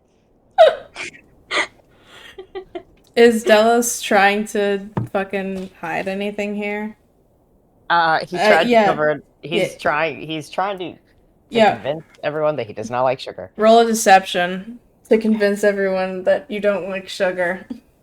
Yeah, Gerby's also gonna roll insight. This is one of the first Gerby insight rolls, because normally she just doesn't bother. I know that I'm far away. Can I also roll insight on that? Yeah, everyone fucking roll insight on whether or not Delos likes sugar. Gani can also roll insight when she comes back. 20. Oh my god. Oh. It's a Delos. 17 over here. Yeah, Tell me his actual favorite food. Well, he rolled a 12. Yeah, okay. This is. Okay. Synthesis just beats this. He rolled a 13. He actually didn't do that well. Val, roll me an insight check to see if Delos likes sugar or not. Insight. Yeah. Insight. He's fucking lying about not liking anything and accidentally said he likes sugar. Yeah, no, he literally went, oh, I like sugar. I mean, wait, I don't like anything. That was a lie. Oh my god. Fucking 14. Yeah, Delos rolled a 12 on deception, which is uncharacteristically low, and Gerby rolled a nat 20 on insight, and Holy everyone beat a 12. Every single Jesus. fucking person here beat a 12. Just for kicks, I'm gonna roll for Antonia too. Because what is Oh. this? So funny. I rolled a 5. Okay. Even a 5 plus 7 wasn't enough. Antonia is having such a moment. She is like, okay, yeah, he doesn't like sugar. That's Oh my fine. And- Everyone else is like, this fucking guy's full of shit. He's lying about not liking sugar. What a fucking freak. God. Sorry, what was that, Haley? No, I'm waiting for other people, I guess. Oh my god. Yeah, everyone here fucking knows that Delos is a liar and he loves sugar. He loves sugar. Gerby knows he loves sugar so much he could have it every day for breakfast, lunch, and dinner. Oh my god. Yeah, Whoa. okay, since I rolled a nat 20, I mean, I guess Gerby knows that Delos likes sugar. Do I get a sense for, like, is he, like, embarrassed about it, or does it feel like sugar killed his grandma? Yeah, like, I guess, like, is the vibe here, like, he's mildly embarrassed about it, or he's like, actually for real, like, don't talk to me about sugar? They don't know about his secret sugar trauma. With a nat 20, I'll tell you, when he said, I prefer sugar, that was a genuine moment. And then when he corrected himself, it was like he had to remind himself to say that he didn't like it. Okay. He's embarrassed. It felt more like, well, freak. no. It, if anything, if he is embarrassed, it's not at the fact that he likes sugar, it's at the fact that he slipped up. Wow. Okay. So the vibe here is it's not the sugar part doesn't really matter. It's the fact that he like said something that he didn't mean to say. Yes. Okay, yeah, he's embarrassed that he contradicted himself. Okay, knowing that, Gerby just shrugs and turns to Antonia and asks her what her favorite food is. Antonia, okay. Antonia, like, has been zoned out for a while. She's been like, alright, Synthis likes blue. Yeah, Gerby likes the whole fucking rainbow, I guess. Delos likes sugar. He doesn't like sugar. Okay, whatever. You ask her a direct question. What her favorite food is. Fucking hell. God fucking. Okay. Um, I favorite food. I I don't think she thinks about that too much, so she's gonna like be kind of surprised for a little bit, which is crazy because you this is all you guys have been talking about. Shall see, shall see. And Hello. I'll never know. I'll never know. And you'll never know. Okay, yeah. Yeah, she looks a bit surprised, which is crazy because this is all you've been talking about. But after a bit, she's like, I eat sandwiches a lot. So, sandwiches. Ah, nice. Yeah, sandwiches are good. Yeah, they're they're fine. They're pretty good. They're sandwiches. Make sandwiches their whole personality. I think, kind of, mildly off topic. I think, Delos like fucking up, and then I rolled good insight. He would, Scribner would move away from Gani and move over back to Delos. Wow.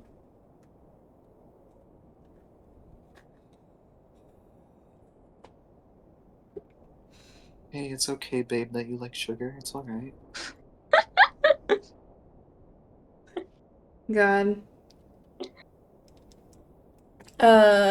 Alright. Antonia has been passed the potato. Antonia turns to Gani, who has just caught up with the group after taking a small pee break. No, she didn't. That didn't happen. No, she Canon. Yeah, she turns to Gani and she says, Miss Gani, do you have a favorite food?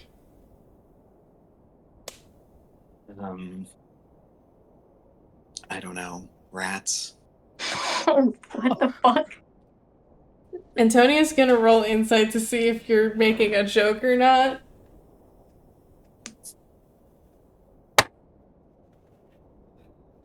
She rolled bad. All right, that's a 13.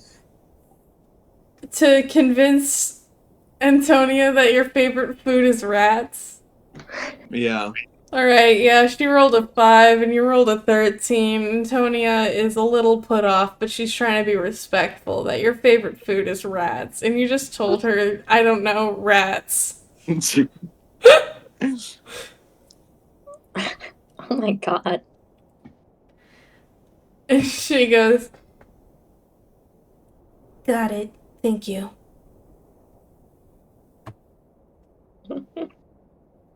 And she starts staring forward again, spacing out.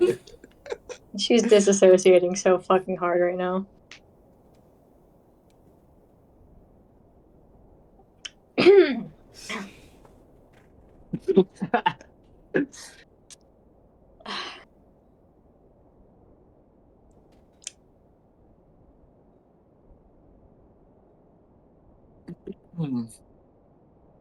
Well, I got nothing to say.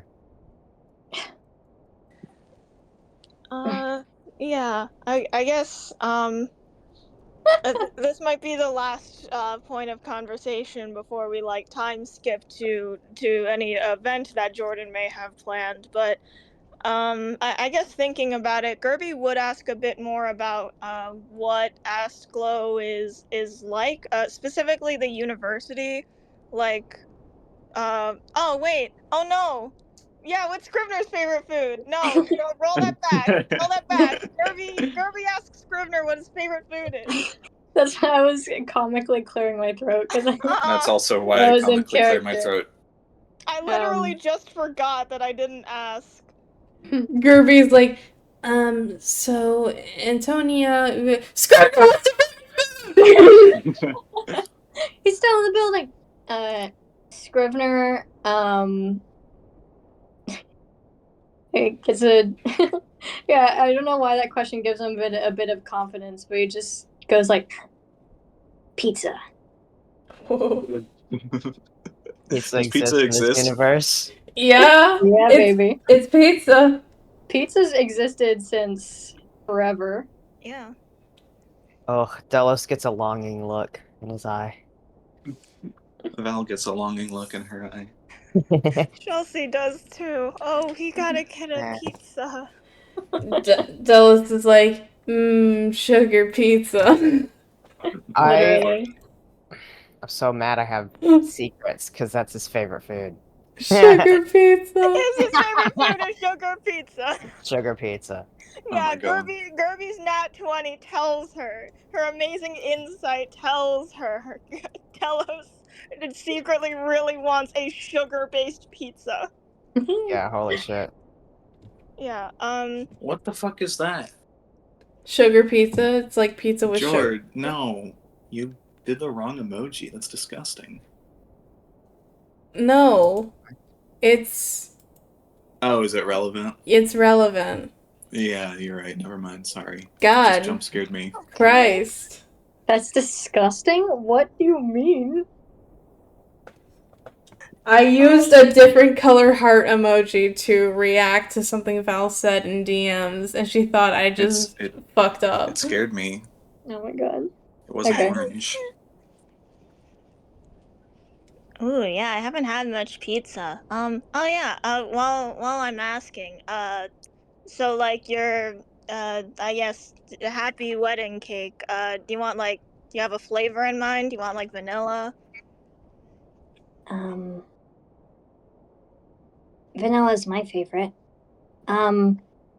Delos, if you had to have a little bit of the cake, perhaps where no one was watching you, what kind of cake would you like? If you had to. I would not. Okay. Vanilla. All right, vanilla. okay. Now I'm going to ask a plot-relevant question. Alright. Thank you. I just wanted to confidently say pizza. Yeah. Yeah, I think, Gerby would ask about, like, what the university is like. I guess just, like, God, I don't know what she would specifically ask. I guess just, like, I don't know, what sort of things do they usually research? Are there any other, like, big research projects going on? Yeah, Antonio would answer, there's a lot of, it's a very magical university again. Asklo is pretty much the magic capital of the continent. So you can study other things like fucking government, I guess. You can study government. Fucking so like history, whatever. But the really flashy parts of the university, the things that it's known for, are its research into magic. A lot of new spells are developed there, ways to employ old spells, improve upon them, um, just more understanding of magic as a whole, and in some ways, learning how magic interacts with different things. In her case, she is researching neurology, and she's specifically researching uh, um, she would actually say Stila was a part of her research into neurology. She was tasked to create a consciousness in Stila, and so while rudimentary, she did have to build a brain from scratch a little bit. And so that's pretty cool. Whoa, real brain robot. Yes. Well, it's less of a real brain. It's mostly magic, some plasma that was created from a lot of the structural polymers and oozes, stuff like that. Wow.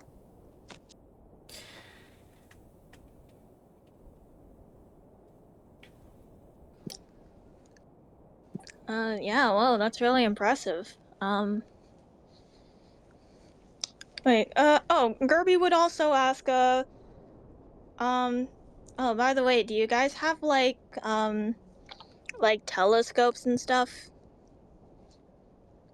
Of course, the stars are heavily associated with celestials, of course. The words themselves share etymology, and when researching faith-based magic, that of clerics and paladins especially, researching the stars can be very influential. It can even be used to predict certain ebbs and flows of belief in societies as we know them, and vice versa. Yeah. Yeah, I'd love to check that out if I can. Once we're there. Of course, classes at Astival University are typically difficult to get into. You kind of have to pass a bar of excellence, but of course, sharing knowledge is free, and as albeit unofficial employees of the university system, I'm sure that you can get access to some of our resources there. That sounds great, yeah. Wonderful. I would be glad to help you with whatever it is that you would like to look into. Okay. Yeah, I'll take you up on that. You're very cool. Thank you. You seem pleasant. Thanks. All right.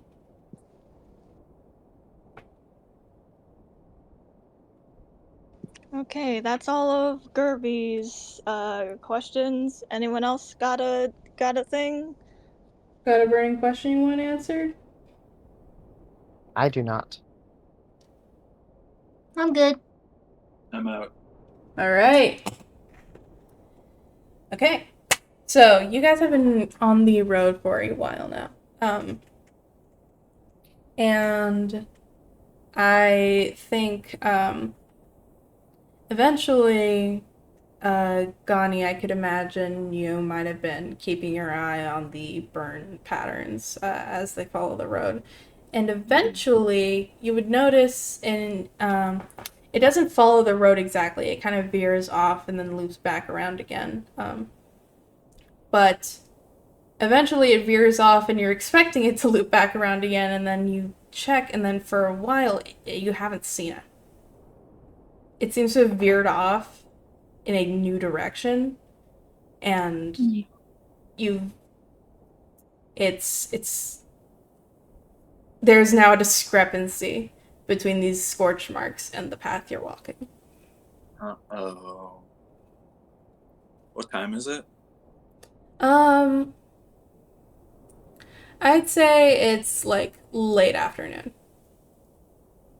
Not quite evening. um, do I know? I can tell generally what kind of direction it went off in. Yeah. I walk up to Antonia and point off in that direction and say, "Do you know what's over there?" Just in okay, yeah. Gani can just point in like a subcardinal direction and ask, "Do you Yeah. know what's over there?" Yeah, that's what she does. Hey, what's Astglow like? You mean the city? I don't know, it's like a city with buildings and stuff. What's over there? Trees? What's over there? Yeah, There's a lake, maybe? I do think Antonio would be like, "What do you mean?" Any cities, points of interest, anything? What direction would it veer off into? I think it would veer south a little bit. What would be there? No, I lied. It's veering north. I've decided. All right, so like to the left of what we're traveling. Yeah, it's veered off a bit to the left. Chelsea. Wonderful, wonderful Chelsea, hello. Hi. Please continue. Yeah. Yeah, so the fire trail is veered a bit into the left. Gani points northeast and asks what's over there.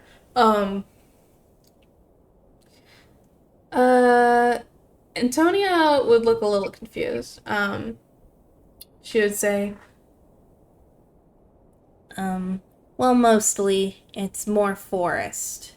But you go a bit farther and you'd get to a pretty large city. Why do you ask? What city is that? Girl, I haven't named it. Sorry. She would tell you the name. Do you want a description? Do you have a description? I have a loose description. Sure. It's a island city. It's known for being highly dependent on the god of luck in some ways, and kind of known for a gambling scene at that. The god of luck. Yes. Let me get my notes. I have notes. Yeah, Sorry. you do have notes. I have too many things listed here. Alright. Yes, the god of luck, Hiriko.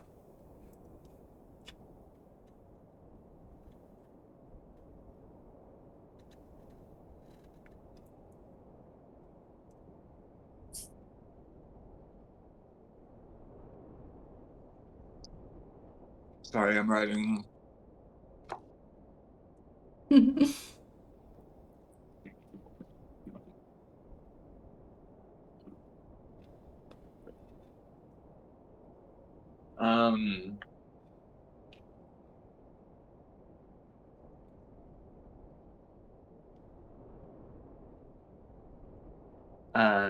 Gani says,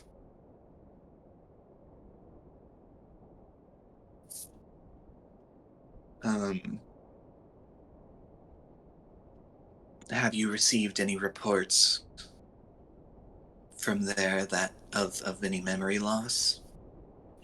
No, as an island nation, it's a bit isolated from the rest of the continent, and I haven't been able to receive any reports.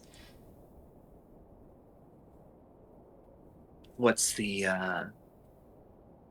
fastest way to get there?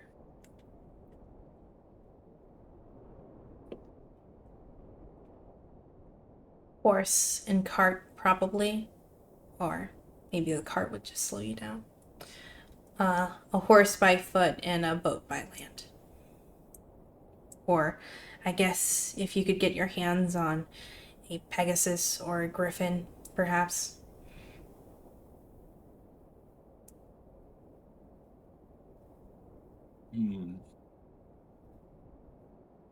I believe that place might be of interest soon. What makes you say that? I believe the fire trail and the memory loss are heavily associated, and seeing it seemed to have gone off in that direction.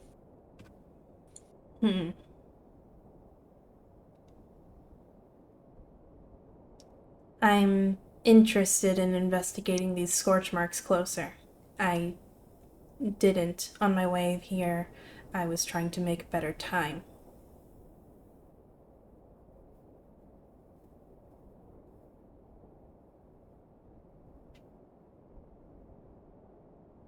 Well, we've got time now. I suppose so. And she would make a gesture, again at Stila, and they would approach the left side of the left side of the path into this forest. Oh yeah, let's go get lost in the forest. Get lost in the forest. I'm gonna go gamble. Let's go gambling. Let's go to the casino. Yeah, you guys can retrace your steps a bit, get to the point where the road and the fire have intersected, and then follow the path of the fire into the woods a bit. That's a musical. Into the woods? Yeah. Yeah. Just if anyone wanted to know. Yeah, it is Val. Good job. Hey, thanks. Yeah. Yeah, and you can follow it into the woods. Following it for a while, you eventually reach a clearing. And not a natural clearing. The fire obviously led to this area, and immediately as you approach, you can see that entire trees have been toppled to create this clearing. And it doesn't seem like this was done by like any lumber mill or anything like that. These trees were not cut down, chopped down. They were trampled, even. Gani,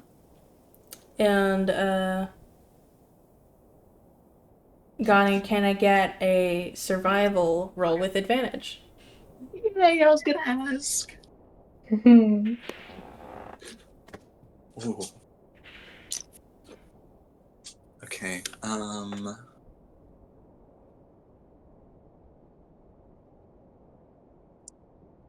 23.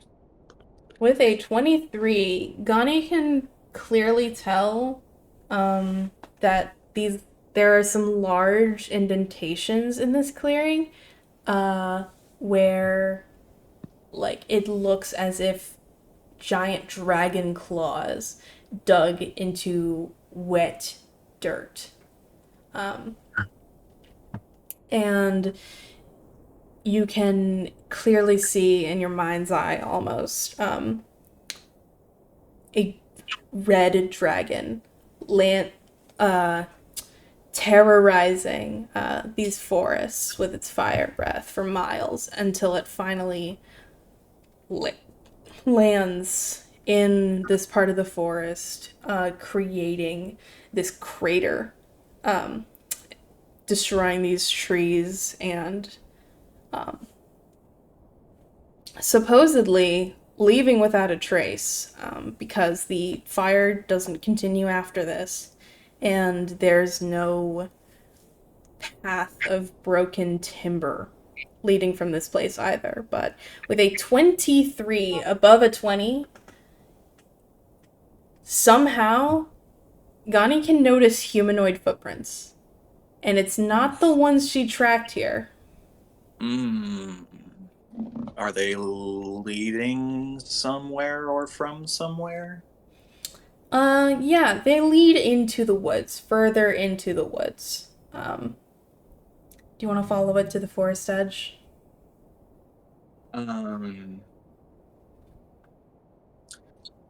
I tell if the dragon, like, laid here or just, like, stood here, basically? Am I able to tell that? Sure, yeah. With a 23, yeah. You can tell that the dragon that was here was in an exhausted frenzy as it landed in this forest, destroying trees. It definitely would have hurt. These are not small trees that a dragon can easily take down. It would have to be its entire body weight. Mm.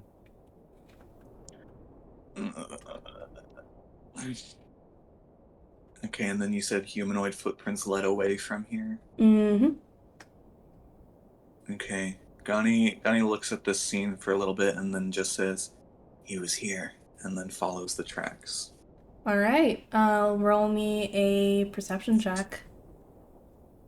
All right.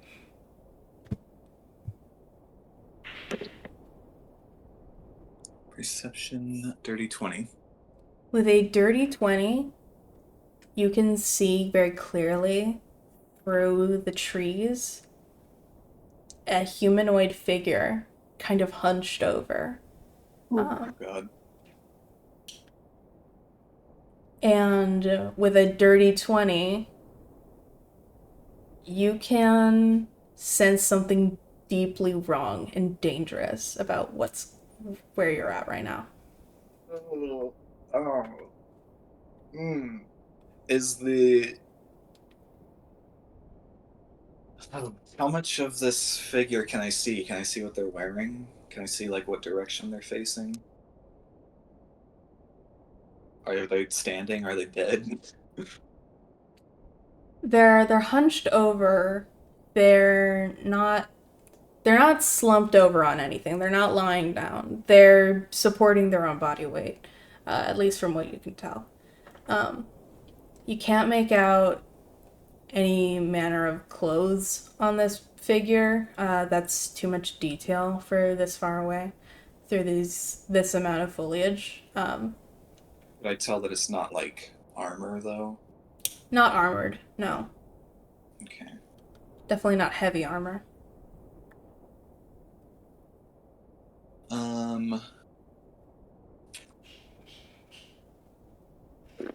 Wow. Can I try to sneak up within how far? How close do I need to be? Like 30 feet, I think. Yeah, within 30 feet and try to cast Ensnaring Strike and then shoot him. You can try. You can, as one DM may have said, you can certainly try. Let me Okay. put you guys on the Oh map. god. Oh god. Here. No. Who the fuck is this?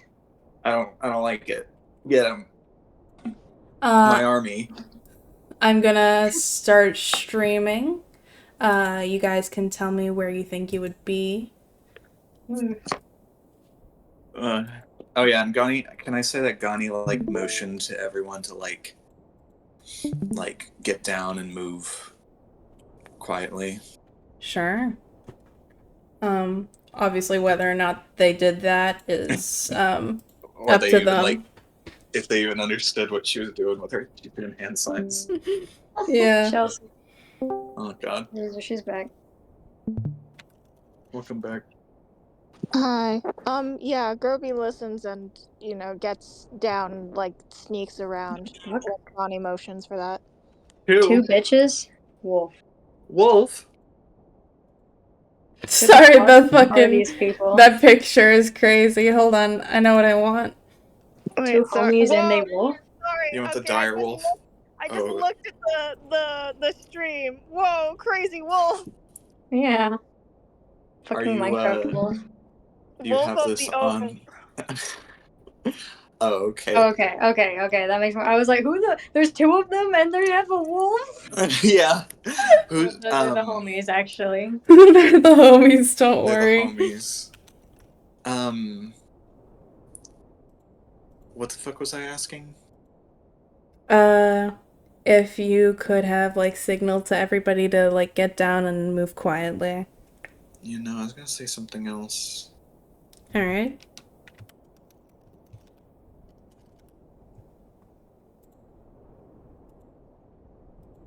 I don't remember. All right.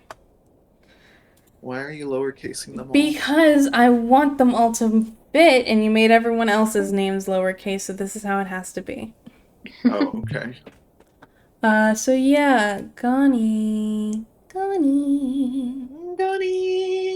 I think Gani could get around like here. Wait, within 30 feet. Okay, wait. I gotta. Within 30 feet of whoever is here. All right. Yeah. We can. I'll finish setting this up in a bit. I want to just keep describing this for a second. Okay. Yeah. You can certainly try to get closer to this, and I'm gonna say because that feeling of dread that hangs over you is very much still there, and even so, you press on, and underneath you, the burnt rubble of this clearing of trees snags onto your cloak and tries to hold you down as What the fuck? the figure turns around and hears the rustling of your cloak behind him and runs forward, and you can tell now that you have encountered twig blights and a needle blight in the forest. And a needle blight? Mm-hmm. What's Like that? from Zelda? Is that from Zelda? All the bosses Alright. had blight in their name. Yeah. That is from Zelda, you're right. Yeah, I don't know if, I'm about Gani... to fire all over these bitches. Sorry, they're twig and leaf or whatever? Yeah. Get Blow fucked. them up. Okay, but there's like 7 of them. God damn it. Oh god. Yeah. Anyone got fireball?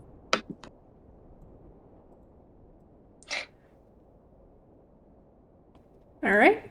And then how far is 30 feet? Okay, yeah, let me see.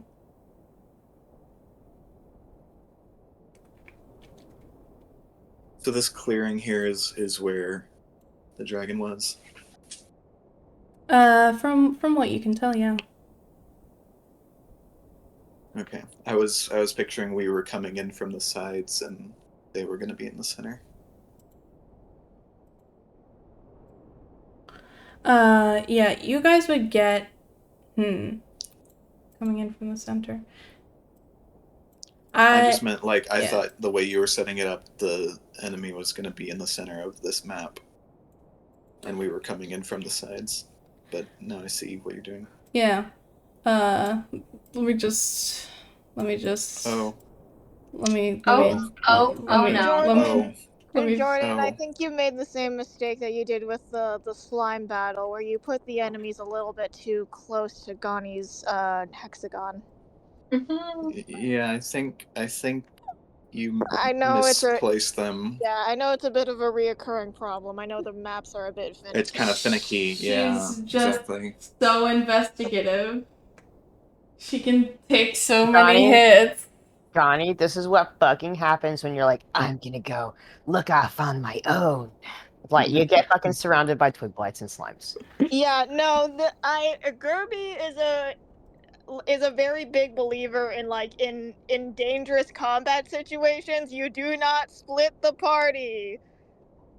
We can go off on our own when we're in a town or a city or whatever. If we're just in a forest and we're investigating a big giant dragon clearing, Gerby is gonna. I think actually Gerby would be closer because Gerby is a big believer in don't split the party. Not that close, Jesus Christ! No, Gunny's still fucked. Gunny's still fucked. Move her back. No! I meant within 30 feet, not right up in there. Gerby believes in not splitting the party. She's not stupid. Okay, this is too much. This is too much. I've admitted this is too much. I'm gonna move them. I'm gonna spread them out. This sucks. Yeah, holy shit, they're not fucking insects. That was fucked up. I'm sorry, guys. I'm sorry. Crawling all over me. Let me spread them out. Like a weevil. Yeah, that was really scary. Holy They're also shit. thinking her, I think. They are right now, yes. I'm not changing that. That's just what's happening. Alright. Okay. Within 30 feet, you said? This game sucks. Yeah. I'm just kidding. Alright, okay. Where's the fucking... Can I summon my familiar? You don't fucking have one. Yeah, I do. Where's the... Ow. There, okay. Da-da-da, da-da-da. There, we can have her right there. Okay, where do you guys think the rest of the party would be in proximity to anything else on the board?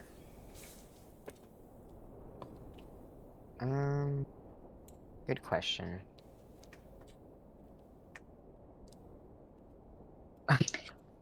Oh God. Yeah, probably right there. Probably just right there. Yeah, probably. All right, let me spread these guys out just a bit more. They're a bit too fucked up.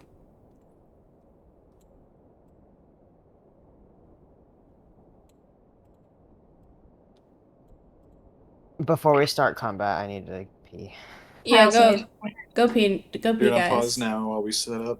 Yeah, we can pause. All right, we'll be back soon, sassy crew. All right, everybody, welcome to the fully set up Twig Blight fight, where Gunny is no longer surrounded by 7 Twig Blights at once. She is now flanked by 2. A lot more manageable. But there are other Twig Blights surrounding the party, and they're coming in fast.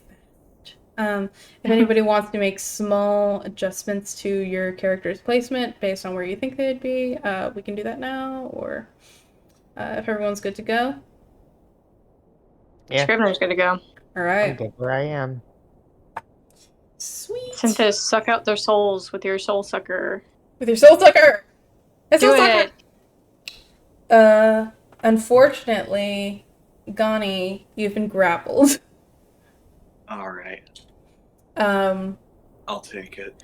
Yeah, I am just gonna have you roll against 1 Twig Blight, so, you don't have to. You're not gonna have to get out of both Twig Blight's grasps, perhaps even one at a time. You just have to I just realized that Ghani can't grapple anyone because you need 1 free hand. I would let her. She can grapple. She can grapple. Yeah, she She can can bite grapple. them. I can grapple. She can grapple.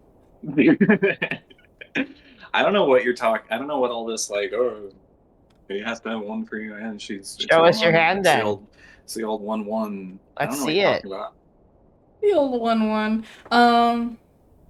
Yeah. Okay. Let me get these guys. I out. think I might have been fucking up, guys. What? I wrote down my initiative, as +7, because I get to add my wisdom mod and my dex. Wait. Am I fucking up even more? Hold on.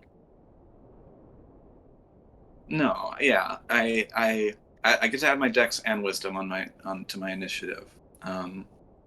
I wrote down +7 because of that, but I think I might have added a +4 again Oh my to my god. previous initiative rolls because I forgot I did that. I was like, I have a really high initiative already. Guess it goes to even higher. That's all right. Miko used grease.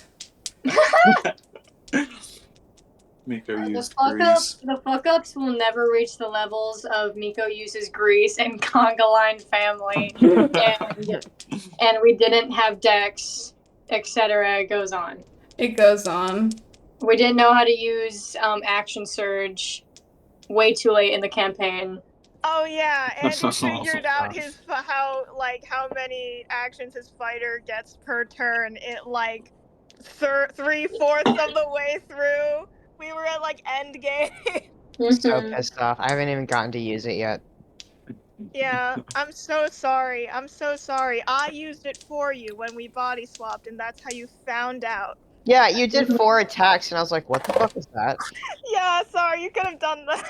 Oh, wow. Everyone rolled bad. Not Gerby. No, I mean everyone he's for rolling me. for his own. Oh, okay. Okay, let me order you guys here. Put it in the right order this time. I know. Thank you. You're welcome. So catty, sorry.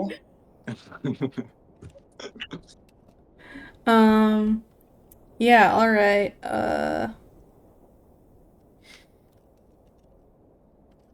I'm very happy with the. Sorry, I'm preemptively rolling all my shit so I can get my, not like attacks or like 2 attack or anything, just like my subclass and shit, and I'm happy. Oh yeah, and I have to roll for Synthis and Antonia as well, so let's do that. Oh, good. I'm glad that it was the blights that were rolling low.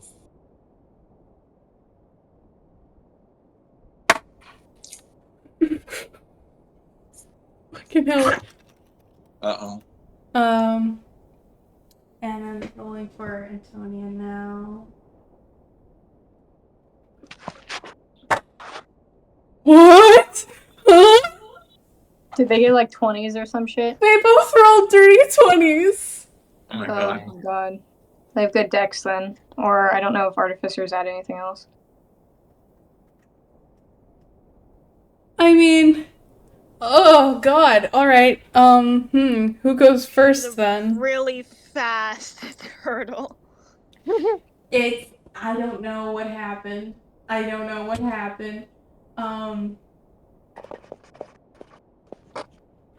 God damn. What the fuck? What the hell? Alright. How do I decide who goes first when there's 2 same rolls? Do I just roll for them again and Is the it highest who goes has the first? highest? Is it who has the highest dex? It's who has the highest dex. Who has Yeah. the highest dex? Okay, then yeah.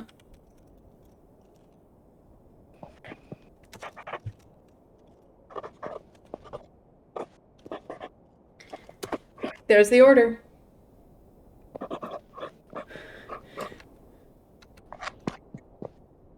Sorry that Synthis and Antonia get the first hits. I don't know how that happened. That was scary. I'm not going. I don't get to go. No. You rolled too low. I'm sorry. Alright. I That's forgot to add him after everything. After it all. What's his initiative bonus? My initiative is a +3. All right. I don't know if So I Andy. don't know if you I don't know if you add that to a 1. Yes, you do. Also,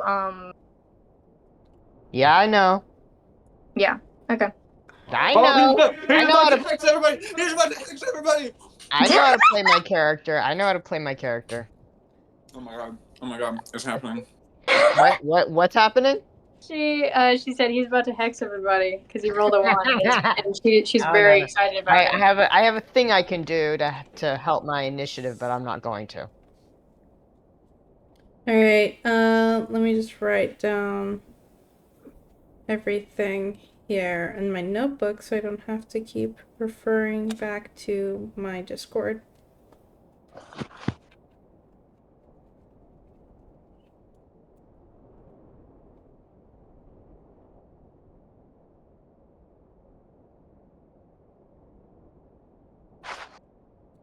He's gonna hex everyone! He's gonna hex everyone! You're so focused on. Isn't Hex just like a debuff? Yeah, it's just a It's debuff. part of your character. It's wanting to be right. To be fair, it would work thematically, like a Yeah, lot, because he sucks. because he sucks. Yeah, you got it in one. He's always hexed on himself, permahex. That's why he sucks. That's why he sucks. All right, I got the initiative order written down. Okay. So first is gonna be Synthis in the initiative order. Crazy shit.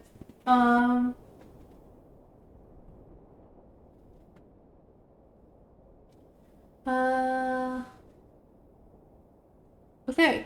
Yeah, first thing he's going to do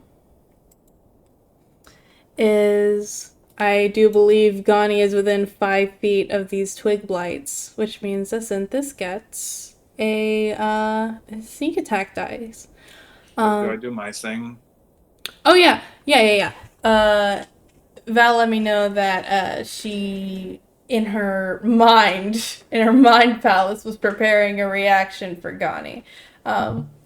So I allowed her to say that Gani cast ensnaring strike on herself, which apparently is how that works. And then as a reaction, when she was grappled by the twig blights, shoots something. I'm assuming that would be the needle blight here. Yeah. All right. Yeah, you can try to shoot the needle blight. You can do that. You can roll for that. All right. Okay. It's my first time doing this. I have to actually be able to hit it first. Mm-hmm. Does a 9 hit? A 9 doesn't hit. Okay. She still has Kill ensnaring something. strike. She still has ensnaring strike cast on herself. Yeah. Totally cool. That's all right. She just doesn't. Whoops. Yeah, she just doesn't. Her reaction doesn't hit, but she can. That's okay. She'll have her I'll turn get in him a next bit. time. Yeah, you'll get him next time. You'll have your turn. Don't you worry, guys. Okay. So yeah, Synthis can. No, you're funny. Synthis can come up. I think he would. 1, 2. And. Oh yeah, he does have to come up a bit closer, doesn't he? Because he has those fuck ass weapons. Let me get to where those are. Does he still got his dope crossbow? Yeah, he do actually. He do got his dope crossbow. Which is it's better than mine. It looks so much cooler than mine. It Not better does. than mine. It looks a lot cooler than yours, but it's not Mine's as better. Mine's cooler. Delos's is bigger, and Gani's. Oh yeah, mine's bigger. Gani's she can shoot with one hand like a badass. So. Like a person with one hand Yeah, one is hand. what she can shoot it like. One When hand. she busts when she busts out her second hand crossbow in her left hand, y'all are gonna be shitting your pants. don't know I what to would say. shit my pants because I'd be like, okay, then what the fuck was that for? Yeah, I was like, why are we here? Okay, what would actually... Okay, yeah, yeah, Synthus can get over here, and what's the range on that? Yeah, he can shoot from here. I looked over and it's 80 feet. Yeah, he's good. Oh, but that is a light crossbow. The light crossbow does it have a loading property? Doesn't, does it? We've given Jordan 3 player characters. What? Player characters and like 8 enemies. Mm-hmm. Oh, yeah. Sorry. Oh god, no, I'm sorry. You did this to yourself. I need to go I need to go curl up into a ball now. No, you're good. You're good. I hate as a DM. I hate running multiple enemies, and I hate running like little helper NPCs. So this encounter as a DM is my fucking nightmare. I am letting all the twig blights share an initiative, so I don't Yeah. have to Oh, keep the twigs. Yeah, I don't have to keep track of those fucking 7 of them. Yeah, this is also a situation where it might be helpful to just use the like rounded average damage that the enemies would do instead of rolling each time. Only if you're getting sick of it. Yeah, Mhm. genuinely, yes. Yeah. I might. Yeah, no, I would do the average because I was gonna say maybe I could roll 1 and then just use that for every. No, because if If one crits, we're all dead. if 1 crits, you're all dead. Absolutely not. It's not happening. Okay. Where's the fucking items on Wikidot? I need to see if this fucking light crossbow has loading or not. Actually, It do. while Jordan is getting all of his ducks in a row, I just really quick want to ask if anyone has any AoE attacks. I was thinking that. I don't. I don't either. Scrivener has an attack where he goes, "I'm not gay," and then he throws everything around him in the room. Yeah. Yeah, Yeah. Scrivener, you got any? He has Hellish Rebuke, but that is a reaction and a single target. I can Nope. I can headbutt somebody for a D4 bludgeoning. Oh, hey, I have a draconic cry. Okay. Oh my. Do you have fucking breath, bro? What is that? No, I let out a cry at enemies. Oh, it's only within 10 feet of me. I don't know how far that'll reach. But we'd have advantage on attack rolls against the enemies that hurt me. Oh, do you think Gani's cry is really cute? Is it like, yeah? I was looking at it and I was like, "Ooh, I don't know about Gotti screaming out like that. I don't know about that." Oh. No, Gani just goes like rah, and they're all so intimidated. Yeah, I am thinking like, okay, we could always He's outta just here. ban. Sorry, what? Sorry, don't Sorry, I worry. just saw Synthus moving up to the left and I was like, he's just fucking booking it. He just leaves. This movie, everyone leave me alone. Yeah, okay, Okay, no, sorry. I'll keep talking strategy. You tell me when you finished preparing all of your creatures and stuff. Thank you. Yeah. Okay. Yeah. We could always just manually start a big bonfire and toss them all in. I can, if someone started a small fire, I could use thaumaturgy to make it really big. Oh my god. Yeah. So yeah, I am genuinely asking. Are we thinking like do we think it'd be better to round them up in one place and start a huge fire, or Probably, should yeah. we keep them separated? You want to round them all up? Yeah, baby, yeah. All right, yeah, I'm good with that plan. How much did these things weigh? I mean, they're twigs, right? They are twigs. I don't think. Yeah, that one wolf just like knocked him down with his breath weapon. Sorry. I What? sorry. Also, I'm sure. Do we have anything that can just like start a fire? Sorry. No, Wait, move what on, the move fuck? on. No. What the fuck did you say?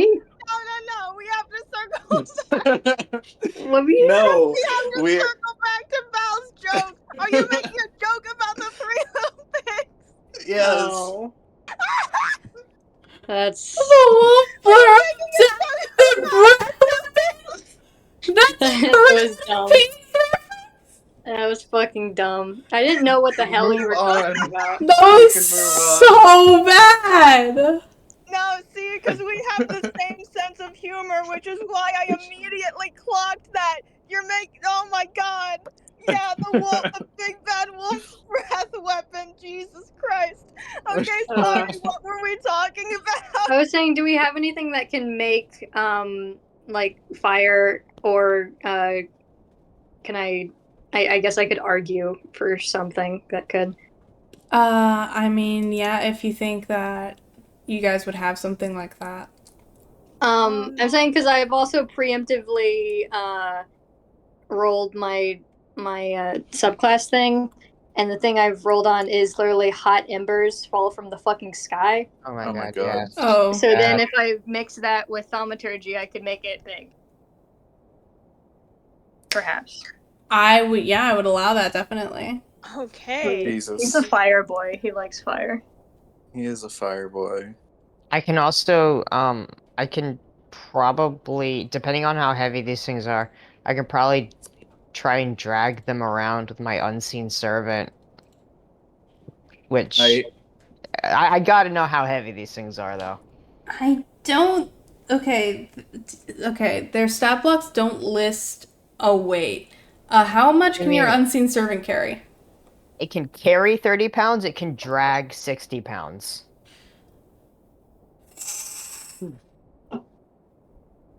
Yeah, you can definitely drag one. I think trying to carry one would be a bit much, but dragging one you can do. Are we dragging recording around by the still? ankles. Are we recording still? Yeah, we are. Okay. Yeah. I guess I can't say what I want to do to these bundles of twigs. Oh my god. Holy shit. What? Oh, what the fuck? These bundles of sticks, I guess I can't really say what's on my mind. It's a Scrivener family reunion. It's true, Miller. Oh, this is vile. Am I missing a joke here? Do you know what the word is for bundle of sticks?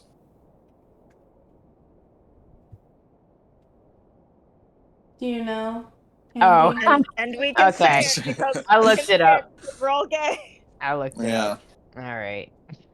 Come on, guys. Wait, I have some strategy. I have a strategy. I could disguise myself. Okay. You could turn into like a sexy what? twig blight and like I'll lure them to Oh one yeah. area. Do like a little dance. I'll lure them to the fire pit. You know This what? is the Megan Guy plan. Oh my god damn it. Yeah, we're Actually, I have a question. Or you know what? I'll just look this up myself. All right. that way yeah, May and I Guy can- are taking over on accident. I can only make myself look 1 foot taller than I am. So Maybe they like petite women, I don't know. I have great news for you, Val. Twig blights have a CR of 1 out of 8, so Gerby can turn into them. oh fuck yeah. I'm so sorry, she can't. Wait, they're not beasts, They're are not Oh, beasts. they're not beasts, are they? Never mind. She Damn. can't Johnny, turn you just into need to them. turn into the baby, give me one more chance. Yeah, I'll turn into baby Groot. Shake your hips! Shake it! And I'll do a little dance to distract them. It's good. It's good. I can Yeah. also turn 1 foot shorter so I can get even closer to that. Oh my god. Microscopic. So fucking small. Maybe I can pretend to be like a tall tree. I'm like Papa Blight, and I'm like, come Your here, my your special. your branches on your head. Yeah, exactly. Yeah. Okay. We've Really described good. Ellis's tree-like. We have two really good plans here. The first one is use Scrivener's ability to we round all the twig blights up and we like summon a bunch of fire. And our second plan, or I guess this is a step in the plan for how we get them all in one place. I guess. Yeah. Yeah, we just do like we can totally pull like a Bugs Bunny on these twig blights. Yeah, Mhm. I think so. Do we relay this plan to Antonia and Cynthia? I think we're psychically connected right now. Yeah, okay. Okay. We're like the fucking Stardust Crusaders talking to each other in their Oh my minds. god. Okay, so the plan is genuinely to lure all the twig blights to the center of the map and then just set them all on fire. That's genuinely I the think plan. I think the way the ability works, I can set one on fire and then we can lead them all to that one. And then it spreads. Yeah. And you can thaumaturgy make the fire big, and it fucks them all up. Yeah. Okay. Yeah, All right. Interesting. this is creative. Yeah. It is genuinely. I have been secretly wanting to give my boy a little fire motif because I really like it. So I'm very happy. Mhm. All right. Let me read some more. It's my favorite thing to do. Reading. I love to read. Do twig Big blights? read earlier. Do twig blights desire something? I have minor illusion. Do we got twig blight treats? Don't fucking breathe too heavily over there. Oh Trying god. not to fucking laugh. Oh my god. Like give them little fucking acorns. I don't know, like fucking give them fucking oh, what's the fucking what's it called?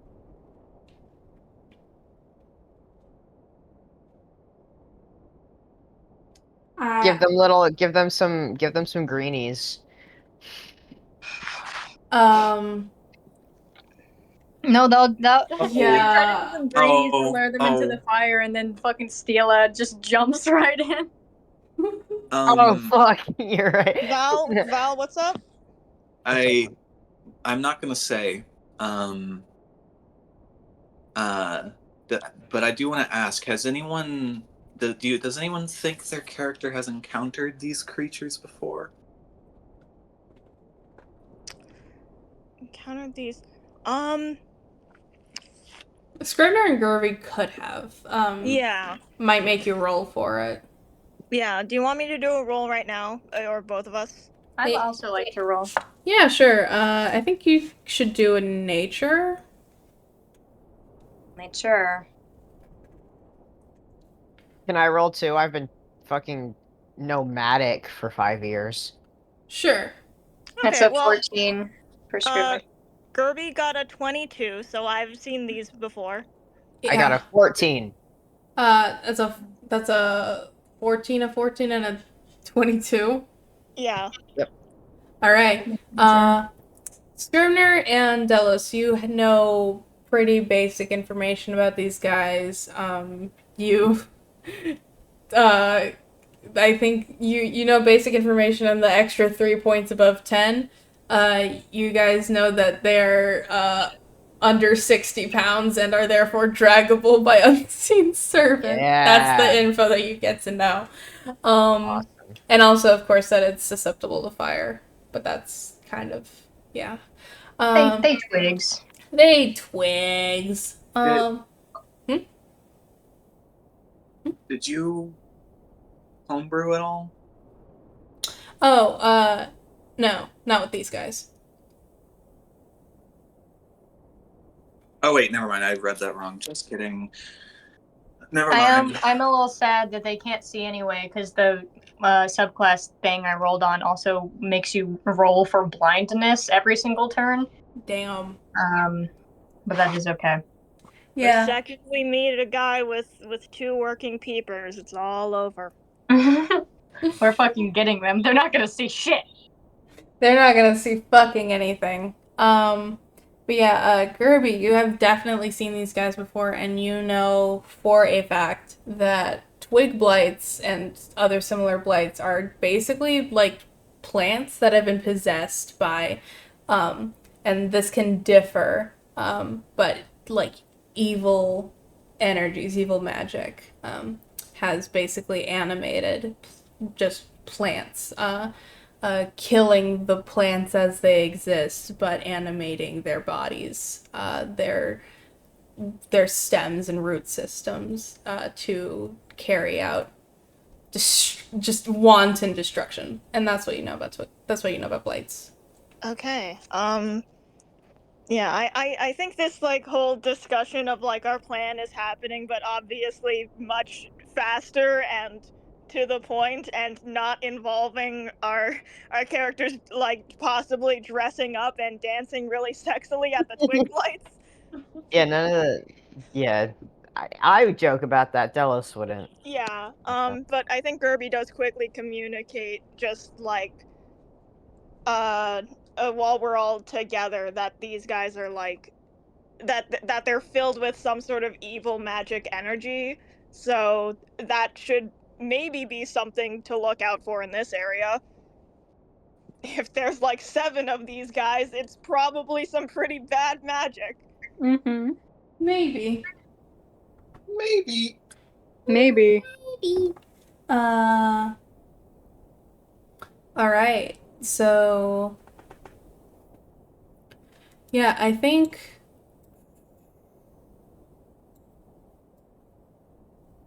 All right. So Synthis. Oh God. I'm sorry. Oh, okay, fuck. I can't do anything. Right. You're fine. You're good. You're so good. There's two NPCs, one with basically a familiar, and then like 7 or like 6 or 7 different enemies. You're good. Okay. Synthis is gonna come over here. 1, 2, 3, 4, 5, 6, 5. He's going to use his sick ass dagger. Sick ass. His sick ass dagger nunchuck flail things. It's awesome. And he's gonna hit. He's gonna roll a hit first of all.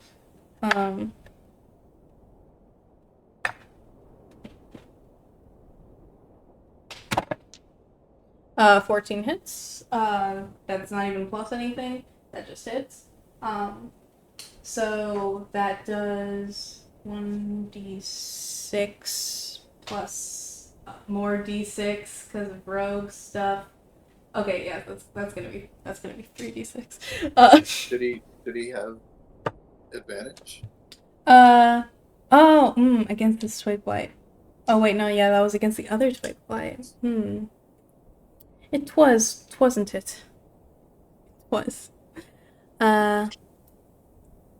me just back him up. Sorry.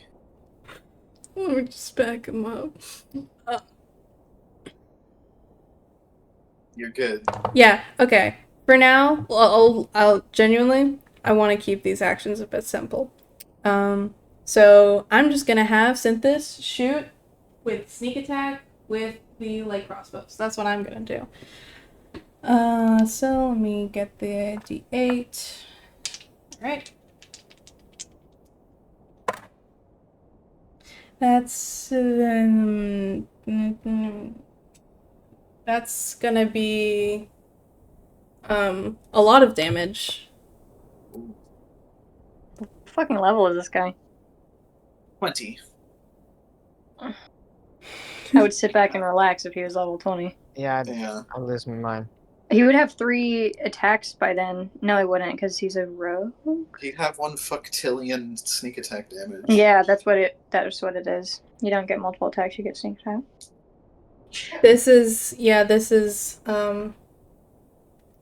guys, What? this twig blight fucking dies immediately. Holy Oh. fuck, dude. How much damage does he do? First of all, it was a lot, genuinely. It was 16 total damage. Okay. Holy shit. Second of all, twig blights do, on average, have 4 hit points. Oh goodness. Okay. We're clearing. Again, it's a challenge level it's a challenge level 1/8. So that's all Synthesis is gonna do on his turn. And then for Antonia's turn, she's going to command Stila to attack the twig blight on Gani's right. And let me roll for that.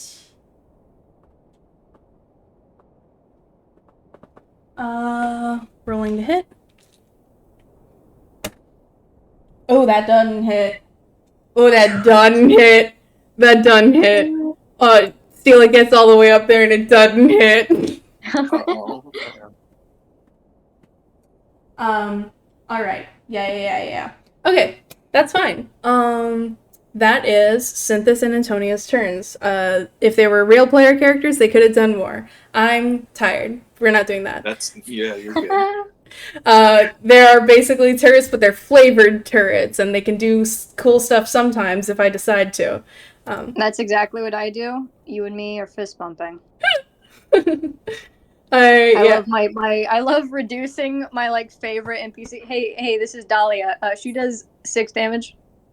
Every time. Yeah. Every time, baby.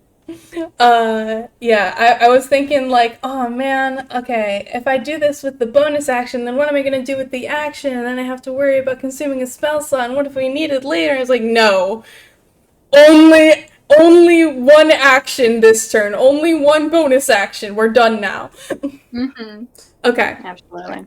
And now, finally, we can play the rest of the game. What do you mean? Now we can finally play the game. It is Gerby's turn. All right, Gerby's turn. Gerby is going to cast Thorn Whip on the twig blight that is still next to Gani. All right, go ahead. Do you need to move to do that? Nope, that's a range of 30 feet. Nice. Yeah. Okay, I rolled a 12. A 12 just hits. Oh, okay, good. I was gonna check if I added something to that. Oh, sorry. A 12 doesn't hit. A 12 doesn't hit. I'm gonna check if I need to add something to that. I thought it was 12. It was 13. I'm sorry for lying to you.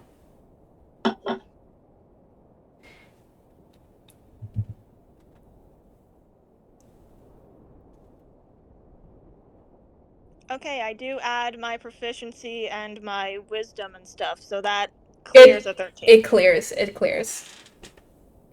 Okay. So Thorn Whip only does 1d6 damage, but these guys apparently have like 4 HP. Yes. Yeah, and if, when this hits, if the Twig Blight survives, I can, drag it up to 10 feet closer.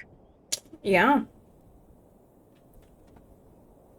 Okay, I did 6 damage. It fucking dies immediately. Oh Gani is no longer grappled. Cool. Fantastic. Okay, yeah, when I guess that vine kind of just like tugs on its center, and instead of dragging it, it just completely collapses.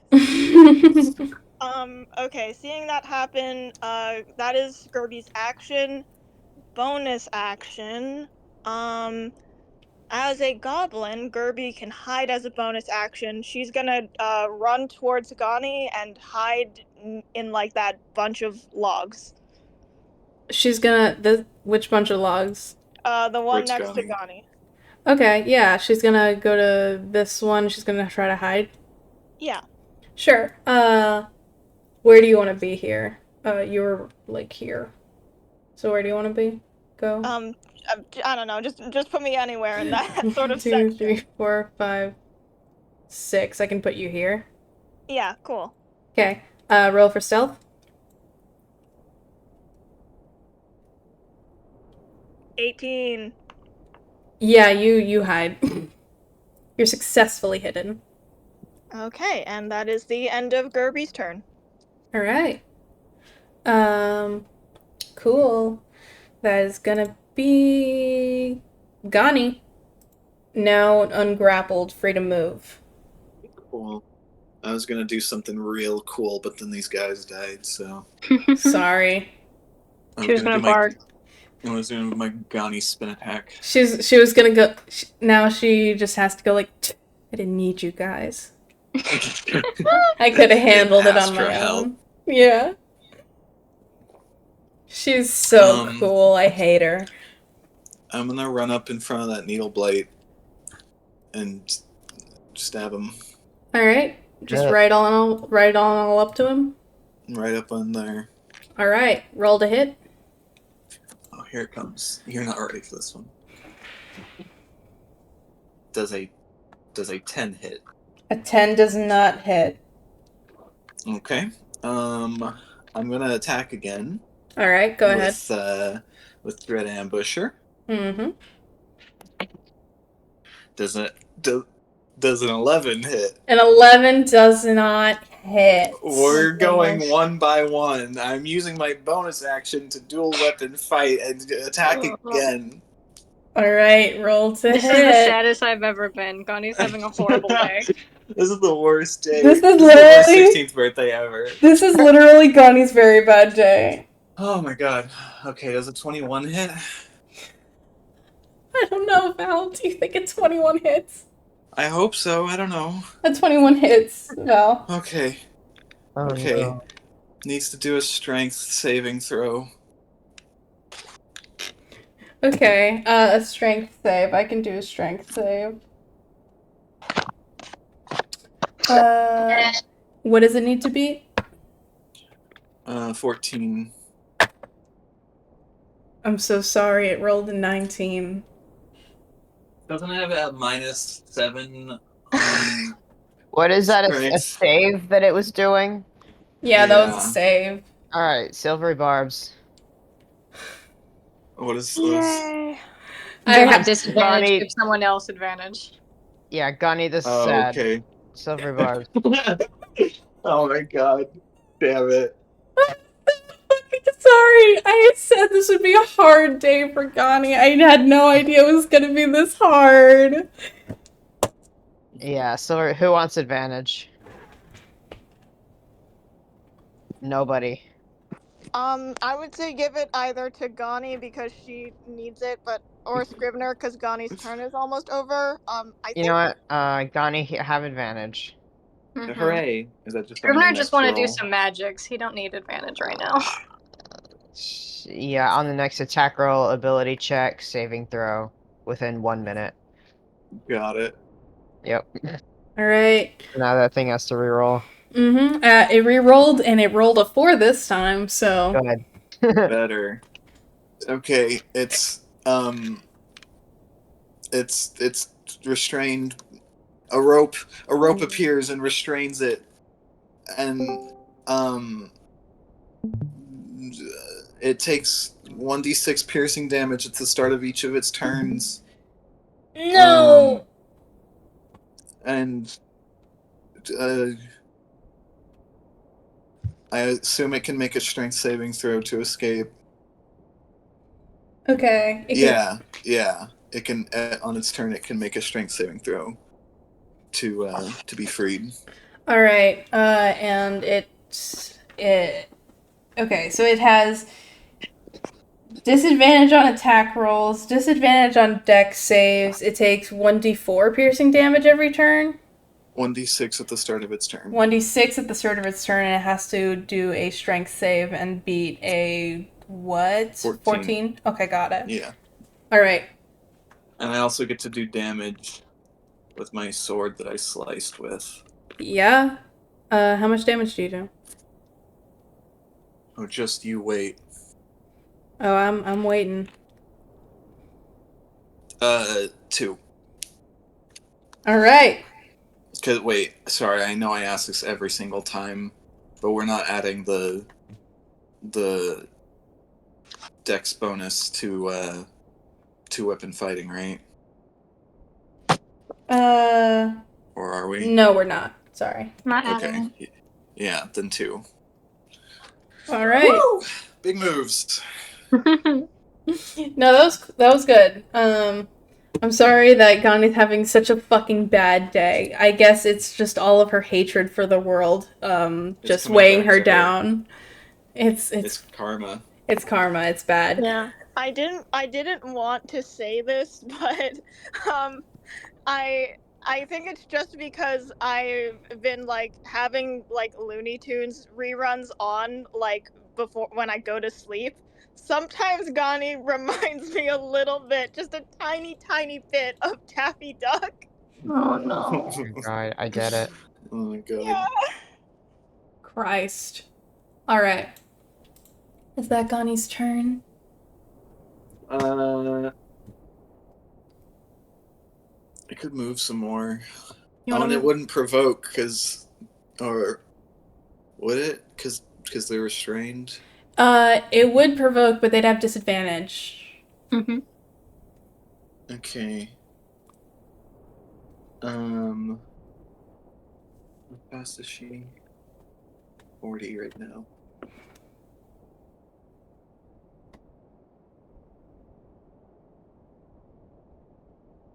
Yeah, she's gonna move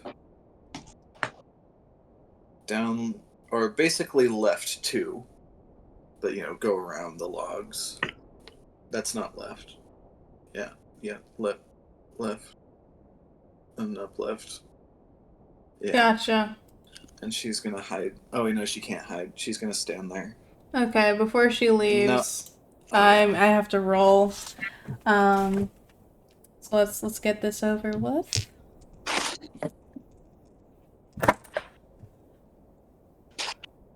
That was a 20 and a 3. Oh my god, I thought you were about to say a 20 and a 17. Yeah, no, Gani, you can safely slip away as this needle blight is thoroughly restrained by ensnaring strike. Good job. Good job. You did it. I did it, guys. Woo! And you will get cover from this if the needle blight doesn't move to attack you. So, yippee! Alright. That is going to be Scrivener next. Yeah, it is. I love combat. Okay. Preemptively, I've rolled for my bonus action. This is what it is. Within 30 feet, they must save. I must emphasize. I think the hot embers fall on them regardless. Whether they take damage is based off of the Constitution save, and the DC for that is going to be 14. So he's gonna point like a fucking gun at this bottom twig blight here. This one? Yes. Alright. And he's gonna rain some fucking hot embers on this bitch. And they have to make a Constitution save. DC is 14. Alright, let's see if this fucking twig blight can get through this Constitution save. On a DC 14. That's gonna be a no. Yes! Okay. So they're gonna take a D6 of fire damage. So they're just gonna take 3 fire damage. Okay. They are vulnerable to fire damage. Does that just double? Yeah, that's what vulnerability is here. Alright, it dies. Awesome. And then what Scrivener is going to do is he's going to walk left 1, 2, 3, 4, 5. I think he can make that, yeah.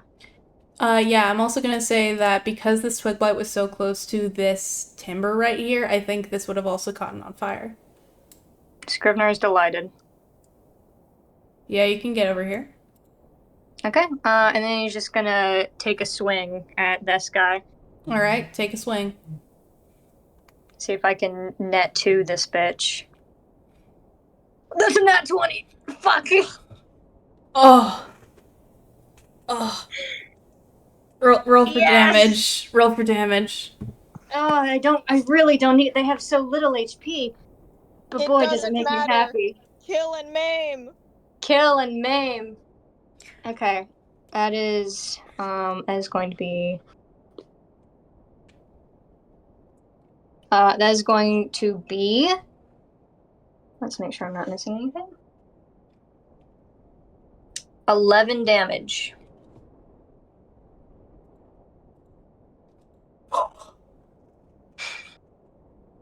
I was actually, yeah, if it didn't die, I was going to use my action to thaumaturgy it and then walk over here so Delos could get sneak attack. But they're both just dead. Yep. Excellent. Okay, that's my turn. All right. Next in the initiative order. Oh wait, I should have doubled that because that was a crit. But it doesn't matter. So that was actually 22 damage. Yeah, that was actually 22 damage. It is that you double the damage and you don't just roll twice, right? I think it's a house rule. It's a house rule. Yeah, people do it differently. Yeah. I think doubling the damage is fun. Yeah, I think raw you roll the dice twice. But it's pretty 50-50, I think, on what people decide. Yeah, because if we're just doing raw, I only add what I can roll. So I have 6 damage and modifier and rage, and then I rolled a 5, so that would be 10 plus 4 plus 2. Nice. So 16. But if we just double it, then it's 22. Yeah. I at once am like, ooh, doubling for big damage sounds awesome. And at the same time is like, but what if you didn't roll good for damage and then you do like 4 damage on a nat 20? That sounds bad. But yeah, anyway, moving on. Is that all for Scrivener's turn? Yep, he's used everything he can. All right, that's gonna be the Needle Blight. So the Needle Blight is going to what's he gonna do? This Needle Blight, what's he gonna do? Needle Blight, what's he gonna do? Bro. Sorry, He's overtaking. I'm losing it. You're doing great. He's gonna. Yeah, he's got a speed of 30. He's good. 1, 2, 3. Scary. Right up all on there.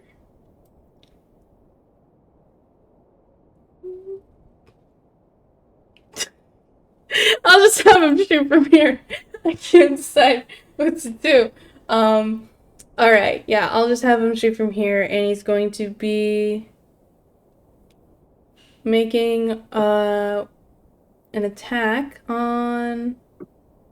What did Gerby do? Gerby just fucking annihilated that.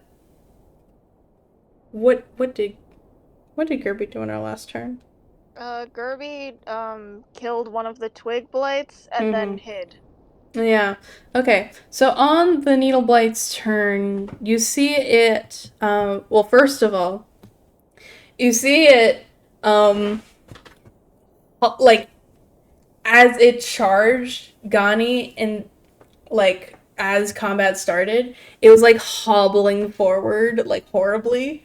Sorry, I love to describe monsters as horrible because that's what they are. They suck.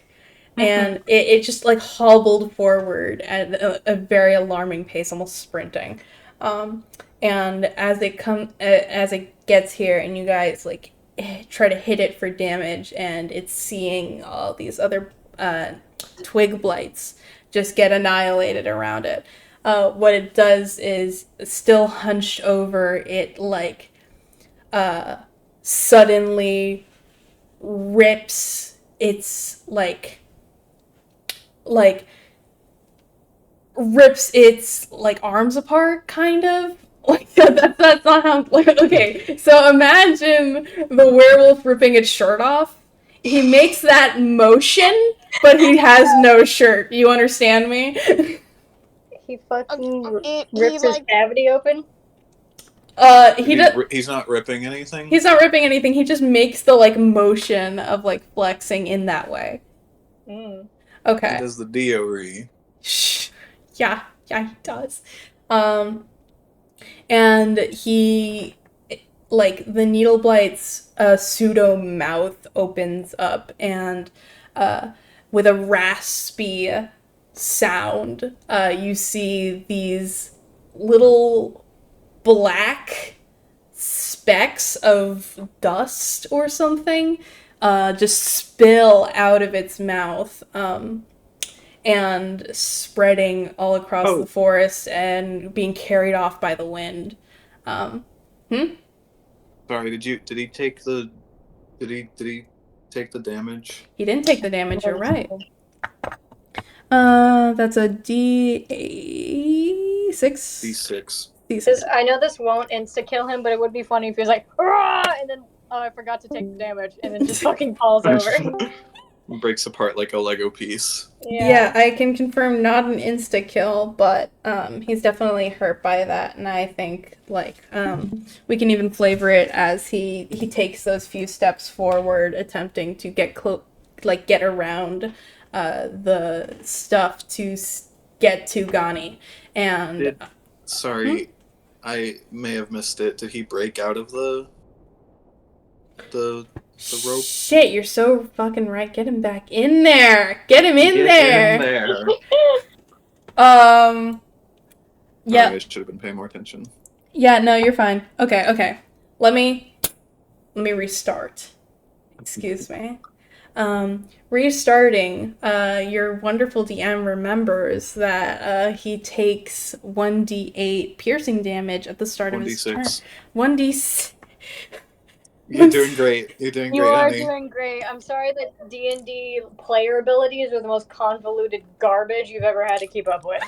1d6 piercing damage at the start of his turn, so he takes that and immediately tries to... Does he use his action to do this strength save, or does it just happen? Oh god, wait, hold on. I would imagine it just happens. It would be kind of crazy. It can use its action. Oh, never mind. I'm sorry. No, it's fine. This is fine. This is good, even. It's great. He's gonna use his action to try and get out of this. That's funny, baby. Let's go. All right. Fuck you, dude. Yeah. It takes that piercing damage. It, like, screeches in pain with a husky, like, raspy voice almost, but not quite. And with a strength saving throw of a nat 20, it rips the ensnaring ropes on itself, the barbed ropes that Gani placed on it. And as it does so, it opens its mouth and it screams, and out of its mouth spill these black motes of dust almost that carries off into the wind and into the woods. And you have no fucking idea what that means, except for maybe Gerby, if you want. If any of you guys want to roll me a nature check, you could try. Yeah, I for sure would like to do that. Yeah. I don't think Scrivener would know shit about this, so I'm not gonna roll. Yeah. Same.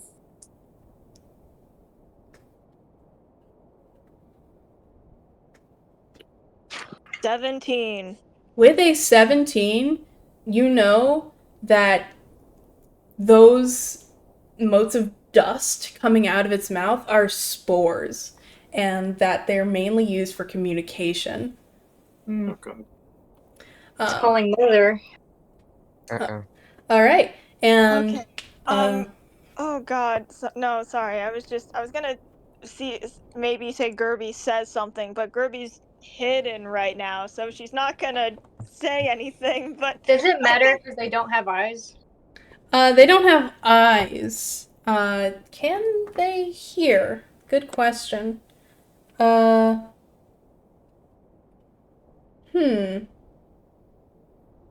they can hear. They can hear. Okay. I did have to reference the stat block, but they can. So, yeah. You have no idea what that means except for Gerby, who knows exactly what that means and what it implies, and who will not say anything for fear of her own safety. Perhaps,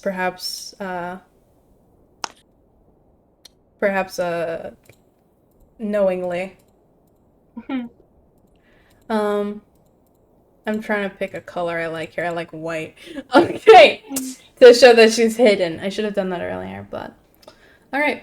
And that's gonna be the Needle Blight because it used its action. And that's gonna be... The twigs haven't taken... Yeah, that's gonna be the twigs now. So, the twigs. I like the twigs. They're silly. They're gonna die. They're so silly. They have bones made out of glass. They do. They have glass bones and I guess actual paper skin because you could just use their skin to make paper. Yeah. That's true. So this twig blight is gonna move 1, 2, 3, 4 over here. This twig blight is gonna move 1, 2, 3, 4. Can't reach. Yeah, it can't reach. It's gonna just come over here and just start yelling. Dumbass. It can't do shit. It's just gonna start like yelling, reaching for it, but not quite getting there. And this one is gonna go 1, 2, 3, 4, and it's gonna attack Stila. All of your favorite NPCs Oh shit. attacked. Horrible. Yeah, and they're gonna roll to hit. Let me see. Everyone's AC. Let me get it right here. Okay. Okay, they've both got to beat a 15.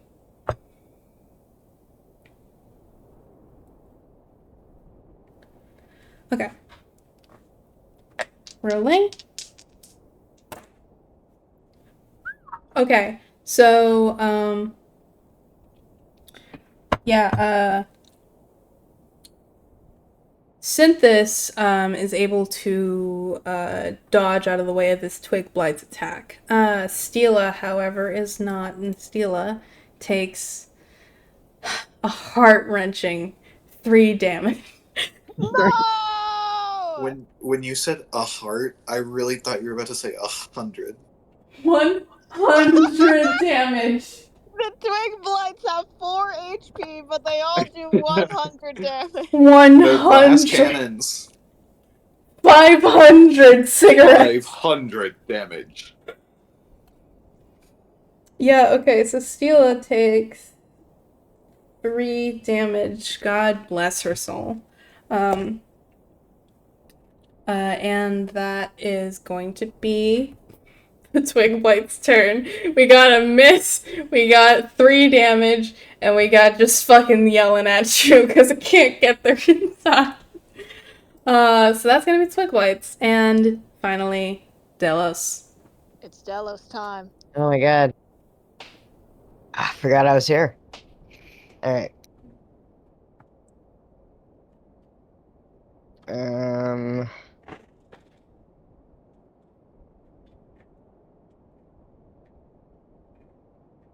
Okay.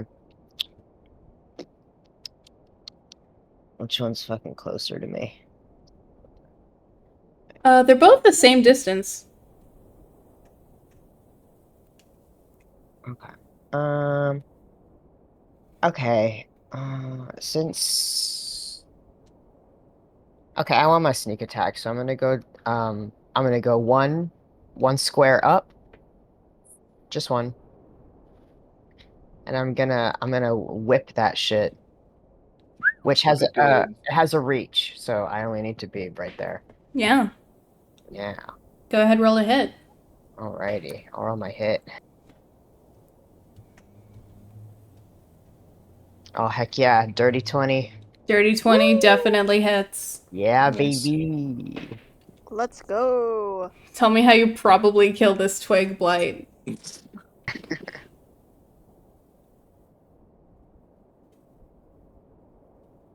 Holy crap! I just rolled max damage. That's 10.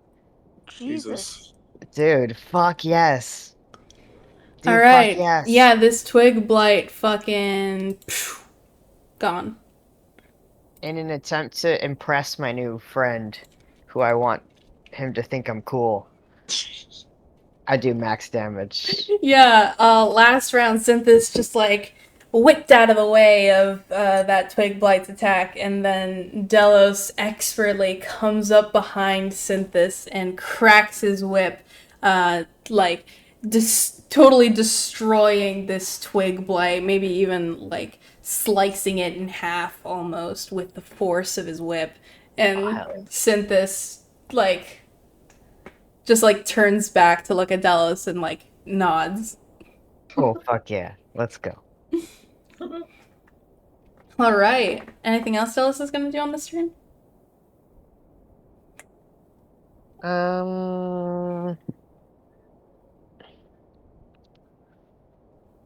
Yeah, actually, I'm gonna go stand next to Antonia, to the right of her. All right. Great.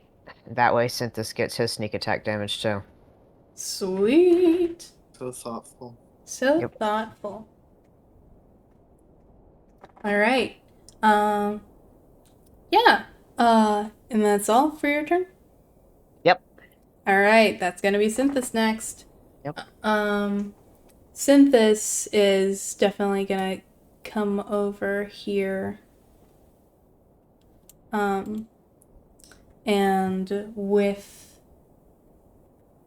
his sick ass fucking daggers shit, he's gonna hit for sneak attack damage once. That's gonna be 3d6.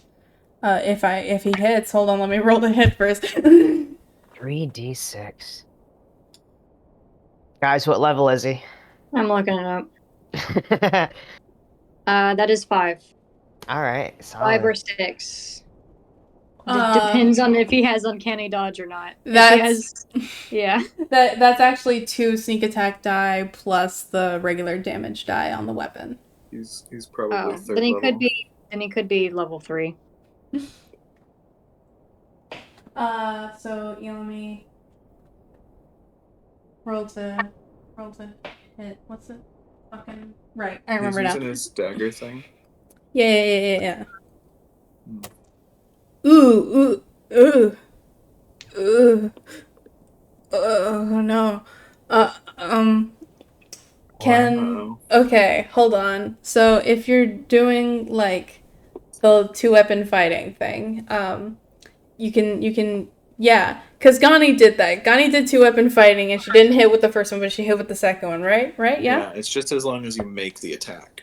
Yeah, okay. Or you attempt the attack. Yeah, the thing with Synthis's weapon here is that it is technically one weapon, but because there are like 2 aspects of it, I say that it's awesome if he can like slice at a enemy with one knife and then slice at the other with another, as if he Yeah. were 2-weapon fighting. I think that's sick as fuck. Mm-hmm. So I'm gonna do that now. I'm gonna roll 2-weapon fighting because he didn't roll well. So yeah, Synthis. Delos, you come up behind Synthis, you expertly slice this twig blight, and Synthis is appreciative of your teamwork and tries to, reciprocate that, these 2 rogues duking it out together against a common foe. Synthis fucks up. Synthis no. swings both of his sick ass daggers at this twig blight, and it neither hit, and it sucks. Alright. You can hear him like sigh next to you. He didn't like that. Can we get he already has such a breathy voice. I'm imagining his sigh is crazy. His sigh just sounds like like a gust of wind. Yeah, it does. It does. I'm gonna be fucking so for real. Like what you would imagine, like a cinematic last breath to sound like as somebody dies. It's that. Oh, Oh my man. god. Yeah. I think another option is like fucking when you death open rattle. an empty wallet of just like Yeah. That's what it would sound like if you like punched him in the gut and knocked all the air out of him. Yeah. all right. That's what Gotta it get would the be. random Antonia. sound. Yeah, we got the Antonia, synth take sound us effects. home. Yeah, Antonia is going to she's actually going to have Stila attack again. Which actually wait, yeah, no. Antonia is going to use her action and bonus action here because I feel like it. Okay. I didn't feel like it last time. I do now. She's going to hit with her staff. She's going to come up here. She's gonna fucking whack this twig blight with her staff. Let me roll to hit. Let me see. I think that's a plus. Yeah. Fuck. Why are you guys rolling like shit? It's embarrassing. It's the DM embarrassing curse. me. I'm so sorry. It's the DM curse. Guys are embarrassing me. Antonia tries to hit. Antonia sees Synthis miss, and she's like, "It's all right. We can't all have good days." And then she fucking misses with this twig blight with her staff, and she's like, "I am going to kill myself." Oh god. But yeah, she fails that, and with her bonus action, commands Stila to attack this twig blight next to it. And it's going to roll to attack. Let me scroll to where she's got her stuff. Got it? Alright.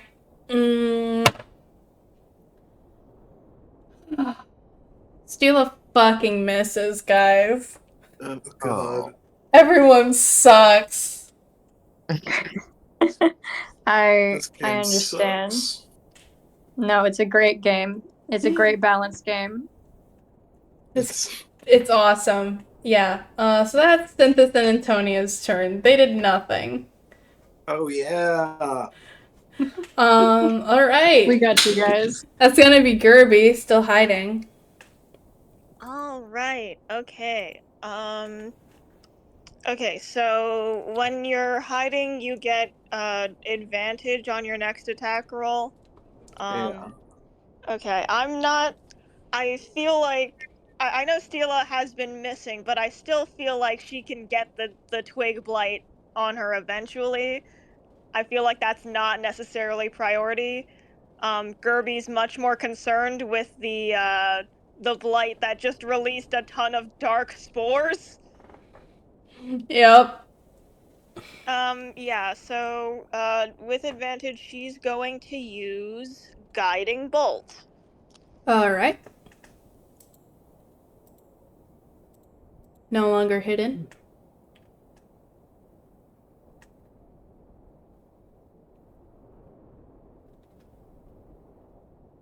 As soon as my tab actually loads. Okay, it's pausing. That's nice. That's cool. Guys, how's the weather over there? Where? Where you are. Where else?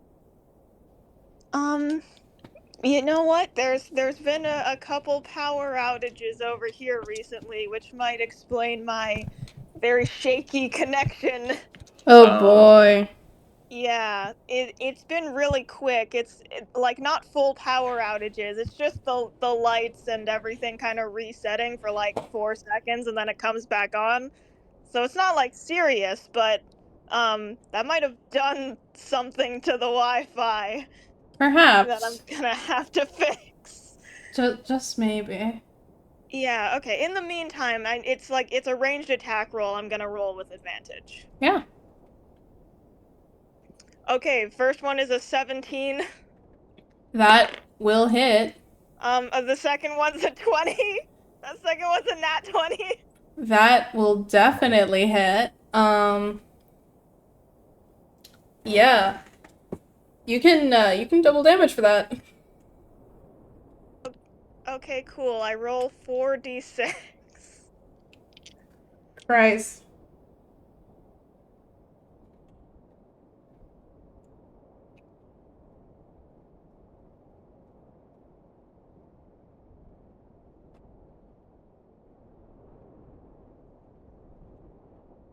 Okay, that's 13 times 2. 13 times 2. That's 26 damage. And it does die immediately. Oh, okay. Oh I yeah. was doing guiding bolt because it gives the next person advantage, and I wanted to give Connie a win, but never mind. I just kill it. Yeah, She does you have kill it. she does have advantage from silvery barbs already. Oh right, yes. Or wait, I thought you already used that. Did I? Maybe you No. didn't. No, No, I I don't don't think she think. I did. think that yeah. there was just gonna be some confusion on what the needle blight could do for its turn. Right, okay. But anyway, okay, yeah. Gerby like sees the spores come out, and is just like, oh, okay, we have to deal with this now, and like rolls out from the logs, shoots a glowing arrow of light, and just like bursts the thing apart. All right. Nice. Very, very nice. It's so fucking dead. Let me just fucking blow him off the face of the earth. Yeah. When she comes out after killing it, she does yell out, "Okay, the big one just released a bunch of spores. That's probably bad." What?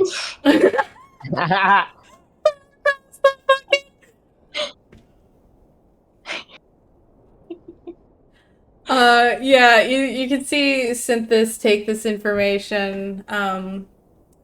You can see that Synthis takes this information as a bit and stays on guard. Antonia, let me roll a nature check for her, real quick, if she would be familiar with this mechanic as well.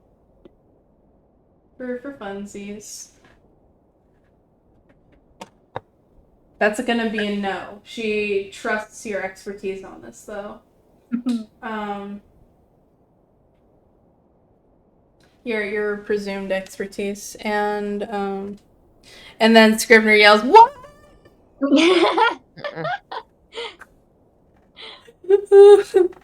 All right, great, perfect.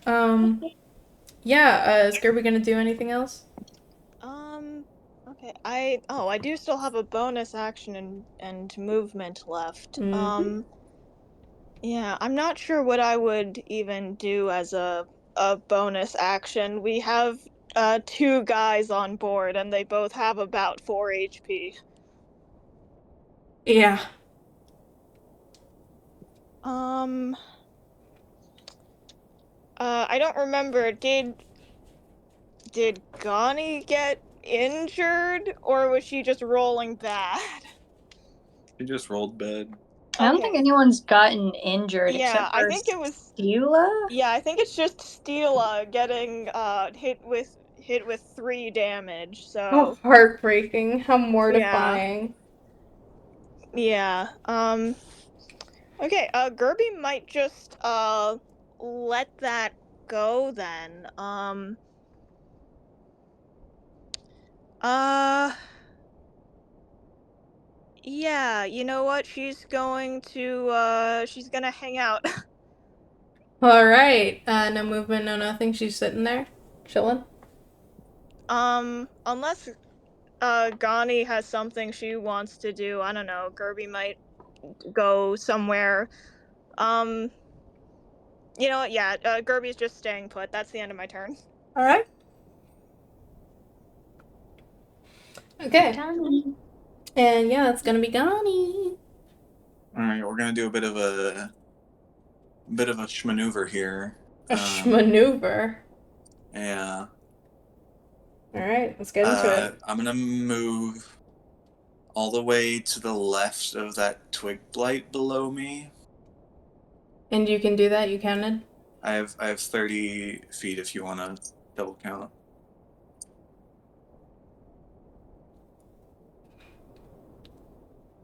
Yeah, you can. Okay. And so first, Gun twig blight. gun twig blight. Stila. You look on twig blight. Stila gone. What? Just to make sure. Mimi big boy. Mimi big boy. You look on twig blight. We've been watching Danganronpa 3 lately, and I've been saying I've been quoting Gonta as like Gonta do this. Which is in the same vein. It's 2 a.m. We've been recording for 7 hours. Oh We gotta go. Because I'm fucking lose my shit. Steal on twig blight. Oh hell no! Stealagon twig blight. I'm sorry. Go. What was your question? Am I able to do a weapon fight? Yeah, I can do a weapon fight, shoot crossbow, and then use my short sword, right? I do think it has to be the same weapon. I think it does too. Yeah, unfortunately. Really? Yeah, if it wasn't, I would have had Synthus, like, do a crossbow and then do a You gotta slice, remember, but... in Raw, you have to use like an action to switch your weapons. Yeah. Yeah.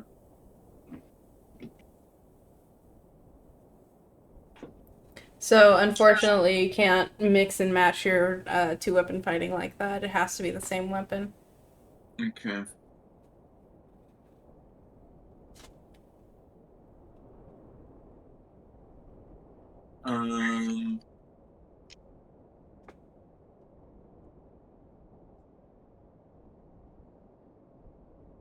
Then yeah, I guess I'll just swing at this guy.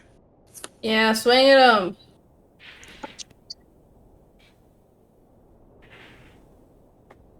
18. Where the fuck did all of that come from? Oh, sorry, I thought that was damage. Holy shit, yeah, that hits. Oh my god. I also thought that was damage, and I was like, damn. Maybe Val's just having such a bad day with Gani that she's like 20 damage. He does 20 damage. It's a twig blight. It's got 4 HP. You don't need to be doing 20 damage. I do 10 damage. Yeah, no, it fucking explodes. Cool.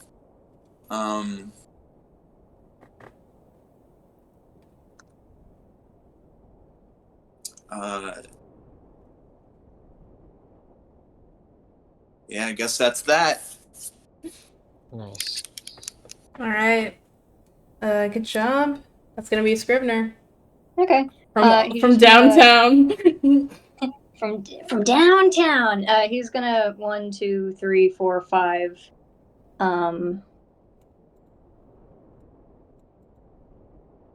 He wants to be more in the middle of the board if he can. Okay, we started from like here. Yeah.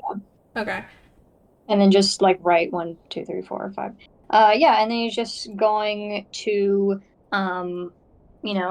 make that Twiglight do the DC 14 Constitution save as his bonus action. This one right here? Or this one?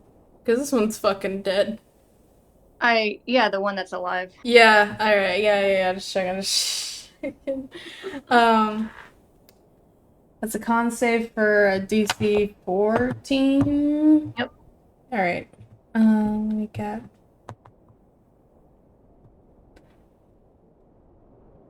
All right. Ooh, that just meets. Okay. There is still like hot embers and ash on it, and so I would like to. I don't know if this would do any damage, but I think I want to have fun with my magics. Yeah, I just want to use thaumaturgy to like basically light the bitch on fire. Yeah, you can light the bitch on fire. The bitch is now on fire. And that's a use of thaumaturgy, like a whole use of thaumaturgy, so I'll let it happen. Yay! Just Yeah, just awesome. How much damage does the twig blight take if it fails that con save? it is a d6. Alright, I'll have it take a d6. Since you used up a whole thaumaturgy for this. Yeah. Okay. Yeah, that was what I was hoping for as a little compromise. That would be 3 damage. Alright, once again, setting it on fire and blowing it up. And alright, that is now all of the blights defeated. Yeah, and just as you, Scrivener, blow up that very last twig blight. Fuck. Oh god. Another one. Oh. What the fuck? You're lying. I'm so sorry. Jordan. Alright, let's get to it, everyone. Listen, twig blights have 4 HP each. There's no way you guys were like, yeah, and this is a whole fight. There was like 30 of them! 7! There's 7 of them! Oh goodness. Okay. Alright. Ouchies. Is that dead one still why is that one still on the fire? It's because it's setting this thing on fire. Okay. And I will just tell you this, since you guys love looking at stat blocks anyway. Slash loving. Needle blights are not weak to fire damage. Got it. Let me decorate. Let you decorate. Sorry, they're not weak to fire damage? They're not.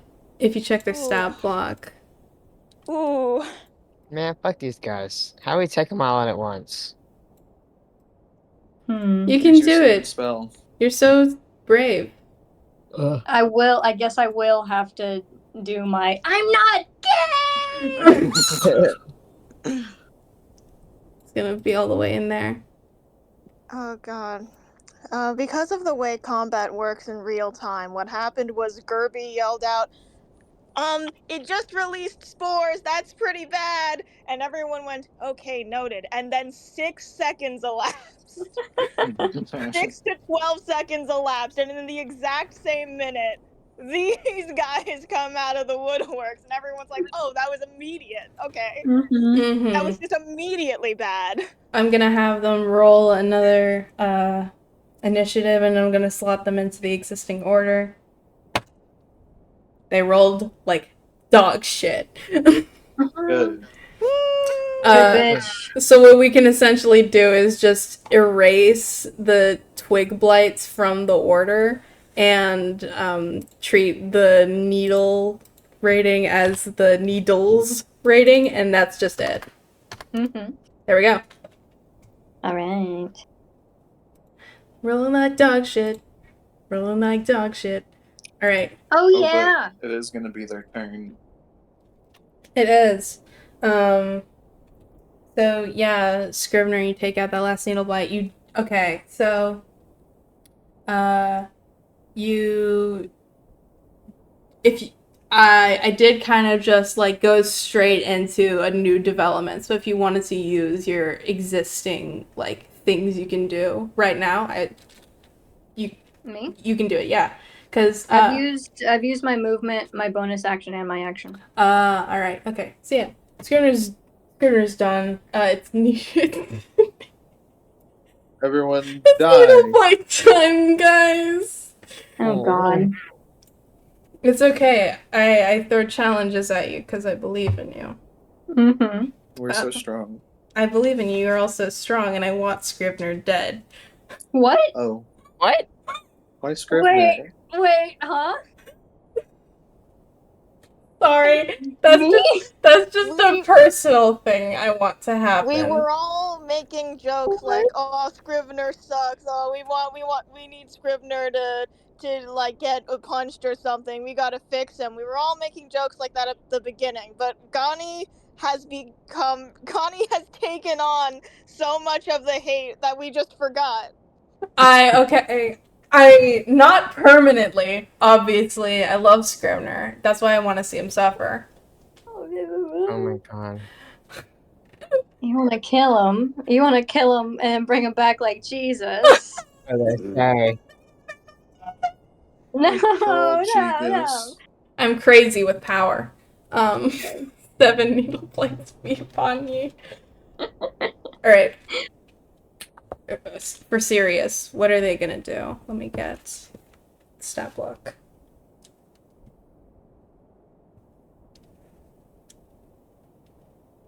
Alright.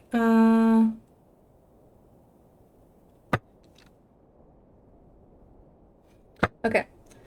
So I'm gonna have. Okay. 1, 2, 3, 3, 4. It's gonna go right there. 1, 2, 3, 4. It's gonna go right there. 1, 2, 3, 4. Wait. 5, 6. Oh god. It's fine. 1, 2, 3, 4, 5, 6. 1, 2, 3, 4, 5, 6. They're gonna beat the shit out of me, actually. What? You'll be fine. You'll be fine. Why is it? Get him! What the fuck? Oh God. god. Oh god. Alright, it's fine. You'll be fine. You'll be alright. You have to trust me. Alright, Okay. let's get into it. So they're gonna hit. They're gonna roll to hit. First of all, Gerby, that Needle Blight is going to try and attack you with its claws. Oh no. Oh. Yeah, that was a crit. Did that just? Yeah, oh, that was a God. that was Shit. Well, Bye, it Gerby. had to happen. That's okay. You take 12 damage. Okay. Alright. This Needle Blight is going to attack with its claws as well, and it's going to be... Textila. You haven't Gani says that. You haven't taken any damage. Use the dog as my meat shield. I'm going to say Stila actually does have a reaction that she can do. She can impose disadvantage on an attack roll of a creature within 5 feet of her if it's trying to attack somebody else. Oh yeah, do that. Shut the fuck up. She's gonna do that, and this Needle Blade is gonna roll with disadvantage to hit Gani. And it rolled a 8, which doesn't hit. These two Needle Blights are fully flanking Antonia, and what are flanking rules again?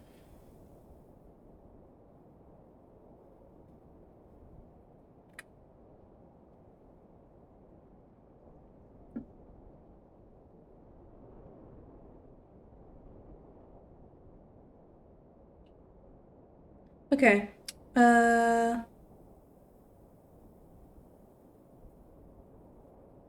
That's facing.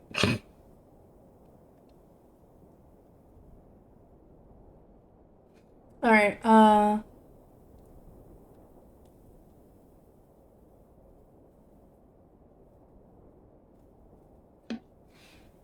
Mm-hmm. Mm-hmm. Mm-hmm.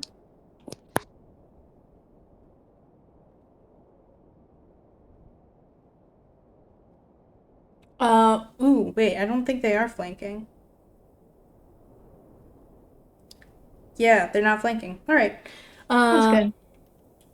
Yeah, so they're just gonna roll to hit Antonia separately. One of them doesn't hit, the other one hits. Let me see what Antonia can do about that.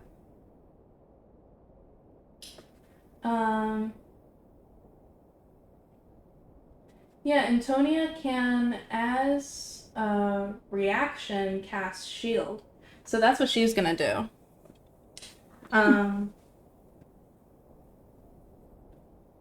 She gets a +5 bonus to AC, so she takes no damage. Alright. This Needle Blight is going to try to attack Delos right there. Yo. No! God. Holy shit. Yeah, Scrivener. What did I get, Scrivener?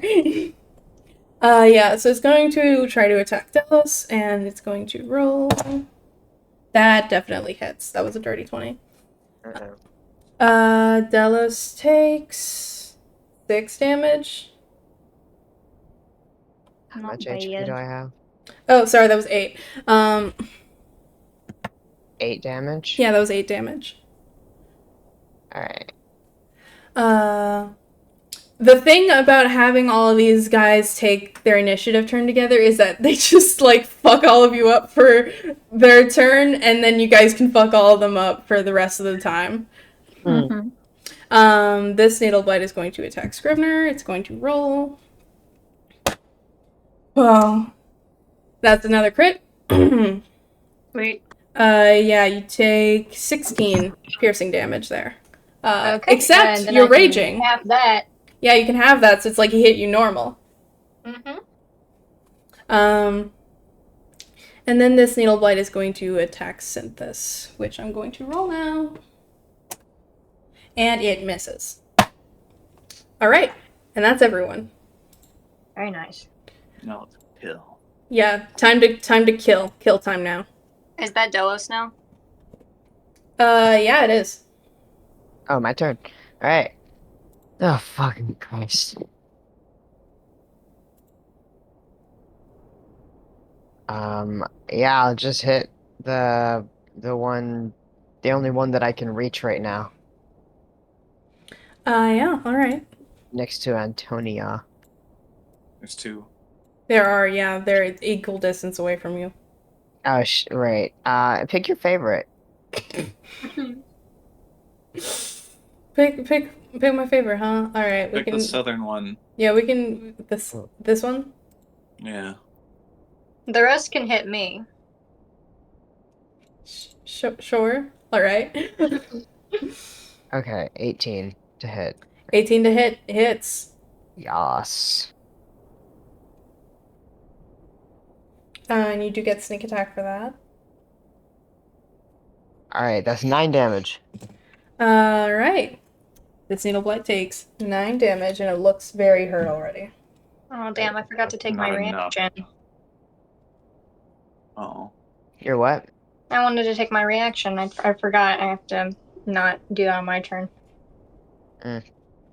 That's okay. Gotcha. Alright.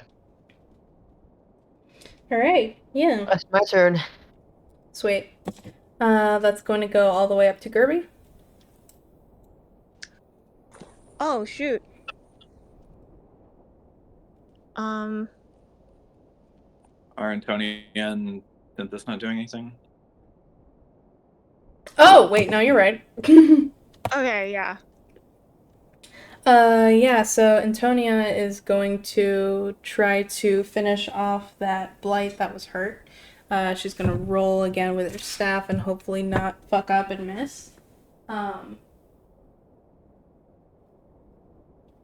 Antonia, come on, girl.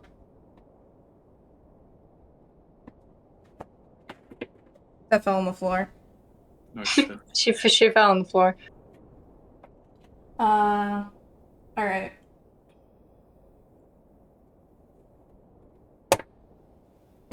That hits. Alright. Yeah, that's gonna do 1d. Well, actually, yeah, no, that's just an insta kill.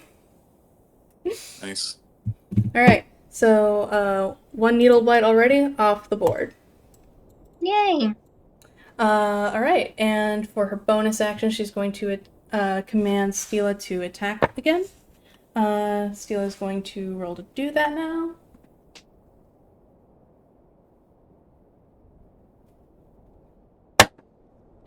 Woo! Crit!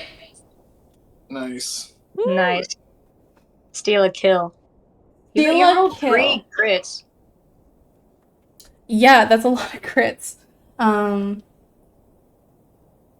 I guess that's, I don't know. That's good. Can't think right now.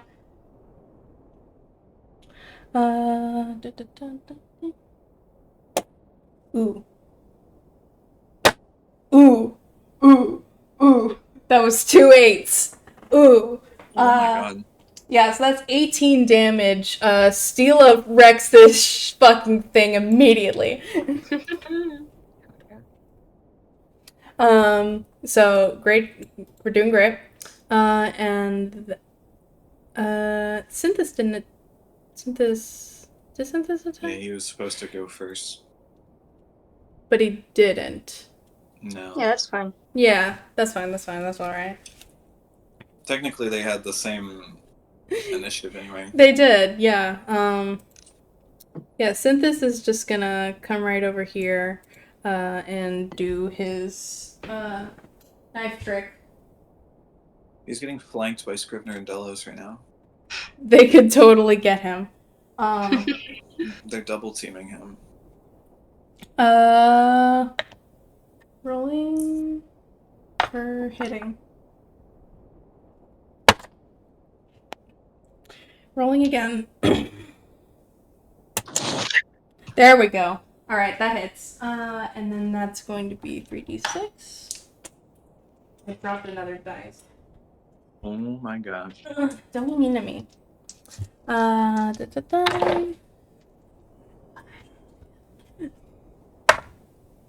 Alright, not awesome, but it does a solid 9 damage. So we're doing good. Alright. Was that his 2-weapon fighting? Yeah, it was. He missed the first time. Never mind. Alright. Okay. And that is gonna be Gerby's turn now. Okay, Gerby's turn. That's to indicate that it's wounded. Nice. Okay. Quick question for, the rest of the table. Do you remember about how much HP these guys kind of have? I think like 10 or Yeah, like 10. yeah. Okay, yeah, because I was thinking, yeah, okay, then in that case, I might as well just attack the dude right in front of me. Yeah. Okay, wait, let me double check that. I think both of my weapons are light weapons, so I can do 2-weapon fighting. What are they? Oops, sorry, okay, it's a scimitar and a dagger, so, and yeah, those are both light weapons. Yep. Okay then, I'm going to make an attack roll. Does a nat 20 hit? A nat 20 hits. I'm going my to. God. Damn. Jesus. I'm gonna Yeah, say. apparently I have weighted dice now. Jesus Christ. I want to ask: are you planning on 2-weapon fighting with both of those weapons? Didn't we say they have to be the same weapon? Yeah, we said that they have to be the same they, weapon. They have to be the same weapon if you're like. Well, Sorry, hold on. Because in rods you can use 2 different weapons, but they just have to Isn't- both be light. Isn't that Oh, like really? dueling or a fighting style? I thought two-weapon fighting was just you hold two light weapons. Oh shoot, do they have to be the same weapon? No, Wait, really? I was thinking when we were talking about it earlier because Gani was doing it with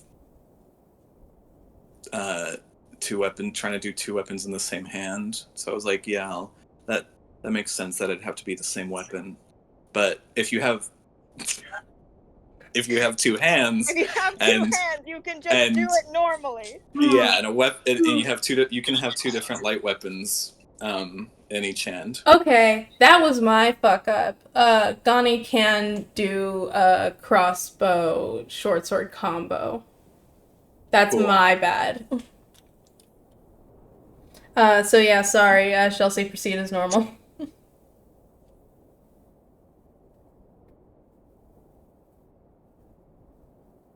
Chelsea.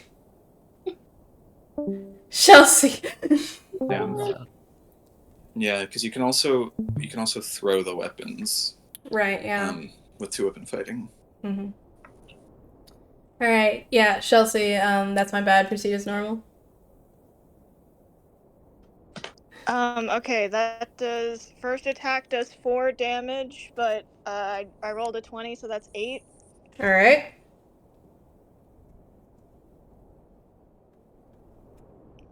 Okay, and then I'm also gonna do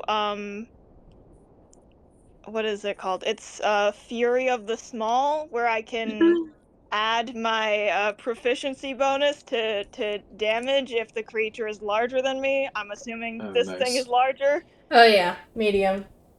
Okay, nice. Then okay, then that's plus 2 damage. Alright. And that's to the last attack? Yeah, to the attack I just did. So that's 10 damage total. Yep. Okay, if the thing is still up, then I'm gonna attack with the dagger. Yep. Roll a hit. It There is we go. barely fucking hanging on. Bless you. Bless you. Bless you. Okay, that's much worse. What do I add to I It's add per- my proficiency bonus and your dex. and my dex. Okay, that's 10 plus whatever my dex is.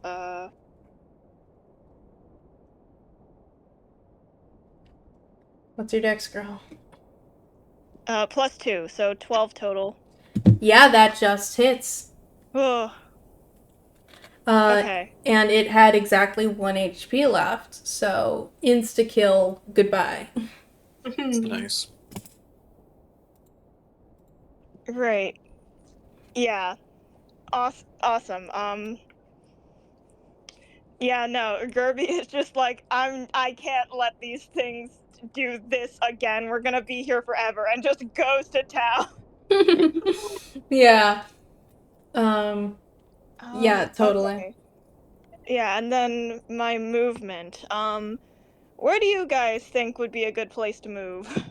I think we're gonna end this pretty quickly. That's true. Yeah, okay. Gerby might get behind. You know what? She's gonna move 1 just to be next to Steela. Sweet. Oh, Hanging out with the dog. with the Yeah. dog. That's also a dragon. Very cool. Okay, that's dragon the Hanging end out of with the other Gerby's dog turn. that's also a dragon. It's so true. Yeah. Yeah, so that's gonna be, Donnie's turn. The dog Okay, that's I also a cast dragon. Hunter's Mark. I cast Hunter's Mark on the top Needle Blight. Yay! Hunter's Mark is cast, unless there's a thing to roll. No, it just does. Sweet, you did. And then I'm gonna shoot at it with my crossbow. Alright.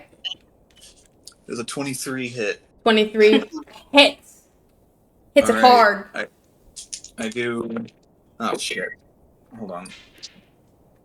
13 damage. 13 damage annihilates it. Amazing. Amazing. All right. and then I move, like behind Scrivener, or to the right of Scrivener. Yeah, All right. And did Hunter's Mark move when you killed that needle blight? I move it on my next bonus action. Gotcha. All right. I'm done. That's gonna be Scribner. It will be Scrimbo. Yeah, what he's gonna do, he's gonna point at the, yeah, at the one, like, above. All right. That's gonna be this one. Yep, they have to make the Constitution saving throw, DC 14. All right. What's their con? All right. They didn't meet it. All right, so they're gonna take a D6 of fire damage. All right. That's just gonna be 2 fire damage. All right. 2 fire damage taken. And then gonna move left 2, so it's in, so he's in front of it. Gotcha. And then just gonna take a swing.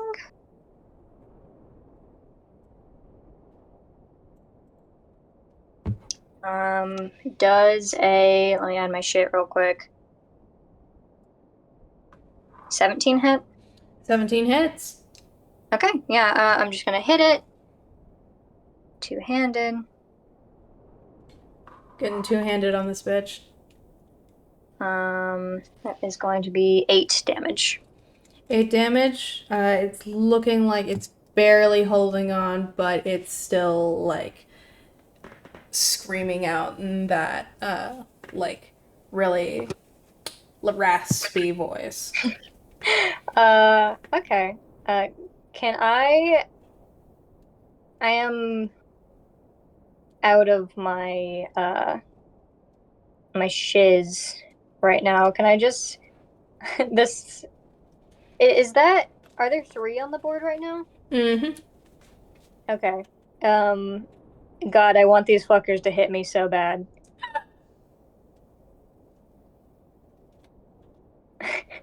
I like how I'm like, haha, I want to kill Scrivener, and Haley's like, what?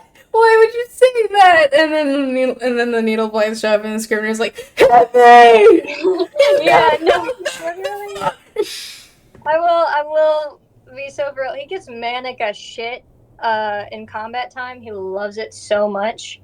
That's why he's a he's barbarian. fucking at me. Oh god. You won't. Holy shit. Yeah, and that'll be his turn. Alright. We're gonna roll back around to the needle blades. I'm gonna do these two real quick. They're gonna roll to hit. Doing Scrivener first, since he just fucking screamed, please hit me. Oh.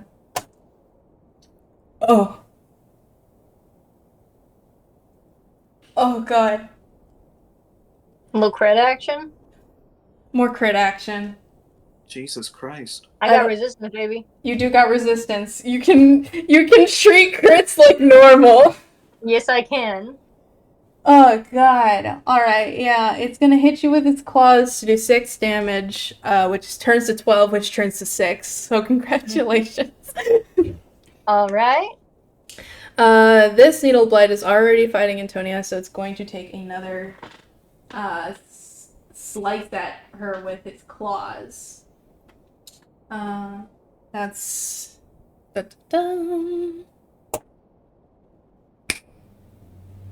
that hits. Antonia can use another reaction to cast shield again. That's what she's gonna do. She doesn't take damage from that.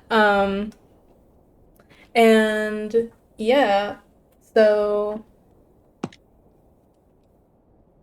yeah, that's what she's gonna do. And the last needle blight, it is going to take Scrivener's advice and hit him again. He's gonna come right up. And he's gonna make a claw attack again, rolling to hit. Dirty 20 hits. But it's not a crit this time, so you take 3 damage instead of 6. Okay, I hellish rebuke him. All right. And what happens here? It is a dex save. On a fail, they take 3d10 damage. On a success, they take half as much. This is a dex save. All right. And the DC is 14. It saves. So they take how much damage? I know it's half, but half what? I did roll pretty fucking good. That is 19 damage, and then you can half that. 19 damage, round down is gonna be 9. So it takes 9 damage. And that's the non-wounded one, so... Laughing maniacally as this happens. Alright. So right now, these two are at... these two are looking a lot worse. Actually, no. This one is looking... Okay. They're all looking so bad. This one is a little bit worse. And by that, I mean, like, this one has... These two have 1 foot in the door. This one has, like, 1.5 foot in the door. So that's where we're at. And that is going to be the Needle Blight's turn. Kill him. That's gross. Yeah, that is actually going to be Antonia. Antonia wants to hit this fucking thing. Delos? Oh wait, no, you're right, it is Delos. That's Delos. I'm sorry, maybe you should roll better for your initiative next time. Jesus. Bruh.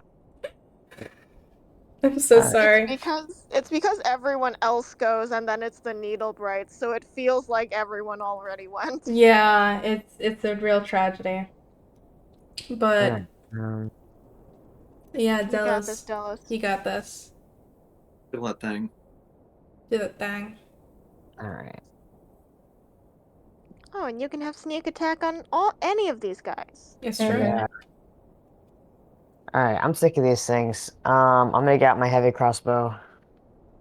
I'm gonna shoot the one that's furthest away from me. This one? Yeah. Okay. Kind of cutting it close with Synthesis and Scrivener both like right up all in there, but yeah, go ahead. I'm taller than both of them. It'll go right over their heads. That's true, but it is a heavy ass crossbow. No, he can use Synthesis as like the sniper setup. Yeah, I'll just rest it on top of his head.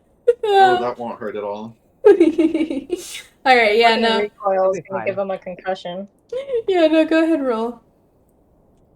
Okay, it's 20. You roll on that 20. one, you're gonna kill both Synthesis and No, Scrivener. I rolled a dirty 20. That definitely hits, then because it was yeah. on 1 HP, that's an insta-kill. You can hit it and it stops screaming a limp pile of wood on the floor. Oh yeah. Let's go. I don't have any bonus actions, so I just go hell yeah. Alright, and no movement? Oh, nah. Alright. Now it's going to be Synthesis' turn. Synthesis, please hit.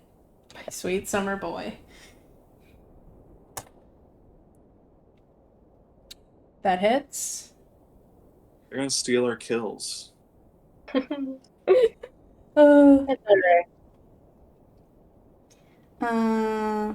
that's gonna hit for how much damage? That's sneak attack as well.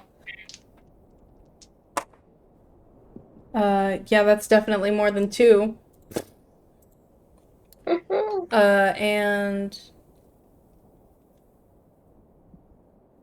yeah, you can't 2-weapon fight against two different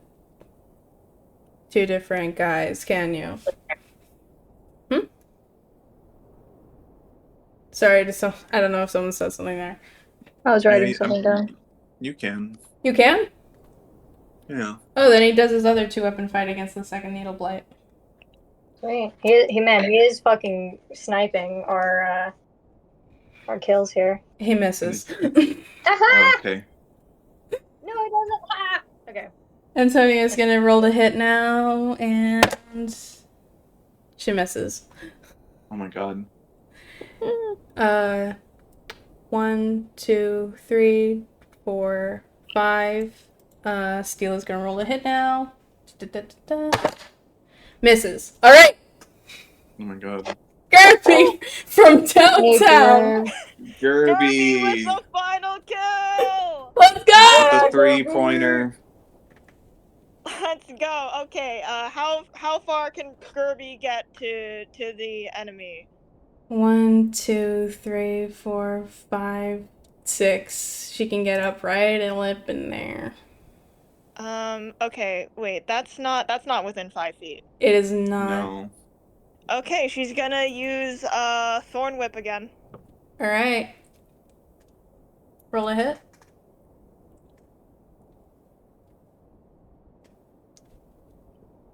Wait, can I? No, I can't hide here. Not where you are right now. No. Okay, I'll just roll it normally then. I'm gonna shit myself over Needle Blytonia. Does a 15 hit? A 15 hits. Does it do more than 2 damage? 2 or more? It's a D6. So let me actually see. Oh my god. Oh my god.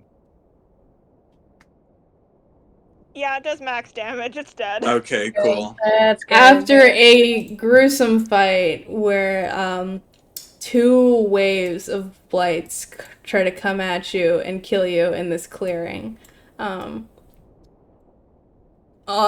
is a pile of wood underneath your feet with humanoid and a faces. bonfire in the corner. With humanoid faces in petrified horror in their last final moments, as the fire of the twig blight's body burning against this timber finally starts to dim. Excellent. Ooh. And that's the encounter. You guys did it. Yeah. Did it. We did it. You We did it. did do it. We're awesome. You're pretty cool. Yeah. Good job, everybody. Yeah. Yeah, no, I think Gerby saw, like, everyone missing, and, like, logically, that guy was not that much of a threat. We were all surrounding him, but Gerby was in battle mode. So, yeah, she did, like, cross over the whole map, and then just, like, it just kind of heavy breathing took it out, and now she's calming down from the high. She looks a little manic, and then she takes a deep breath, and then she looks normal again. Awesome. Okay, I think we're good.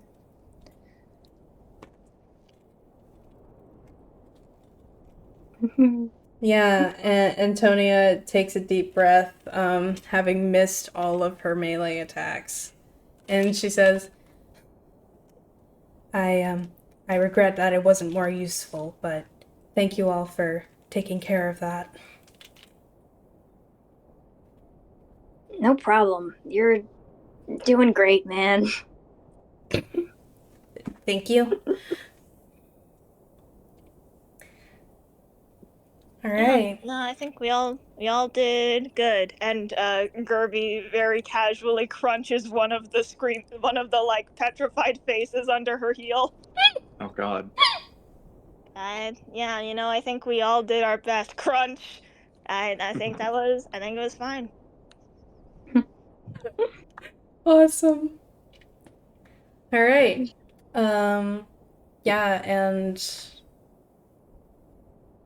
Gani, you could try to investigate more, but the carnage of the battle has left the tracks murkier than they were before. Damn. Can I try to see if I can find a source for, like, what spawned these? Spawn these blights. Yeah. That, I think, would be like an Arcana check. All right, I'll do it. Yeah. Can you know what? Gerby's gonna give the help action, I guess, by looking for anything like out of place with the surroundings. Yeah. Awesome.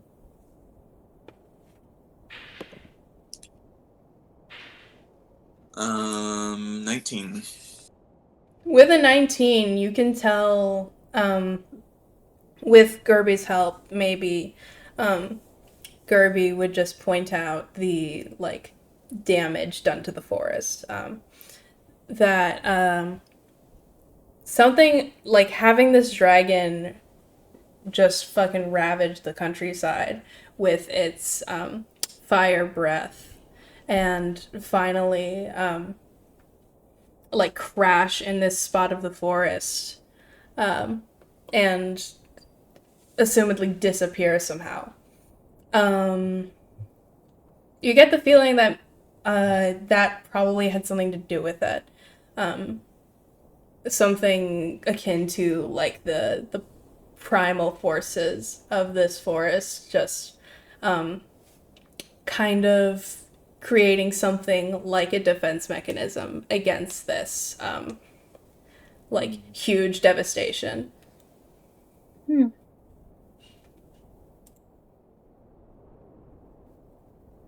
And that's what you get for the source of the blights. All right. Is there anything else you guys want to glean from this location? There's one thing I want to do. Yeah. I just want to. I just want to pull Delos over to the side, and I want to use thaumaturgy to make the very like small bonfire. I can change its colors. I'm just gonna make a little rainbow, and then I'm gonna just say, "Cause I'm a flamer."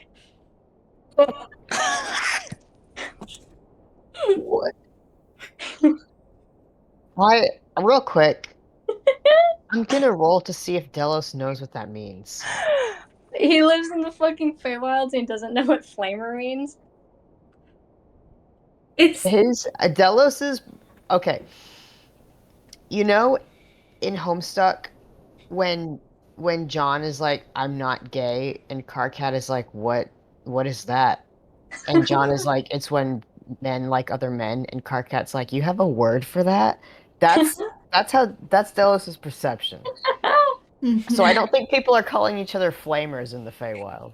All right. I rolled a nat 1. I'm not fucking kidding. Oh my That's hilarious. Delos like thinks that means he's an arsonist. Yeah, for real. He says, This is something to. This is a tradition in Scrivener's religion. This is like some sort of religious status, is what this is. yeah, he says, "I don't think you should joke about that with all the shit that's happening." He says, he fucking narrows his eyes and, People are losing their homes. Delos, what the hell do you think a flamer is? Yeah, like you set flames. It's an effeminate gay man. I thought it was pretty funny. I don't think you're very effeminate. Wow. You know what? thanks. He moves on. Delos does not know what just happened. Oh my god. Great, awesome. I think Synthis like looks at the fire that's burning in the distance. Scrivener somehow fucking changing its colors with a hand. Like, okay, whatever, he's not thinking about it. And to the people around him, you might just say like, so is this a good place to stay for the night, or is this not good? And Antonius Just like, probably not good, Cynthis. Probably not good.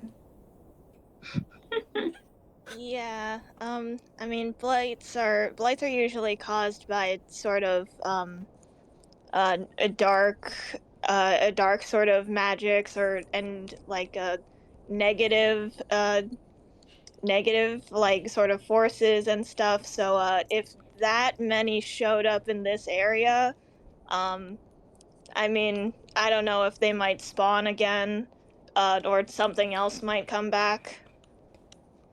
Right. Could we tell if more would show up? You get the You can roll a nature check if you want. I will. Oh, Gani loves nature. Big fan of nature.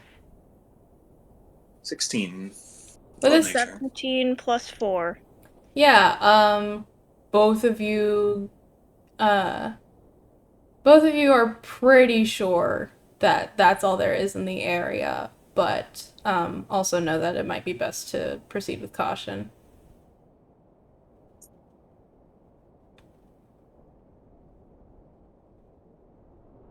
Interesting. Okay. Is it getting late? Is it sunsetting? Yeah, sun's gonna start setting in just a few minutes. Hmm. Shit, alright. Where should we go? Yeah, if you guys don't want to camp in the fucking place with all of the scary fucking blight corpses around, Probably yeah, not. you guys can find keep walking on the path for a while, find a safer place to camp out. It's not a hard thing to do. Alright, I'm cool with that. All right. Yeah. I think that's what we do. All right. And you guys can camp out for the night. I'm assuming that Gani would set up her classic primeval awareness alarm rope. The old 1, 2, 3. The old 1, 2, 3. Do we have Oh, like yeah. hints? What is Uh, our camp? Like fucking bedrolls. Okay, I don't know how the maybe a fuck. campfire. Yeah. I don't know how the fuck Scrivener's doing his whole deal. I guess Alright. he's just sleeping in makeup. No. Yikes. Yeah, I think we could have tents, just kind of makeshift ones for privacy purposes. Yeah. Mhm. Gerby does go up to Cynthis and Antonia and like warn them. By the way, Gani sets up like snares every night. I mean she's a ranger, so it's better to be careful, especially when you're sleeping out in the open and we just got attacked. But yeah, just be careful. She doesn't always remember to tell us where they are. She does set the alarm to not be triggered by any of us here. Great. But not the snare. Yeah. All right. Yeah. I think Gerby, as someone who got caught in the snare trap, said that in the kindest way a person could possibly say that. Oh yeah. She doesn't always remember to tell us where they are Yeah. beforehand. No, the way you described it, like I made her sound so normal. yeah, the way you described it, both Antonia and Cynthis accept this information and maybe even find that last bit a little funny. Like, aw, quirky old lady. And yeah, Antonia takes this information and she's like, understood. Thank you, Gerby. Yeah. All right. Gani offers to take the first shift. All right. Cynthis will offer to take the second. Scrivener's not offering shit. He's not putting a full face on just to fucking watch. Mm-hmm. Gerby also says when she wants to take her shift, and we all go down the line. Yep. All right. Anything anyone else wants to do before we head to bed for the night? Yes. Yeah. All right. Let's go. Well, I guess technically my thing is after we go to bed. Sure. All right. Delos then. Hold on. I'll pull up my list. He's got to do his fucking rituals. my Oh. God. He's got to, he makes a salt circle. He makes little patterns out of salt. He puts little lavenders and sages around like the circle that he's made. He does all this shit. Oh yeah. Mhm. Actually, Gerby asks Delos, hey, by the way, what like, we have like some like pillows stuff. Is there like a way we should face them? And by the way, she's being 100% genuine. She really is asking. Oh, yes, the opening of the pillowcase, it needs to be not facing towards the entrance of the room. Yeah. It needs to Okay. be away from it, because then any uh spirits or ghosts that might come in can. Oh, she left. She's here. Hi. Hi. Okay. Because that way, any spirits or ghosts that might find their way into your room, they don't go into your pillowcase. They don't Uh, affect you. oh, okay. So and that still goes for tents and stuff. Yes, Oh, okay. Well, thanks. of course. No problem. All right. Yeah. Gerby listens to Delos's advice. This is just gonna be a thing she does now. Wow. Very nice. Yeah, he finds whoever's gonna be up at 3 a.m. and he's like, you must be very, very careful at 3 a.m. Just like garbage shit like that. Oh my god. Oh my god. That's so funny. I imagine that it's Synthis, and he has to sit Synthis down and be like, okay, so remember the salt? Alright, so this is kind of like that. 3 Yeah. a.m. At exactly 3 a.m. Once it turns it, you need to light this, all right, and you need to move around clockwise. Don't do it counterclockwise. Oh my God. Just like walking him through the Yeah. fucking stuff. Remember what I showed you when you were in my room that other night? Oh my gosh, yeah. Oh god. Yeah, alright. Synthis agrees to do this. Wonderful. All right. Delos knocks 3 times on all the trees nearby and goes to bed. Oh my God. We're Oh. so safe. We're so fucking safe. You're so fucking safe. Every night that you guys don't get attacked by ghosts and spirits is proof that Delos' method works. Yeah, I mean, listen, 5 Yeah. years and it hasn't happened yet. A man who sleeps with a gun is a fool every night but one.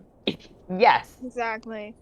Yeah, no, listen, Gerby is like, I mean, I've mentioned before, Gerby is pretty chill, kind of just goes along with whatever, but is also like has a level of paranoia to her. I think in this situation where it's like, okay, we've been traveling for a couple days and we found like a weird dragon cult that keeps erasing people's memories and put this prisoner in a giant hole in the mines with a bunch of with a bunch of like dragon god texts, and then we're going everywhere and there's a red dragon around and we're being attacked by blights, and Gerby is just like, sure, yeah, okay. We have to ward off the evil spirits. Mm-hmm. Scrivener's just doing it because that he hubby. Mm. Alright.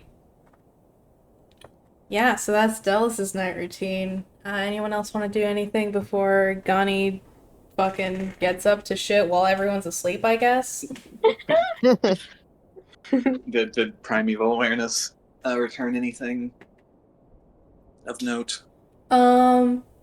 It returns that there's dragons in your presence. monstrosity in your presence, some fae, an undead, a fiend. Is a turtle a monstrosity? A turtle is a monstrosity, yeah. That's a little harsh. A turtle is a monstrosity Oh, because God. it's aesthetically it's just a fucking mishmash between a turtle and a person. I should also clarify there. I did say there are some dragons. Yeah, Yeah. I was gonna ask about that too. All right. Second question is the mechanical drake a dragon? Does primeval awareness detect constructs? Let me check. I mean, I have to imagine the answer is no because this is it's like basically an artifice or familiar. So if it wouldn't pick up like familiars or anything, it probably wouldn't pick up a construct unless Yeah, it says that. No. All right, but it does pick up monstrosities. No, Oh, actually. never mind. Lies. I don't sense a monstrosity. But you sense dragons? I sense aberrations, celestials, dragons, elementals, fae, fiends, and undead. Alright, you sense dragons, fae, a fiend, and an undead. That's what you sense. I heard it here. Wait, sorry. Do you get like amounts, like numbers? I don't remember. Not in raw, but I can give you numbers. Just because you Dad, keep using the Dad. plural, you keep using the plural dragons, and I'm just like, okay. Yeah, I gave you numbers like first episode, so we can do this. Yeah, so you get one fae, you get two fae, one undead, one fiend, and two dragons. Oh god. 2 dragons. Is that Can I- counting wait. myself? Oh, that cost a whole. Hold on. Wait. So we're not doing spell slots outside of combat, right? I'll let you do a spell. Like, are you gonna make it cost a spell slot? No, go ahead. You're fine. Okay, then I recast Primeval Awareness over and over again to triangulate the second dragon. Okay, we've decided that Gani can expand and contract this radius. Yeah. What's the within a process mile. here? Yeah, what's the process here? Did Can Gani we- cast it at the beginning within a mile? Can we say that, like, yeah, she, like, can she? Yeah, I won't actually say she's gonna cast it over and over again. That's stupid. But can she, like, slowly lower the range to see when it drops off? Sure. If not, that's fine. Okay. Sure. Wait, No. no. That's stupid because it doesn't reveal the location, but that's basically doing that. Yeah, that's true.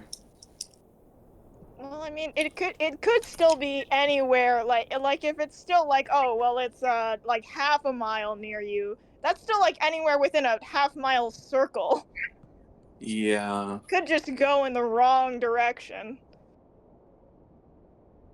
Yeah, I'm gonna just say she cast it within a mile. Okay, I'm honestly considering just saying that this spell can tell you, like, where they are and what they are, because this little song and dance. It sucks. Sorry. No, don't apologize. You didn't write the book. That's how I feel. But what do you think? Yeah. You think that's fine? I mean, I ultimately up to you because depending on your answer, Gani might do some freak shit.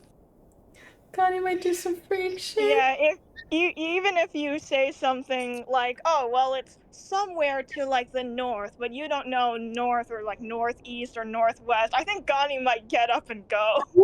I think if you reveal the location, you're going to be shooting yourself in the fucking nuts. I would Bonnie's just recommend gonna start not walking doing in a that. direction. Yeah, I think Connie's gonna leave the party if you give a specific location. Okay. I can confirm that she won't get up and go.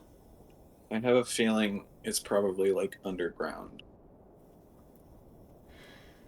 Is my hypothesis. I'll tell. Okay. Let me just say this theory came about from way long ago when we were saying that there were no tracks leading away from this spot. My first thought was, oh, he got long fanged, and he just went under the earth, and the fucking he like when Appa got flipped under the ground in Bossing Say. That is crazy, but I dig it. That's I some dig it. fucking the way that Jordan builds things. I wouldn't be surprised if it was like, yeah, no, he's underground now. He got swallowed up. Yeah, like there's He got like washed 9 out. people. There's like 9 people in this group that we're chasing. Like if there's a couple wizards in there, they could probably terraform the earth and bring the dragon underground. Okay. I've decided I'm gonna. Okay. How would you feel if I gave Primeval Awareness a crazy buff? Because as it stands, it kind of sucks. Like Haley said, you might be shooting yourself in the foot. Just think about how it might affect stuff in the future. It might kneecap this entire little adventure because then we just have, hey Gani, you know how you don't have spell slots outside of combat? Just spam your shit. There's gonna be a lot of dragons. Mm-hmm. I say don't reveal location.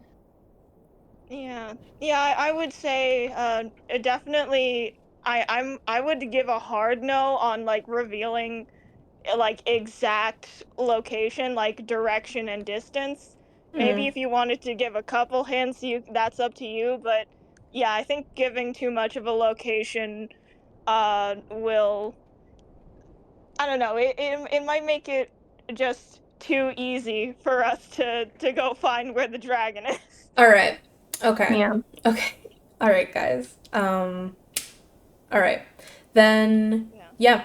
Gani knows that there are 2 dragons within a mile's radius, including herself. All right.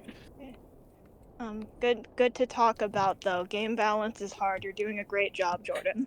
Mm-hmm. Thanks. All right. Anything else? Not that I can think of. Flavor. I think that Scrivener sleeps head first in his sleeping bag.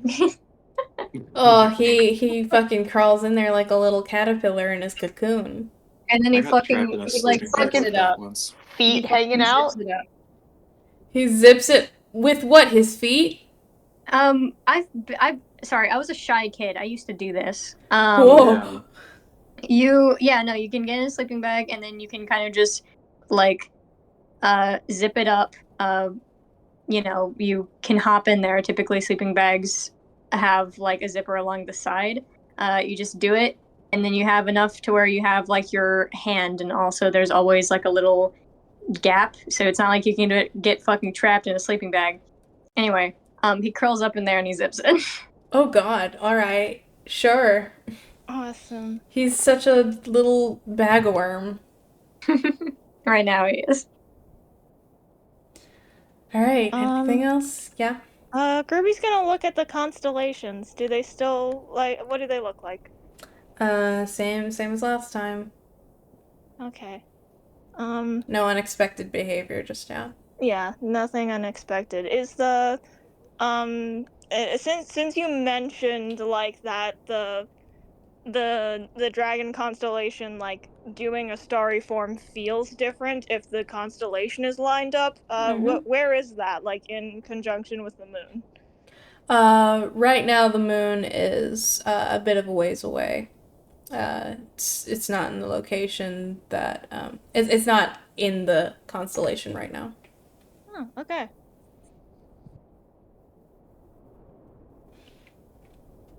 All right. Anything else for anyone?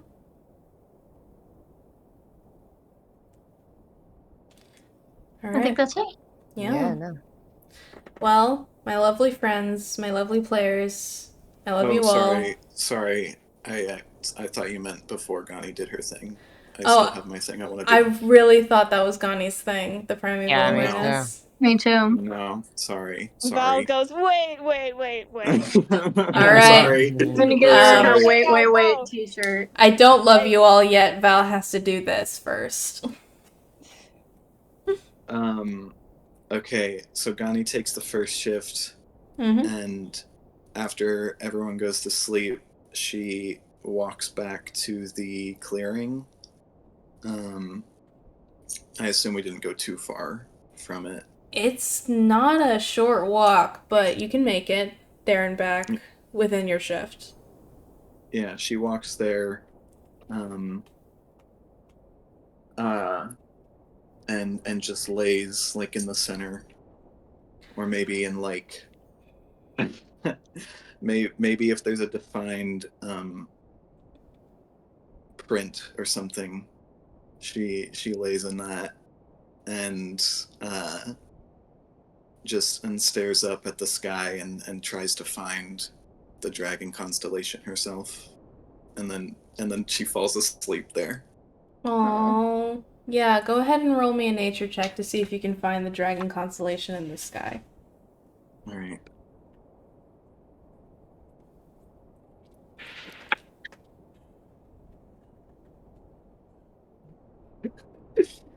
That's a nat one. With a nat 1, Can she have advantage? I want to say Gerby gives her the help action because Gerby would have pointed out where certain constellations are if they've been like if they've just been like out and about, like as the sun sets, if like any stars like peek out, Gerby would probably say where most of the constellations she knows generally are. So could she please Okay, okay, no, Chelsea, look at me, you gotta be strong. I gotta be strong and let Gani be sad. The dragon constellation, specifically, if Gerby showed everyone where the dragon constellation is in the sky, we'd have a conversation. That's true. You're So right. I can't You're I correct. can't allow that. I'm sorry. You're correct. I just love Val so much. Yeah, no. she I knows love she Val has so to much. take the nat one. I love Val so much. I want her to have her sad anime edit. Yeah. Yeah. I know, it's just instinctual. I have to try. Yeah, unfortunately, Gani, you lie down in the imprint of where this giant dragon has landed, in the center of this clearing, destroyed by its presence to the point where it feels a need to inherently fight back against an invader, an intruder. But it means something different to you. And you lie down in the middle of it and you look up at the sky and you try to look for the dragon constellation as you know it on the shield, as you've seen it on the cave walls. It's been following you around and you try to find it, and you have burned that pattern on the shield into your memory at this point, so there's really no reason you shouldn't be able to find it, but you can't. And you fall asleep there.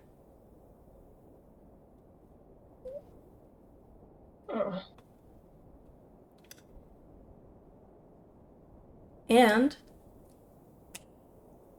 if that's all, I love you all, my lovely players, my lovely friends. That's all I have. We can sleep now. Hooray. That's so. Oh my goodness. That's fun. Who the fuck is that man?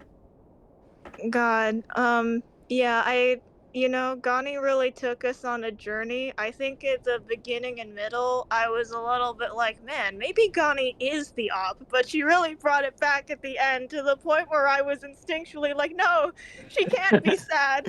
She can't be. Yeah, I care a lot about Connie.